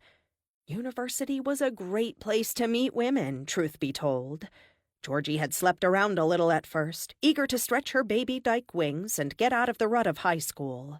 Here she was an adult, independent, had moved far past the stereotypes of her teenaged cohort, scared as most of them were of her sexuality. It had taken a bit of time for Georgie to be willing to commit, even a little. Quinn was her first actual "do you want to be my girlfriend" experience, and each wrinkle of that perfect little nose made her so glad she'd asked. Except just now, Quinn wasn't wrinkling her nose from amusement. That was definitely a sneer. Strange defensiveness gathered in Georgie's chest when she saw the object of Quinn's disdain. Madeline had rushed into the coffee shop, waving at the two of them enthusiastically, and was ordering at the front kiosk. Her glasses fogged from the November chill outside, but she'd kept them on, letting them slide down her nose so she could look at the world above them. A massively overloaded backpack slumped to the side of Madeline's right leg, where she'd dumped it upon arriving at the till. "How old is she again?" asked Quinn. "I know she looks young, but we're the same age. She's just short." "And dorky," added Quinn. "Since when is that a crime?" Quinn pulled her hand back a bit, but Georgie held on. "I was expecting different from the way you talked about her." "How did I talk about her?" "I don't know," said Quinn. She surveyed Georgie coolly. Whatever Georgie had done, apparently it had been wrong. "You made her sound like such a badass." "She is in her own way. Try fighting against her in a Model UN debate." Georgie snorted with laughter at the memory. Said Quinn. She sipped her coffee, foot bouncing. Madeline took a mug from the barista and made her way over, scarf unraveling from her neck so that it draped ominously close to the coffee. Just before disaster struck, she dropped into the free chair at Quinn and Georgie's table. "I'm sorry I'm late," Madeline said brightly. "I'm Madeline." Though Madeline held out a hand to shake with Quinn, there was a moment where it appeared that Quinn wasn't going to extend her own. That hesitation struck a vivid panic into Georgie's nerves, her skin crawling with dread. But the moment passed, and the two shook hands. They'd met, and the world hadn't stopped rotating on its axis. Could Georgie maybe get over herself for a second now? She wasn't sure why she'd been so apprehensive. Madeline launched into a barrage of questions about Quinn's course schedule, assignments, part-time work clientele, and more. Her innate curiosity about people had always charmed Georgie. She hoped it would do the same with her new girlfriend. "It's just a youth center," Quinn said, shrugging. "But that's amazing! You're doing everything you can to make the world a better place. Queer students must be so happy that you do your work," Madeline said. She cradled her mug in both hands, and her attention was riveted onto Quinn's every micro-expression. "I guess I do what I can, yeah." Why wasn't Quinn filling in the gap in conversation with questions about Madeline? A pause sat heavily while Madeline sipped her coffee. Apparently refreshed, she continued. "So do you have siblings? Wait, let me guess. You're the middle child." "Oldest, actually." "Interesting. You have more of a middle vibe." Madeline smiled, but Quinn didn't. "Like, forgettable?" Georgie's smile felt strained, and she was sure it didn't reach her eyes, but she interjected regardless. I'm sure that's not what Madeline meant. Of course not, added Madeline. The speck of foam on her upper lip distracted Georgie for just long enough that she didn't attempt to persuade Quinn further. Okay, fine, said Quinn. She didn't outright huff, but Georgie sensed the frustration under the surface. This was going nowhere near as well as she'd hoped. Still, there was plenty of time left to help them connect. Quinn's younger brother is a gymnast, she offered. A tidbit of information, just enough to smooth things over. Cool! I always wished I could learn to do backflips, Madeline said. Remember that time we went to the foam pit for grade 5 gym class, Georgie? I barely went in, I was so scared. Georgie laughed at the memory. Yeah, and I dove in first, before Mrs. Zedek was even done explaining the rules. Typical, said Madeline. Her eyes shone with amusement, so much so that Georgie's gaze stayed there a second too long. Madeline's sandy hair framed her face in loose waves, her cold-reddened cheeks perfectly fresh and bright. Georgie's lingering attention made her heart rush despite herself. Did you ever try lessons? asked Quinn. Finally, a question. Too bad it was loaded with a biting tone. For the foam pit? As always, Madeline's confusion manifested as her tilting her head and biting her lip. She wore her emotions on her face so readily, like filtering herself for the world was impossible. Georgie bit her own lip while she watched Madeline. No, backflips. You didn't try to learn? I think Madeline just meant it was a cool thing to be able to do, Georgie said. This was hard as hell. If Georgie had known how much Quinn and Madeline's personalities would clash, she might have made much simpler plans, saying hello after class or something. My brother trains for hours a day. It's a huge commitment, and we're really proud of him, Quinn said. Yeah, I wouldn't really have time for that kind of thing these days. Too many awesome classes to take, Madeline said, nodding. She waited, apparently to see if Quinn would expand on what she'd said earlier, but no more conversation seemed forthcoming. Georgie wasn't sure how to get through the rest of the hour before she and Quinn had to leave for class. Juggling had never been her strong suit, and right now Madeline and Quinn were so imbalanced that the only thing keeping them from falling completely apart was Georgie's wide-eyed insistence on their having something in common. It hadn't occurred to Georgie that the thing in common might be her attention. When Madeline finished her coffee and checked her phone, she'd gotten a text from a group project member about some last-minute changes they needed to do. Georgie mentally breathed a sigh of relief. Oh, she couldn't do another 10 minutes of this, let alone 40. She and Quinn sat in silence while Madeline packed up and left, waving happily back at them and continuing to say how nice it was to see each other, despite the way it disrupted the coffee shop patrons along their path to the exit. Her smile was cheerful as ever. "Did you have to be so difficult with her?"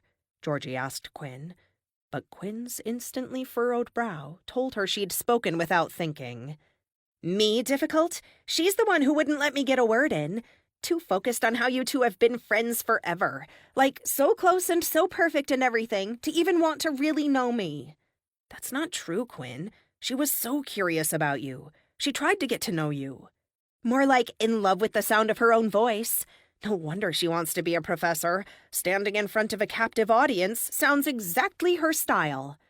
She loves history so much. I don't think you're being fair. Quinn looked for a second like she'd been slapped, and then she composed herself with steely resolve. No, Georgie, I don't think you are. I'm going to go, and when you've gotten over your reflexive need to defend your best friend over me, give me a call. As she watched Quinn stride out of the coffee shop, Georgie fumed. She was furious with Quinn for being so unwilling to see the good in Madeline, angry at Madeline for bubbling over with enthusiasm so much so that she didn't think about how serious this was for Georgie. And most of all, frustrated with herself, because she'd told Quinn she used to have a crush on Madeline, and now that seemed to be the only thing Quinn had considered. She dawdled her whole way back to campus, not wanting to see anyone she knew. That evening, Georgie's phone buzzed. Maybe it was Quinn apologizing for her abrupt, selfish exit to their date. Nope. Madeline. Awesome to meet Quinn today. Can I call you in a few? Georgie didn't bother to wait. She dialed Madeline's number right away in response. Hey, said Madeline. Hey, said Georgie. So, sorry about that. Oh my God, Georgie, it's not your fault. I'm so glad you introduced me to her. Like, your first girlfriend. That's a big deal. I just wanted to see how you felt about it. Not good, Mads. Yeah. The pause felt so much better than that of the coffee shop earlier today. Silence with Madeline wasn't just tolerable, it was comfortable. I thought she'd have been nicer to you. I really am sorry. No, it's okay. Honestly, Georgie, she's really pretty, by the way. And that had indeed been what drew Georgie to Quinn in the first place. Her long, sleek brown hair that looked like she'd always emerged recently from a professional blowout salon. The firm, perky fullness of the breasts that Quinn actually wanted Georgie to touch. Yet it seemed too good to be true.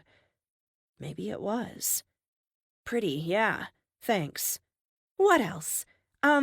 She's clearly super into you, which is so nice to see. You deserve to be with someone who feels that way about you.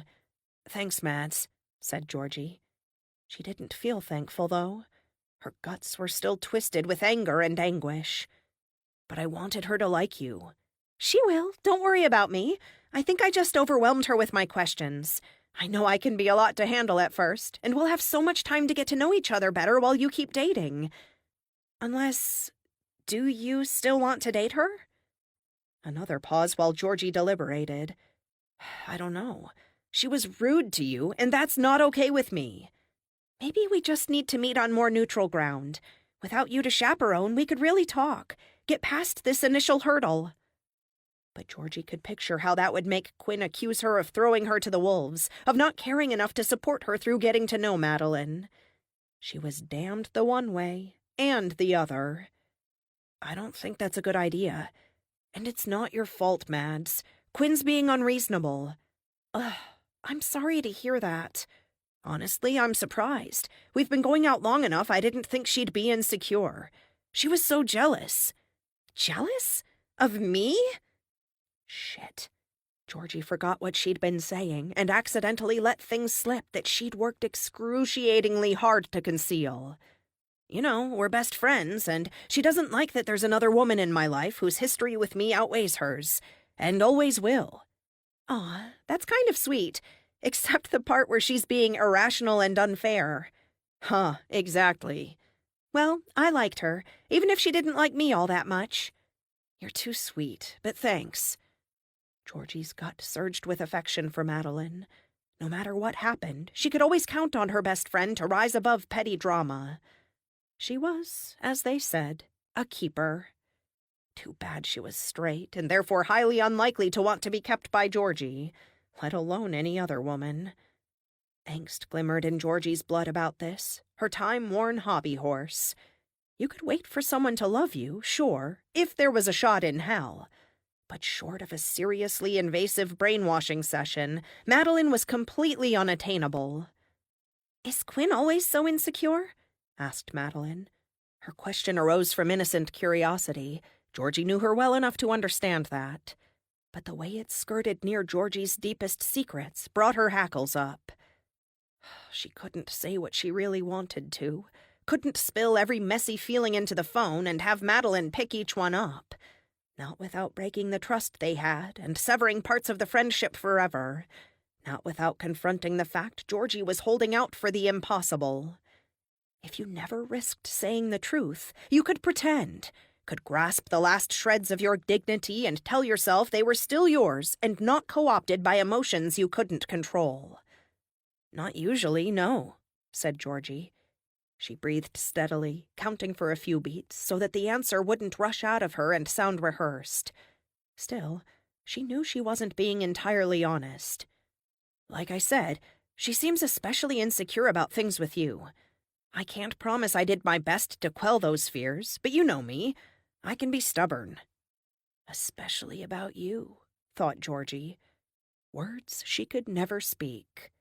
Fucking rights you can be, laughed Madeline.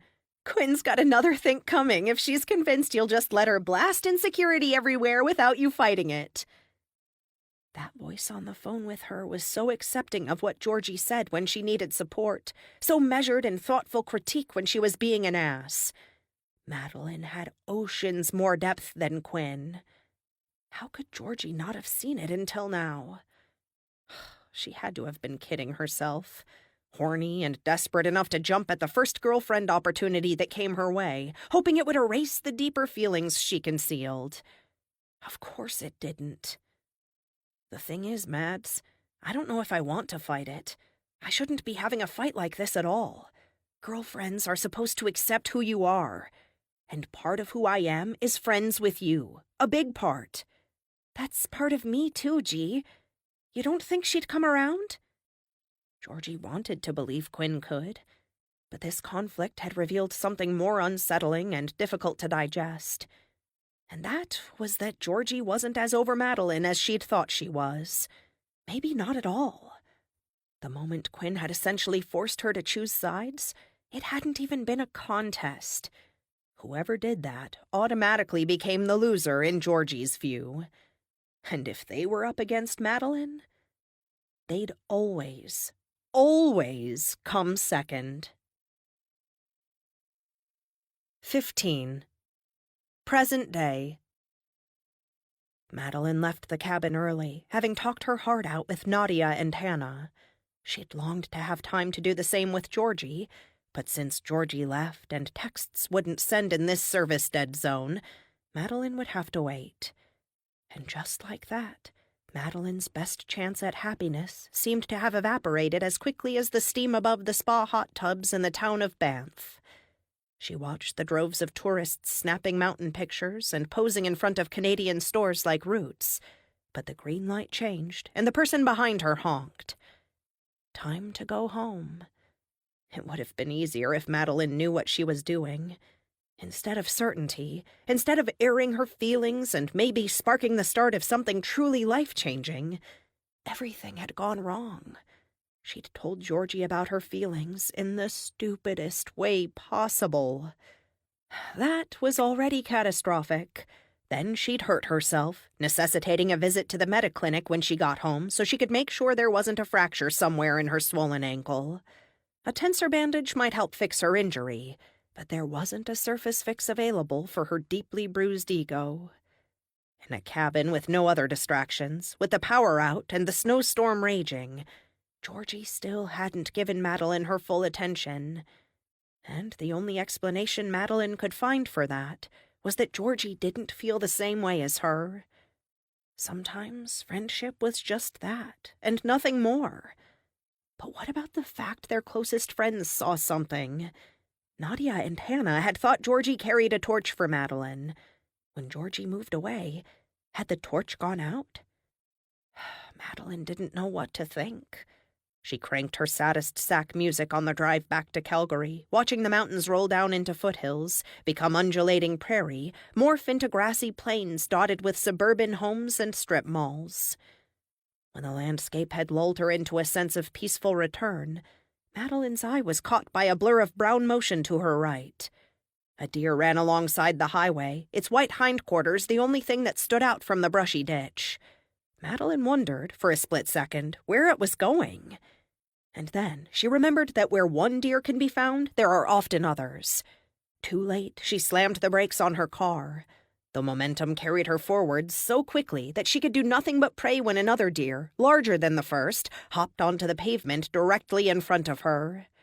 A sickening, shuddering feeling rocked the car as Madeline braked. Traffic wasn't bad, so no one was behind her. Just in time, she stopped. She tried to calm her racing heart while she stared out the windshield at the deer. It blinked placidly and sauntered across the rest of the pavement over to the ditch on the other side. Meanwhile, Madeline's pulse pounded and her hands shook on the steering wheel. "Pull over. Calm down." Underneath the whispers of logic, Madeline saw flashes of the snow-covered fawn in the woods. She drove to the shoulder and put her car in park before bursting into tears. With her heart still racing, she took out her phone and texted Georgie. "Almost hit a deer. I'm so scared. What do you do if you hit one again?" Just before she pressed send, she remembered the last week. It had completely slipped her mind in the urgency of a crisis. Her first instinct had been that Georgie could fix everything. Georgie would fix everything. That was who she was. Strong, capable, giving. Rather than crying at the side of the road like Madeline, Georgie would stay calm. At that thought, Madeline sobbed even harder. Here she was, miserable over nearly killing an innocent animal, and the most upsetting part was that her friend wasn't there to help her. She'd ruined that, too. She deleted the text. It felt wrong, but not much felt right in Madeline's life right then anyway. What was one more close call along the way? Finally, she calmed down enough to wipe the tears from her face and get back onto the highway. Without turning her music back on, she drove home. It took less time than she thought it would, since her mind was preoccupied. At home, Madeline emerged from her car into the city air, listening to the surprising volume of tires on pavement. The honking, beeping, bustling city noise was so obvious compared to the silence at the cabin. Her apartment wasn't much, but it was supposed to be home. Today, though, it felt like a holding cell. Her punishment for messing things up badly with Georgie and ruining her future. Hold up, Madeline. Who's to say she'd have wanted to be with you even if you did have a chance? Madeline had been presumptuous from the start. Her elation at discovering she loved Georgie had assumed that it would be matched with something similar. That telling Georgie her feelings would be a form of catharsis, of healing. She hadn't considered how Georgie might feel to be trapped with that confession. How maybe Georgie had had a crush a long time ago and worked hard to get past it. God, she'd been stupid. It took an astonishing amount of effort to close the flimsy Walmart blinds to Madeline's bedroom window. She rolled into bed, exhausted, and melted into tears, letting them fall without even trying to keep them in. Finally, she could wallow. A good, deep crying session left her spent and shaky, but by the time the darkness of the night sank her apartment into shadows, Madeline felt she'd exercised something all-consuming. What would be left was still to be determined. She checked her phone, hoping against logic that Georgie would have reached out and confessed her own feelings, apologized for leaving suddenly, and offered to make new plans to live in Calgary again. Though Madeline knew these wishes were fantastical, she felt them anyway. It would be up to her to fix things, that was clear. And leaving them broken was not an option, not after 20 years of knowing each other. If Madeline didn't know Georgie, she wasn't sure that being alive was even worth it. The thought was unbearable. She called Georgie, letting the phone ring as long as it needed to get to the voicemail. She hadn't expected Georgie to answer, but sadness surged in her all the same when the robotic voice welcomed her to the voicemail box. Georgie, said Madeline, we've known each other for so long and have so much history together that I don't really know where to start. Just know that I realize I messed things up this week, and I want to make it up to you, if I can. Losing your friendship would be the only thing I can't stand right now. Even if the sun started making its way to destroy the planet, I'd still want to choose you. Not that I could fix the apocalypse, but you know what I mean. Or maybe you don't. Anyway, please take as much time as you need, if that's what you need. I'll be here, I promise. No expectations. She'd gotten so hung up on wanting a romantic relationship that she'd forgotten that risking their friendship was a dumb, dumb move. It would be better to have platonic Georgie 1,000 times over than no Georgie in her life at all. So Madeline set herself to the task of sifting through her belongings, one by one, and finding all the evidence she could of her lifelong friendship with Georgie. She needed to remind herself of the depth and value of that bond, and maybe Georgie could use it too. Madeline suspected so, and that was a risk she could manage. The Mediclinic could wait until tomorrow. Look at this kindergarten class photo, G. Your hair was so cute back then. Think you'll get back into doing your own haircuts? Smiley face. She texted Georgie a picture of the photograph, affection tightening her chest. Madeline found a box of handwritten notes to one another from elementary school underneath her stack of grade school photos. In each note, Madeline had signed a fancy faux script M as if she were a princess in training, while Georgie had just written her initials in block letters. They talked about Pokemon, television shows, what other kids in the room were doing that they found annoying. The smile on Madeline's face overshadowed her urge to cry. "Look how much we used to talk. I can't believe I used to be this pretentious about my signature." She captioned the next photo she sent Georgie, of a note where Madeline complained about not getting 100% on a recent spelling test, and then signed her full name in the font she'd been using in all her other notes. It didn't matter to Madeline that Georgie wasn't responding to her texts yet. The receipts still showed that the messages were delivered and not yet read. What was important was that she was rediscovering, intentionally, what had bound them together in the first place, reminding herself of their value as a team. Maybe, just maybe, helping Georgie feel less alone. If that was what it took, she would comb through every last scrap of paper from their childhood and adolescence. Next, Madeline found the dog-eared and worn copy of a pulpy noir detective novel, Silent Gamine, Georgie had bought in a garage sale during middle school. That book had quickly become one of their favorites. They had taken turns reading it out loud to each other and trying to parse the meaning of certain euphemistic turns of phrase that didn't outlast the 40s. "Remember Gams and our obsession with this book?" Madeline wrote, the tears now fully dried on her face and replaced by a warm smile. She was grateful she never threw anything out now, because it was providing her with exactly the kind of solace she needed. Pictures of Halloween costumes, digital files with recordings of them pretending to host news talk shows, badly written essays on the virtues of actresses they loved that had since languished in obscurity. The whole lot of Madeline's friendship with Georgie shone with their closeness. It had barely been possible to spend a day without seeing each other, or at least calling, texting, or sending instant messages over MSN. Madeline had known she was upset over Georgie's move to Edmonton, had since felt shame for how she'd treated it like a crushing blow when she should have showed Georgie excitement and support. But she had failed to understand where that anguish had come from. Of course, part of it was her unacknowledged feelings. A larger portion, yet to be explained to Georgie, was how they'd gone from 0 to 100 in reverse. Constant contact, support, and laughter had been replaced with infrequent texts and monthly Skype calls. And during those calls, Georgie often said little. She was normally reserved even around Madeline, but the distance altered that silence from bearable to stony. All the warmth had drained from their interactions. She had sent screenshots of a few threads from when Georgie and Madeline binge-watched Orange is the New Black together while texting reaction gifs back and forth. In this light, she saw how even then she'd been flirting with Georgie, without realizing it. One message read, "Ruby Rose is stunning," and had a cartoon with heart eyes in it. A few hours later, she'd written that Ruby reminded her of Georgie. "I miss us," texted Madeline. She'd sent photos of so many memories, she was worried Georgie might think she'd gone insane. But this last message, she knew she had to send. It was the crux of all her sadness, the pain that she couldn't dislodge, no matter how much she reviewed their lives so far. Once it left her phone and sped through the ether to Georgie, Madeline was able to breathe again.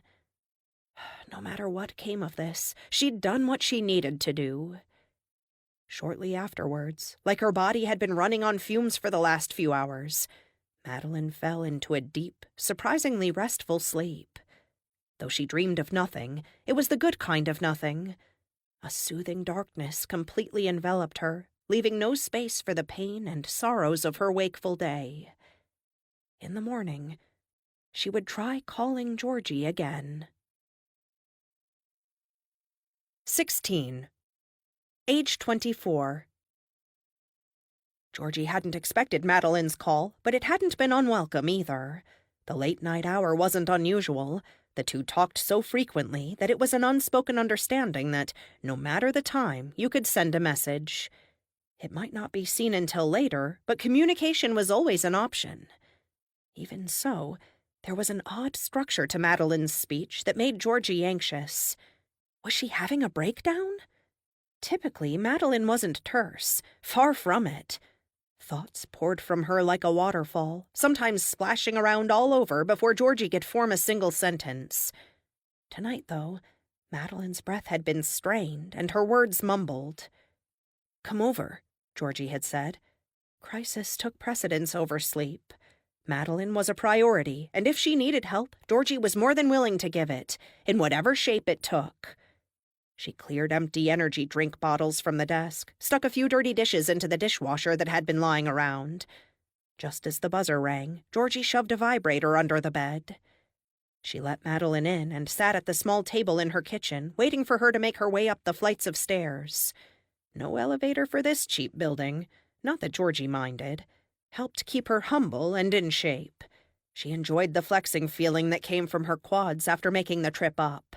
The exhaustion in her arms from carrying groceries, piled several bags deep on each side. When Madeline knocked, the sound was so quiet that Georgie almost missed it. "Hey," she said, opening the door. "What's up?" One glance at Madeline's red eyes, and Georgie knew this wasn't a trip she'd taken lightly. Madeline had been crying for a long time. Without asking more, Georgie went to her fridge and got a beer for Madeline, cracking it with the magnetic opener shaped like a longhorn bull. "Thank you," said Madeline. Her words shook, vibrating with sadness. Georgie ushered her into the living room and guided her to the couch. So many nights had been spent watching Jeopardy here, talking about life and plans and wondering where the future might take them. Georgie had lived in this dump for 5 years now. It was only 6 blocks away from Madeline's apartment. "Do I need to punch a guy? Mark hurt you?" ventured Georgie. Normally, the tough-as-nails bravado made Madeline laugh, but she exhaled with a ragged, sad noise. No, nothing like that." Georgie's gut screamed for her to hug her, hold her. "Good, 'cause I'd pulverize him. I think he knows that, too." Madeline's weak smile faltered as soon as it appeared on her face. The silence that followed ached with so many feelings. Georgie found herself clearing her throat to make it stop hurting.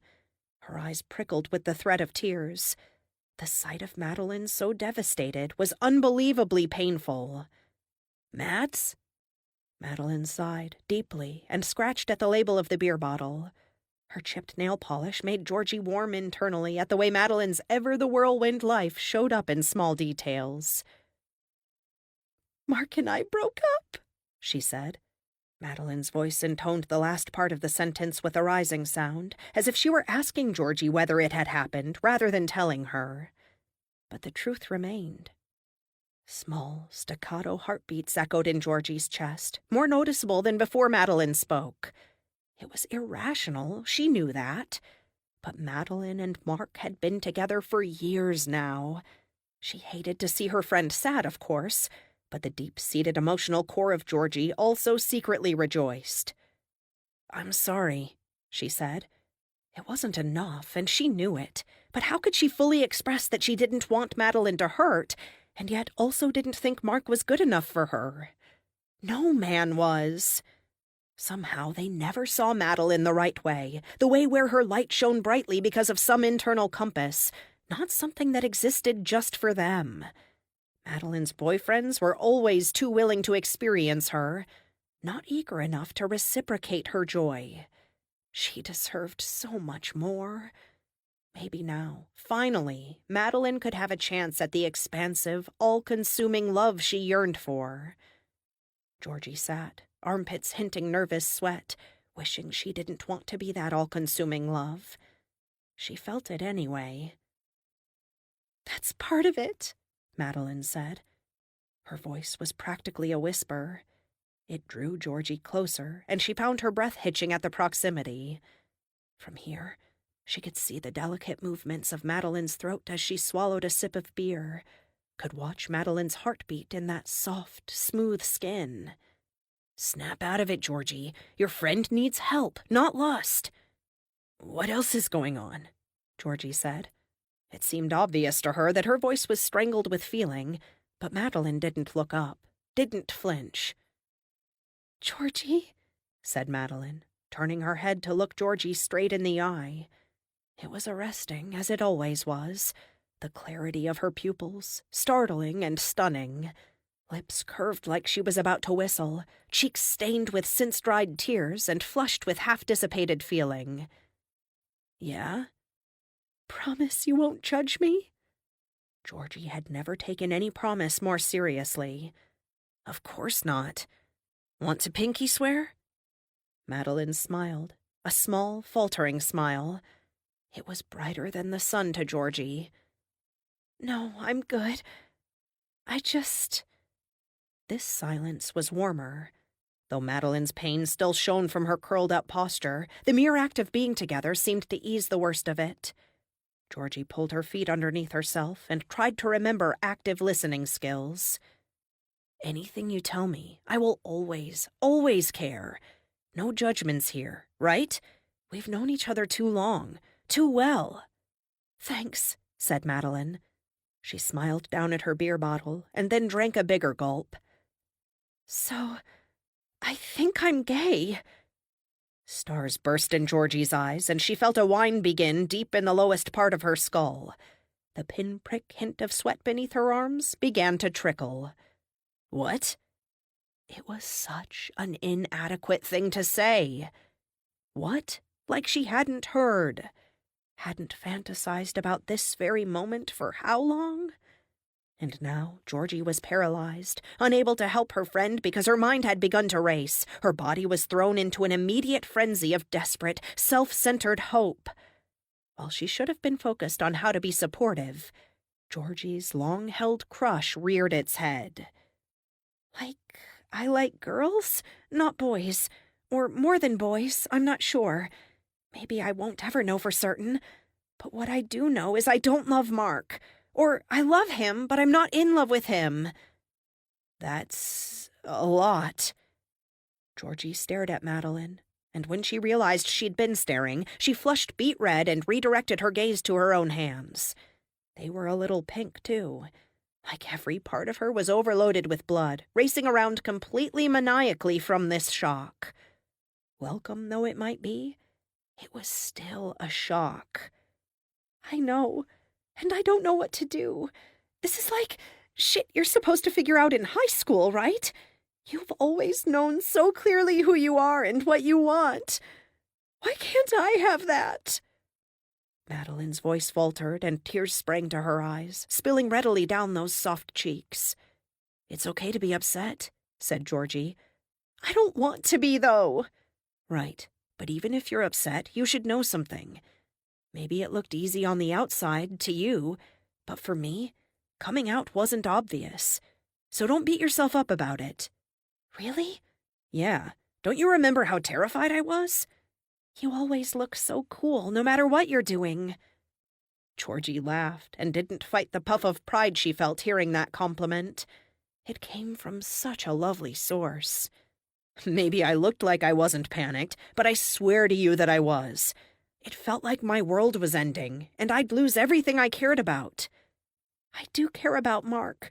That's part of what sucks about this." Georgie shuffled closer on the couch, resting a hand on Madeline's forearm. "You do. Living together and sharing a life together still means something, but caring about him and being in love with him can be separate things. And if you care about him, it makes sense not to stay together if you don't love him that way." "Is it terrible if part of why I broke up with him was to start dating again, though? I want to see what my life could be like, honestly." Laughter burst out of Georgie. "If you're looking to get shit for wanting to date girls, you've come to the wrong place." Madeline sighed again. "No, this is exactly where I needed to be. Thanks, Georgie." In between each sentence, Georgie tried to walk back from the dizzying ledge she'd come to in her mind. If there had been any sign whatsoever that Madeline felt romantically inclined towards her, Georgie would have thrown herself into it. She'd worked hard to repress her feelings for Madeline, only to have her run over and give her a sign. Hope didn't have to mean delusion. There had never been a better chance for them than now. Georgie knew she was thinking unrealistically, but her heart didn't care. And don't think you need to have it all figured out. You've got time. I mean, for fuck's sake, you're only 24. Don't act like your life is over. There's plenty of time for dating. With a final swig, Madeline finished her beer and set it on the coffee table next to Georgie's stacks of half-read comic books. You're right. So much time. It'll take some time to get over Mark, but I can throw myself into my research in the meantime, set my Tinder up again, and change the settings. When I say that out loud, it actually sounds super fun. Don't rush, though, said Georgie. Her words appeared to be in vain, because Madeline took her phone out and opened the App Store. I swear to God, I think I've forgotten every password I've ever created. Panic rose in Georgie's gut, watching Madeline sign into Tinder and change her preferences to women. It was too soon, too late at night, too focused on something shallow and meaningless when she should have been getting the logistics sorted of where she'd live if she wouldn't be with Mark. Underneath those rational concerns, Georgie also felt snubbed. Of all the queer women Madeline knew, shouldn't she be turning to Georgie for advice the most? For a night on the town, a chance at meeting people in real life, or maybe noticing there was someone right there who'd been there all along. It's getting late, Georgie said quietly. She rubbed Madeline's shoulder to bring her out of her excitement. Guess so. Oh man, this is going to be fun. Look at her, said Madeline. She showed her phone to Georgie, revealing a picture of some femme blonde with a nose ring and cat eyeliner that was so sharp it could cut flesh. Do you think she'd like me? Georgie didn't want to be doing this. Her ears might have stopped ringing, but now a new, internal alarm was going off. It was wrong. It was all wrong, and Madeline didn't see how wrong it was. Anyone who doesn't like you isn't worth your time, she said, trying to keep the emotion out of her voice, fighting to rein in the way her heart longed for her to spill everything, right now, lay it on the table and make the case for herself as a candidate. Technically true, but I was looking for something more like, of course, you're so cute, anyone would like you, Madeline said, batting her eyelashes playfully at Georgie. The resulting hammering in Georgie's chest distracted her from her goals. Madeline, you're stunning. And you're a beautiful person underneath the surface, too. When you're ready to date, you'll be a catch. Why, thank you, cooed Madeline, batting at Georgie's arm flirtatiously. She laughed and then came closer, each step making Georgie short-circuit just a little more. This wasn't happening. Not like this. She couldn't be Madeline's rebound. Touching her, getting to be part of her life in that way would be incredible. But Georgie was in it for the long haul. The real shit. Mads, she said, trying her best to politely rebuff the flirtation, stiffening her posture and raising an eyebrow. Oh, don't worry, Georgie. I'm joking. I would never date you. It spilled out of Madeline's mouth so easily. Such harmful words spoken so sweetly, so lightly. Georgie fought the urge to gasp and double over in pain. She mumbled, all her energy now focused on preserving essential functions. She could barely breathe, let alone speak English. Never. Never? Never. Georgie had thought she'd been through every emotion that Madeline could prompt in her already. She'd thought the lows she'd experienced were over, a high school remnant of pain long since processed and filed away under coming-of-age queer in a straight majority environment. Nothing could have prepared her for this. I'll figure it out, Madeline murmured to herself. If Georgie wasn't mistaken, she sounded tipsy.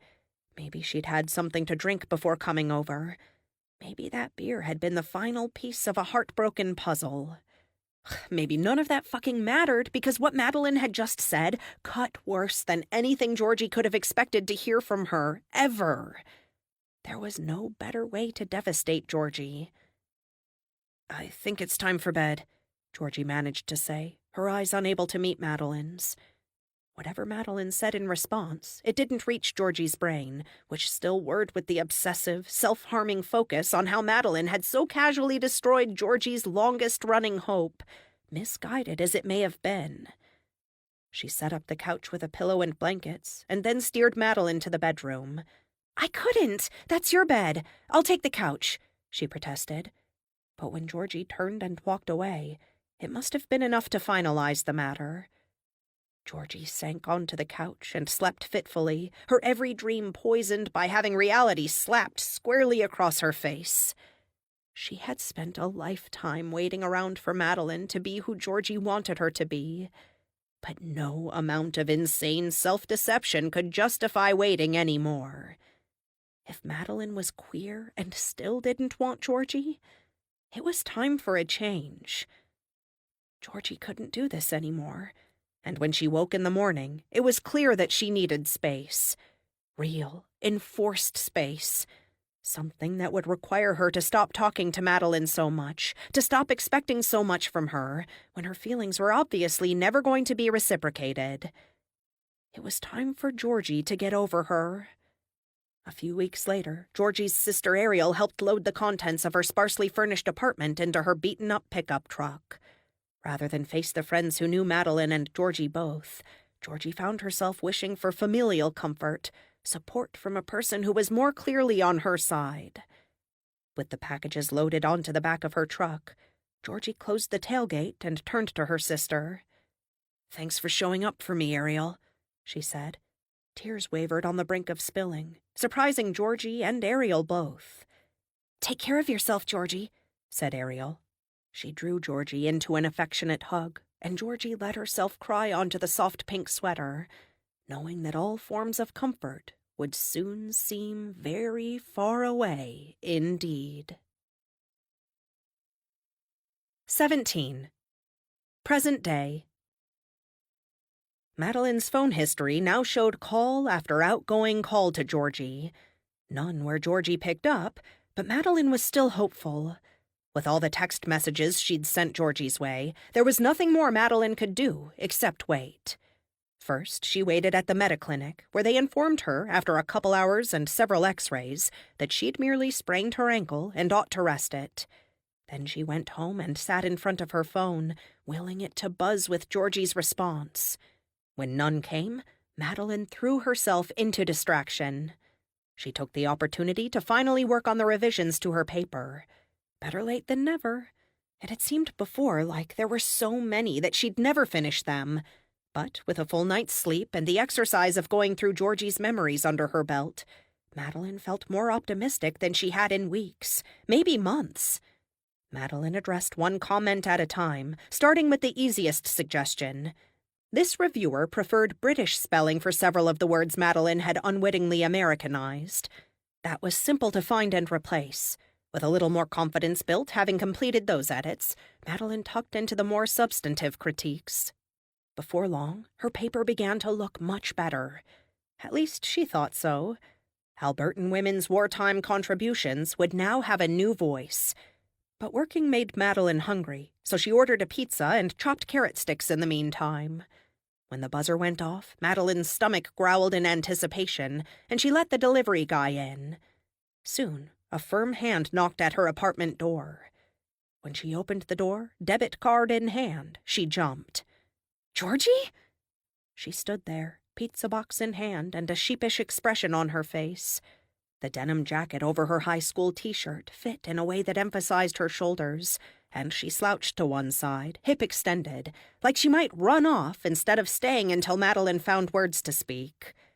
"Hey, ran into the pizza guy on the way here, and I paid for it instead." "Thanks. Oh my God, come in," Madeline said. She was shaking from surprise, and perhaps a little anxiety. "Did you drive here today? I've been calling you." "I know," said Georgie.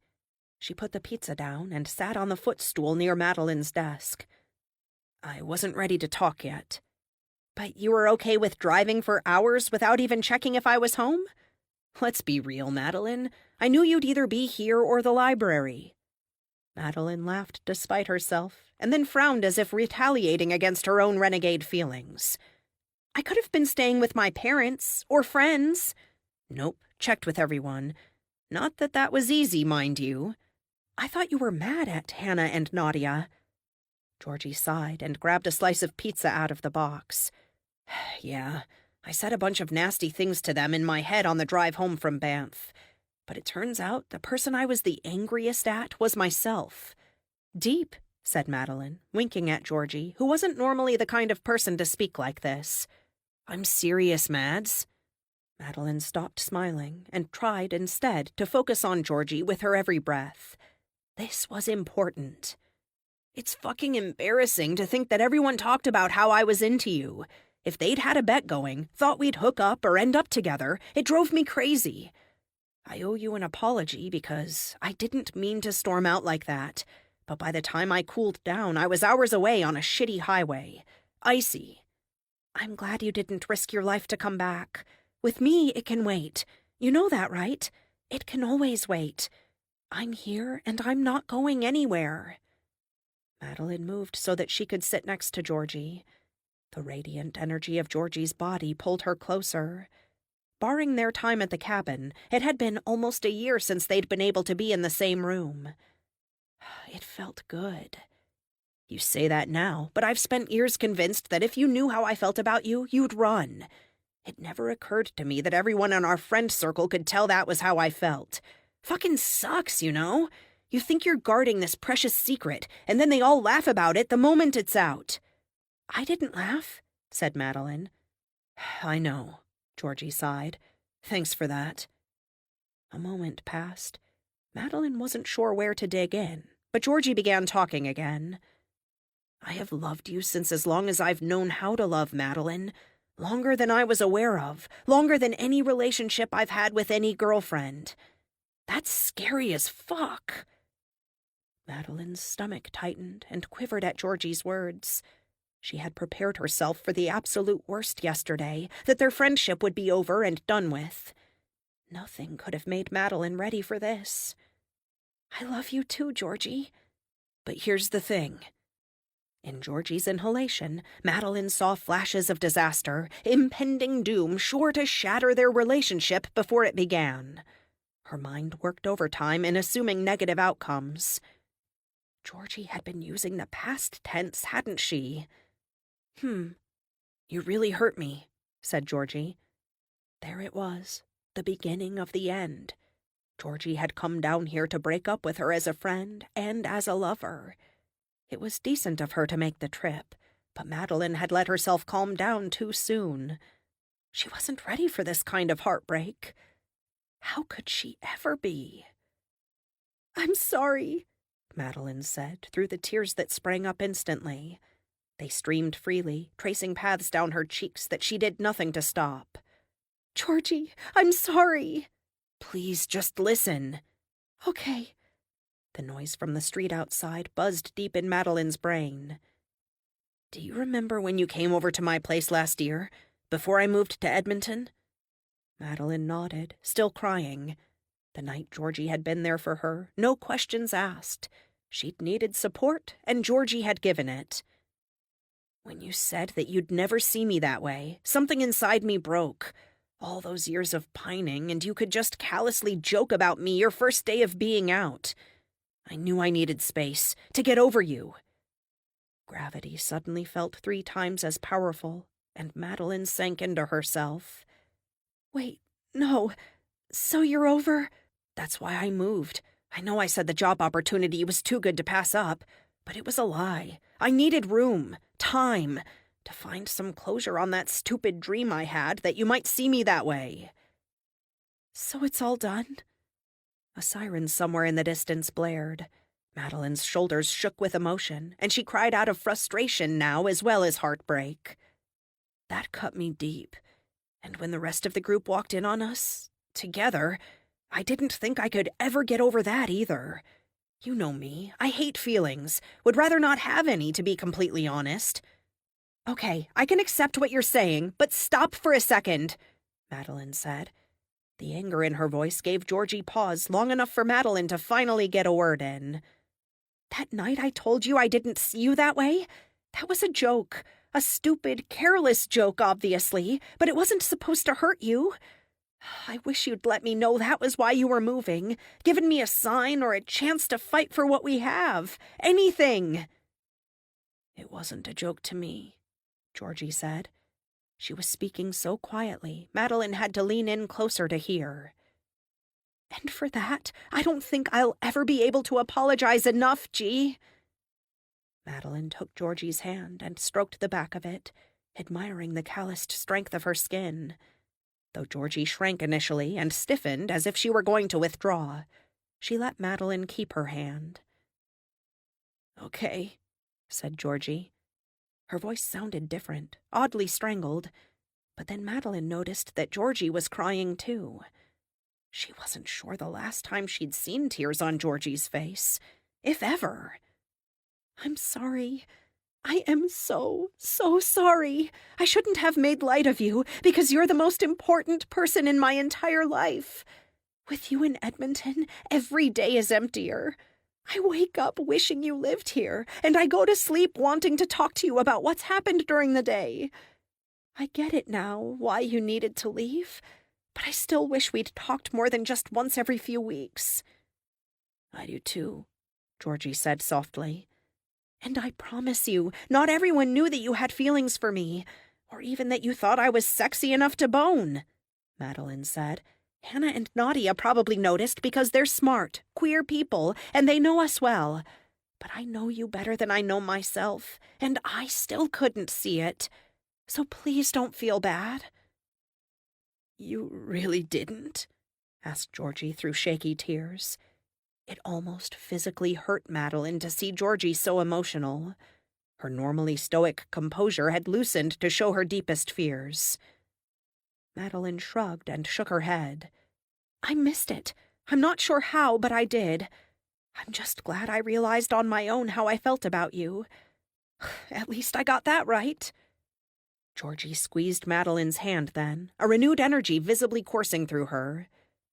"Maybe there were better ways to tell me." "Better places, definitely. Circumstances, 100% yes. But you know, it's not every day you get snowed into a cabin in the middle of nowhere with the love of your life." "Of your life?" Madeline kissed Georgie's shoulder, enjoying the soft feeling of the shirt beneath her lips. "My life." Breathing in deeply, Georgie sat up straighter. "I should have been better too, Mads. All those pictures you sent me yesterday, everything. It reminded me that I've been shortchanging our friendship because I was so scared you'd realize I loved you. And cutting things off when I moved hurt me. It hurt you too, but I think it hurt me even more." "So I wasn't crazy to send all those texts even though you weren't responding?" Georgie laughed, throwing her head back in glee. "Oh no, you were completely nuts. But it was nuts in just the right way. Madeline nuts. The only kind of nuts I want in my life." "Did you really just make a testicle joke while we're both sitting here crying together?" "Would I even be myself if I didn't try to avoid my feelings however I can?" "Good point." They sat for a spell, enjoying the touch of each other's skin. Their shoulders were pressed against each other, and body heat shared the spaces between. "In case I wasn't clear before, Georgie, I love you, and I'm in love with you. I probably have been for a long time before I realized who I was. And I just wanted you to know that before you go on with your life. I'm sorry our timing didn't match up." "I love you too, Madeline. That's what I came here to say. Well, that, and that I'm sorry for bailing out of shame." "So you do still... there's still hope for..." Madeline started several fresh sentences, but couldn't stick with any of them. Her heart was racing too fast, mind too focused on squealing with excitement. "Oh, thank God!" With a shaky smile, the two stared at each other. Georgie's hair was mussed into an endearing cowlick, while Madeline's red-rimmed eyes made her look haunted with emotion. They hadn't been prepared for where their friendship would lead. At least now they had each other for support again. "Would you mind if I kissed you?" asked Georgie. "Ever the gentleman, G." Madeline laughed shakily. "Is that a yes?"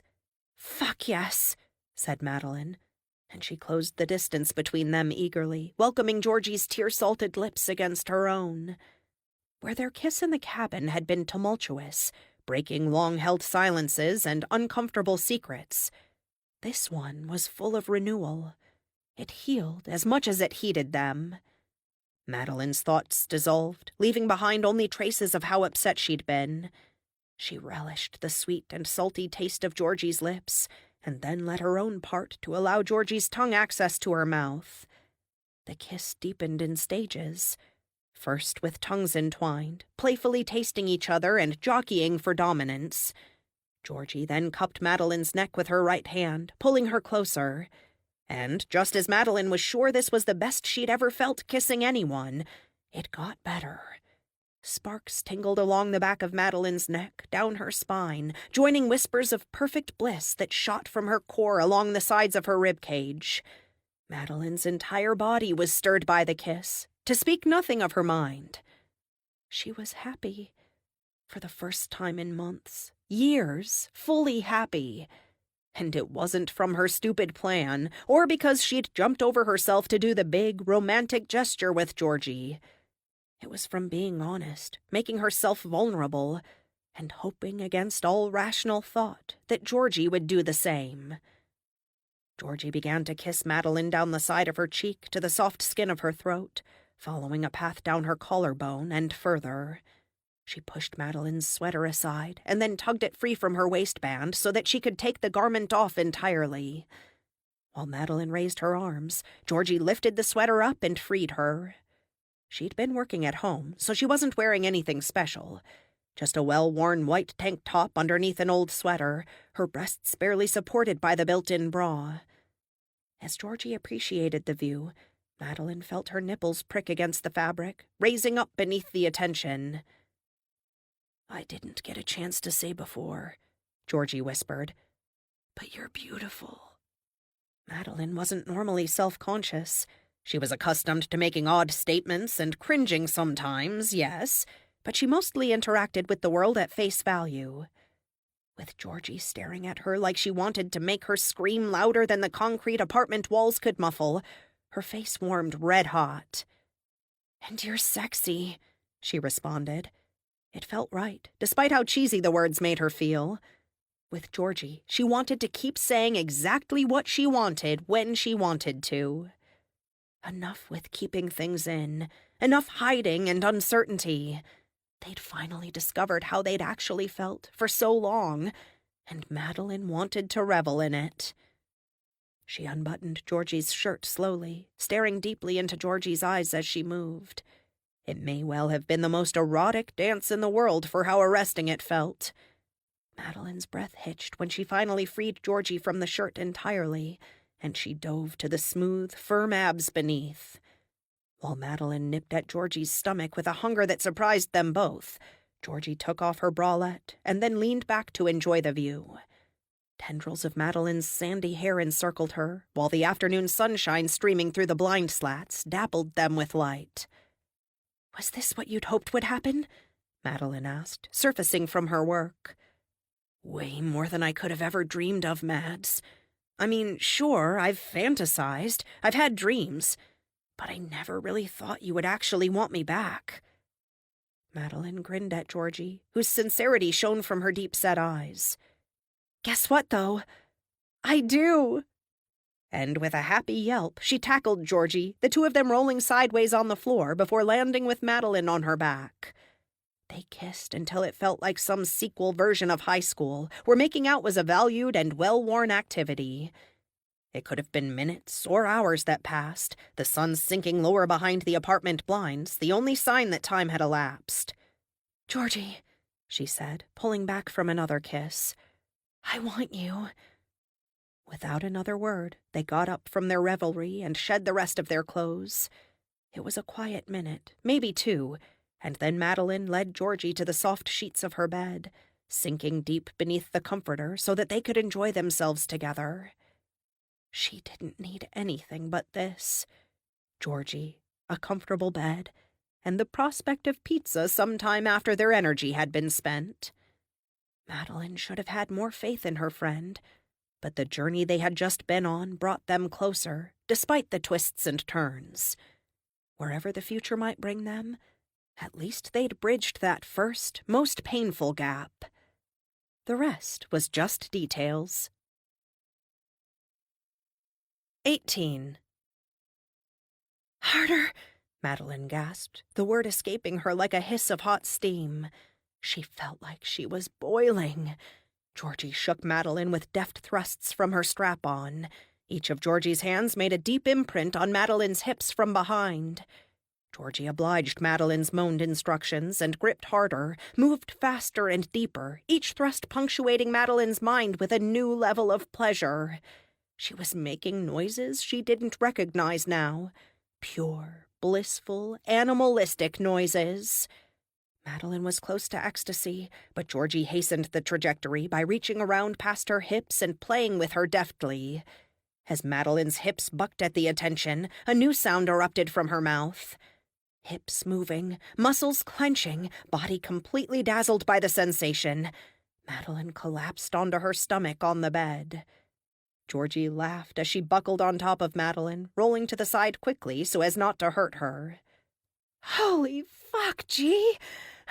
I have never felt that good in my entire life! Georgie smirked. Challenge accepted. Let's see if we can beat that tomorrow. Really? Said Madeline, raising an eyebrow. What part of you heard the noise I just made and thought, needs work? Don't get me wrong, Mads. I liked it. Loved it. But isn't life about chasing the best of what we can do? I'm just saying, I think I can do better. Better than me? Madeline pouted, stroking the beads of sweat from Georgie's chest.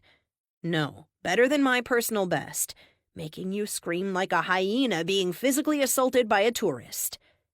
Madeline laughed, but felt guilty for having done so. That's dark. Georgie shrugged and just kept smiling. Part of the package. I might be good in bed, but I'm less good at metaphors. Similes. Said Georgie, as if Madeline had stuttered. You said like a hyena, so it's a simile. Metaphors claim the thing actually is the thing, not like the thing. Okay, I'm going to trust you on that one. You've got the book smarts, and I'll be the street smarts. Does welding really count as street smart? Like if someone mugged you, being able to weld your way out of the situation would be helpful? Georgie snorted, raising herself up on an elbow to look Madeline over. Nakedness stretched before her gaze, and Madeline felt lovingly admired. You are too smart for your own good, Mads. Welding's closer to street smarts than history is. Maybe on some streets, but I guarantee that being able to talk about wartime victory gardens in Alberta would come in handy in certain situations. Certain very specific gardening situations, where there's a time machine. Exactly, said Madeline. She folded her arms and nodded like the matter was fully concluded. They hadn't left her apartment in a couple days, having completely nested. Several pizza boxes were stacked in the to-be-composted bucket near her recycling, and Georgie had had to resort to borrowed clothing, none of which suited her. When are we going to face reality? Georgie said after a pause. I love this, doing this, but I don't have infinite days to take off work. Term starts back up on Monday, too. Where does that leave us? Madeline tied her hair up in a messy ponytail, stalling for time. Where do you want it to leave us? You are so non-committal sometimes, Madeline. Blame it on my Libra sun, laughed Madeline. It's having too much fun with you. I don't want it to end. Neither do I. But I also can't bring myself to blame it on anything but hormones and feelings. The stars have nothing to do with it. Exactly what a Cap would say. Ha. Seriously, though. Georgie was staring at Madeline with the intensity of someone wise beyond their years. Blah. Do we have to? I think it's a good idea. We love each other. We live in two different places. How are we going to bridge that gap? Well, said Madeline, picking at the end of her ponytail, I'm loaded up with teaching commitments this term, but next year, maybe, I could go anywhere, at least in theory. My advisor has a few students who work on their dissertations from small towns or other cities. I don't get a ton of vacation, but I could try to come down here on weekends. Or we could alternate. If I'm hearing you right, it sounds like we're both thinking the same thing. Madeline didn't want to say it out loud. The idea was still such a commitment, a potentially serious endeavor. Which is? Asked Georgie. Madeline should have predicted that her friend would be the shyer one about this conversation. It had, after all, taken her years to come to terms with her feelings. Why would her pace suddenly quicken? We should try to make this work, long distance. It hadn't been clear to Madeline whether Georgie was in fact thinking the same thing as her, but any doubt was immediately vanquished by the smile that grew on Georgie's face. You really think so? I wouldn't deplete my electrolytes so badly for anyone else, G. Madeline waved an empty Gatorade bottle at Georgie, one of several she'd resorted to after their multi-day love fest. What if it makes you resent me? Asked Georgie. Her expression was plaintive, vulnerable. Madeline had rarely seen her look that way before. It had been a transformative few days. Hey, I resented you for moving to Edmonton this past year, and look where that's taken us. Georgie grimaced and swatted at Madeline's thigh. What if we can't figure out a way to close the distance? Like I said earlier, my program only has a residency requirement for the first bit. Then we can talk. Also, that's a problem for future Georgie and Mads. And what if it ruins our friendship? Madeline took a deep breath, her gut acknowledging that this was her biggest fear all along. And yet, here they were. What if it doesn't? What if everything goes amazingly and we're super happy with our choices? What if we fall deeply in love, get married, and live happily ever after? What then? What ifs don't sound so realistic when they're happy, I guess. The slant of Georgie's mouth told Madeline that she wasn't buying this optimism. Given that we just went through the biggest risks to our friendship since we first met, I think I'm willing to gamble.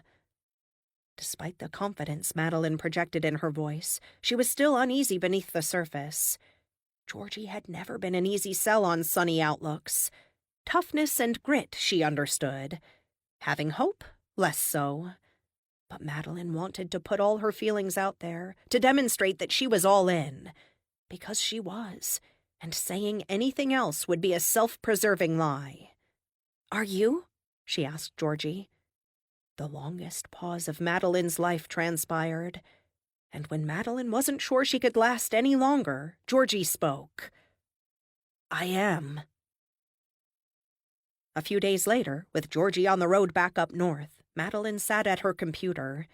Editing had been slow going before, but today she found herself miraculously unblocked. The last few changes no longer seemed insurmountable, and new words flowed from her like they'd been waiting eagerly to be committed to a document. She finished the latest draft with a smile on her face, surprised at the confidence she now felt. Providing they weren't too angry with her late revisions, this paper was going to be accepted. She would have her first publication. With this newfound confidence, Madeline opened her university email account to check what had happened while she was on break. In amongst the automated university notifications and the late requests for extensions she had already addressed before leaving for Banff, she saw an unread email. It was from the student whose grandmother was dying. Dear Prof. Melnick, thank you so much for being understanding about my late paper. My grandma died a few days ago, but I was able to make it to the hospital to be with her before she passed. I want you to know how much that means to me. Attached was a selfie taken by the student with her grandmother. The elderly woman was smiling, though clearly ill in bed, her thin hand clasping that of her granddaughter. Madeline dissolved into tears. It had been a difficult Christmas this year, but she was glad to have gone through it. Whatever might happen this term or this year, she'd made huge steps towards getting what she wanted out of life. Madeline often felt buffeted by her intuition, thinking it a flighty, unreliable voice of temptation bent on making her choices weak and selfish. But this year, she'd listened, and it had been the best decision she'd ever made. Epilogue. 1 year later. Did you pack the beer? Asked Madeline. Georgie huffed and pointed towards the opened back of the truck, where several cases of beer were visible. Oh, thank you. We're going to be late, Georgie said. She waited as Madeline fussed over a selection of bags of chips, pondering which ones to bring. And they have chips in Banff. We can get more if we run out. But we bought these just for the trip, Madeline sighed, turning away from the pile on the driveway to grab Georgie's hand. I can't waste them. Trust me, they won't be wasted here. When I come back from the cabin, I'll be sure to eat them all after work one day. As long as they find a good home. My stomach, and then eventually the toilet, said Georgie. She laughed at the grimace Madeline made, and then slammed the truck's tailgate shut. Madeline had driven up to Edmonton to spend a few days with Georgie before the cabin trip. Georgie's rented room in the suburban house had felt more like home those few days than any of the previous year. It had been almost exactly a year since they'd started officially dating. Time had flown. But it turns out time always flies when you've got almost every weekend booked solid with travel. Alternating between Calgary and Edmonton for months on end had been exhausting, though welcome. For the next 5 days, they'd be staying in the same place, no long-distance trips required of each other. The best part was that they got to do the journey together. Thanks again for driving up here so we could head to Banff together, Mads. Madeline hugged Georgie from behind and kissed her neck, inhaling deeply afterwards to take in Georgie's warm, spicy scent. "Any time. We ready?" "I think so," said Madeline, her eyes darting to the house one last time, as if there had been something left behind she urgently needed to spot. She was nervous, but couldn't tell Georgie why. "That's good enough for me. Let's haul ass." Georgie's crude turn of phrase snapped Madeline out of her contemplative mood and made her burst out laughing. "Onwards, Captain!" They piled into Georgie's truck and backed out of the driveway, leaving Madeline's car parked in Georgie's roommate's spot. He'd be out of town for another 2 weeks' rotation up in the oil patch. "Did you make that playlist you were talking about?" asked Georgie. "I did!" Madeline eagerly reached for her phone and plugged in the auxiliary cable, doing a celebratory dance as the first song started playing. "Oh, no. Madeline, no! Did you seriously put a song from Much Dance Mix 99 on here?" "A song? What makes you think the playlist isn't just Much Dance Mix?" Georgie shot Madeline a wide-eyed, horrified look. "No! Just kidding. I wouldn't do that to you. But you should have seen how you looked. I'll keep my eyes on the road, thanks. And once you've had your fun with this mix, don't worry. There's plenty of punk to clean out your ears when we're done."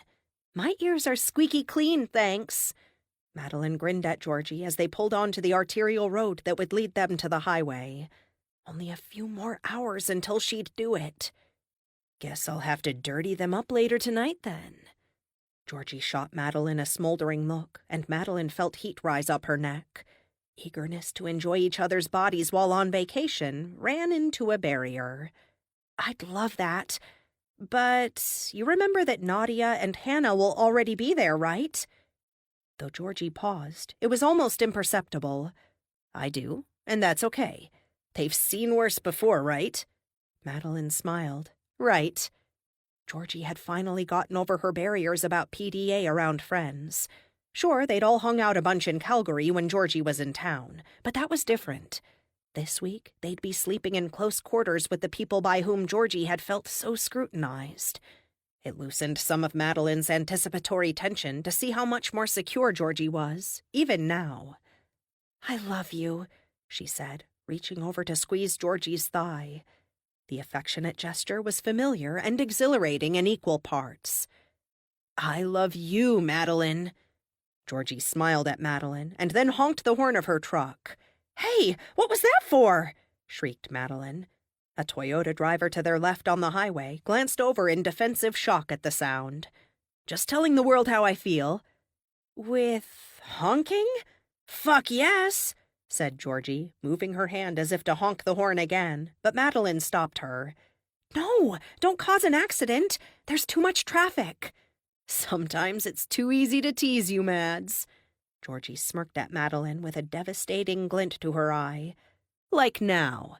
"Fine, fine," Madeline said, shrugging with a resigned smile. She then turned the volume of the music up much, much louder and raised her eyebrows at Georgie. "You've got your weak spots too, hey?"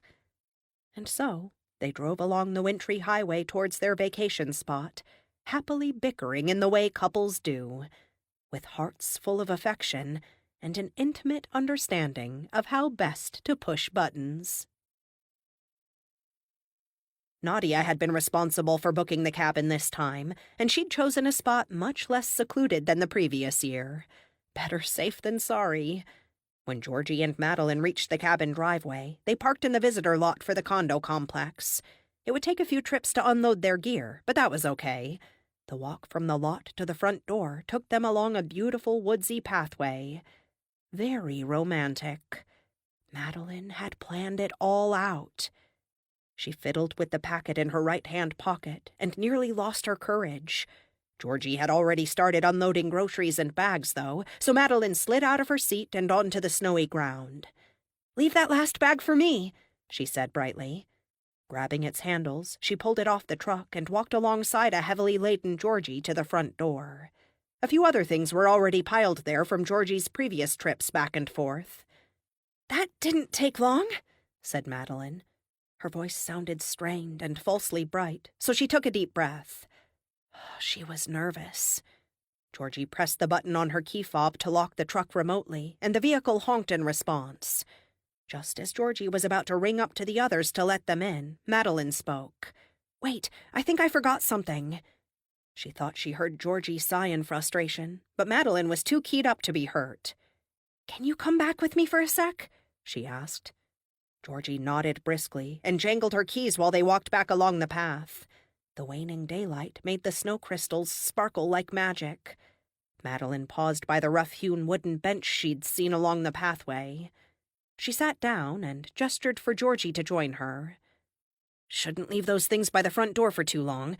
Don't want someone to take them," said Georgie. Madeline nodded, the words barely sinking in. "Georgie," said Madeline. She resisted the urge to fiddle with the packet again. "Isn't it amazing that it's already been a year since last trip's mess?" "Time flies," nodded Georgie. She rubbed her hands together impatiently and glanced back towards the condo. "It may have only been a year, but it's been the best year of my life." "You're sweet, Mads. Let's talk about this more inside." "Just wait. I won't be long." Madeline smiled at Georgie's hurried, tapping foot and reached into the pocket where she'd kept the ring. Georgie's mouth dropped open, and she laughed a single staccato burst. "Georgie, will you marry me?" asked Madeline, sinking to her knee on the sidewalk. The cement was cold beneath her jeans, but she felt impervious to discomfort. Too much adrenaline flooded her. "Of course I'll marry you," Georgie said, grinning. "That ring for me?" "Who else would it be for?" said Madeline, holding up the piece of jewelry in her mitten. Though Georgie took it, she shoved it on her finger with a less delicate motion than many brides might. "Guess I might have to take better care of my nails if everyone wants to see this ring all the time now." "It looks good on you," said Madeline, standing up from her kneeling position. She tilted Georgie's chin upwards so she could kiss her. "Future wife." "Okay, now we have to get inside." Georgie spoke abruptly, standing and starting the walk towards the condo before Madeline could say anything. "I'm guessing you didn't actually forget anything?" Though happiness still soared in her, she'd just gotten engaged to the love of her life, after all. Madeline's feelings began to sink. Georgie was acting weird. "No, nothing forgotten." She followed Georgie to the condo entrance and up the elevator to their rental unit. The bags and gear took a little maneuvering, and by the time they'd reached the actual front door to the condo, Madeline was outright annoyed. Why couldn't Georgie act a little more joyful about this? Georgie knocked, smiling briefly back at Madeline with a strange expression. The deadbolt slid shortly afterward, and Nadia answered the door. "You're here!" she exclaimed, in a voice too loud for the occasion. "Hey, so we've got these bags to take in, but you'll never guess," Madeline started to say, bubbling over with eagerness to share their happy news. "Just a sec, Mads," said Georgie. She shot Madeline a glance that said, "Cool it." Hurt dampened the last of Madeline's post-proposal jitters, and she fought to stay smiling. They pushed their things inside and closed the door, and then Georgie took Madeline's hand.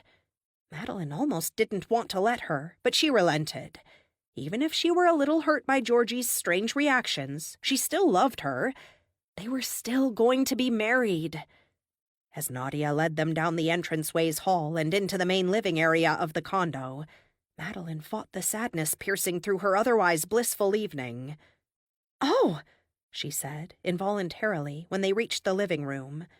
Hannah and Nadia turned to smile at Georgie and Madeline, surrounded by a group of familiar faces. Most of Georgie and Madeline's friends were there, along with Sasha, Mila, Ariel, and a good contingent of Georgie's family. "What's going on?"